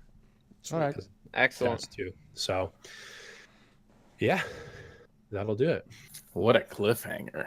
Right? Shoot. Yeah. Good roll. Woo, 20, Yeah, baby. Yeah, great work. That would have been a really shitty way to start the fight. That'll be a big oopsie. Yeah, let me tell you. You almost Alagos that. All right. Sweet, awesome. We Covered a lot of ground. we didn't hit any combat, but I don't hate that. I think if we're rolling dice and moving around, I'm super stoked on it. Yeah. So. Yeah. RP and travel and getting shit done is just as rad. Yeah. And you very well could have fought. You could still fight some gators, but who knows? Cool, awesome guys. I'm glad we got to get back into it. I've been jonesing pretty hard. Yeah.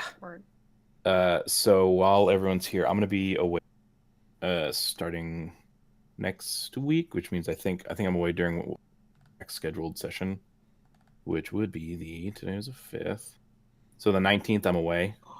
Oh my gosh. Okay. So I don't know what everyone's schedule looks like, but I'll be back on the 26th. But if not, the 2nd of February is the next would be the next scheduled one. Okay. Yeah, let me look at it. I'll type that up. I just want to let everyone know. while Yeah, you're all throw here. it in Discord. Just like at me in Discord. Yeah. So, And I'll remind Eric, because he No. just got attacked by a snake, I think. That was Sure. a fucking gigantic spider, dude. Can you scoop that bitch up? Oh my gosh. That fucker just almost rolled an at 20 on Krista's ankle. Oh my god. Is it dead? Yeah. That was fun as hell, everyone. I have work tomorrow, so I got to go to bed. Yeah, But bounce. thank dude. you guys. Oh my gosh. Good night. Much love. See you. Good night. Oh, better stop recording. Bro, look at that Yeah. thing. Nice. So we're- That's a big fucking apparently spider. we live in That's Australia now. Good night, everyone. All right, man. We'll Night. see you, buddy. bye. Good stuff. Have a good night. All right, guys. We are out as well. Check you, dude. The next time. Yeah, thanks for hanging. Yes. Thanks for Yeah. Bye bye. See you guys. Bye. Playing D&D with my homies.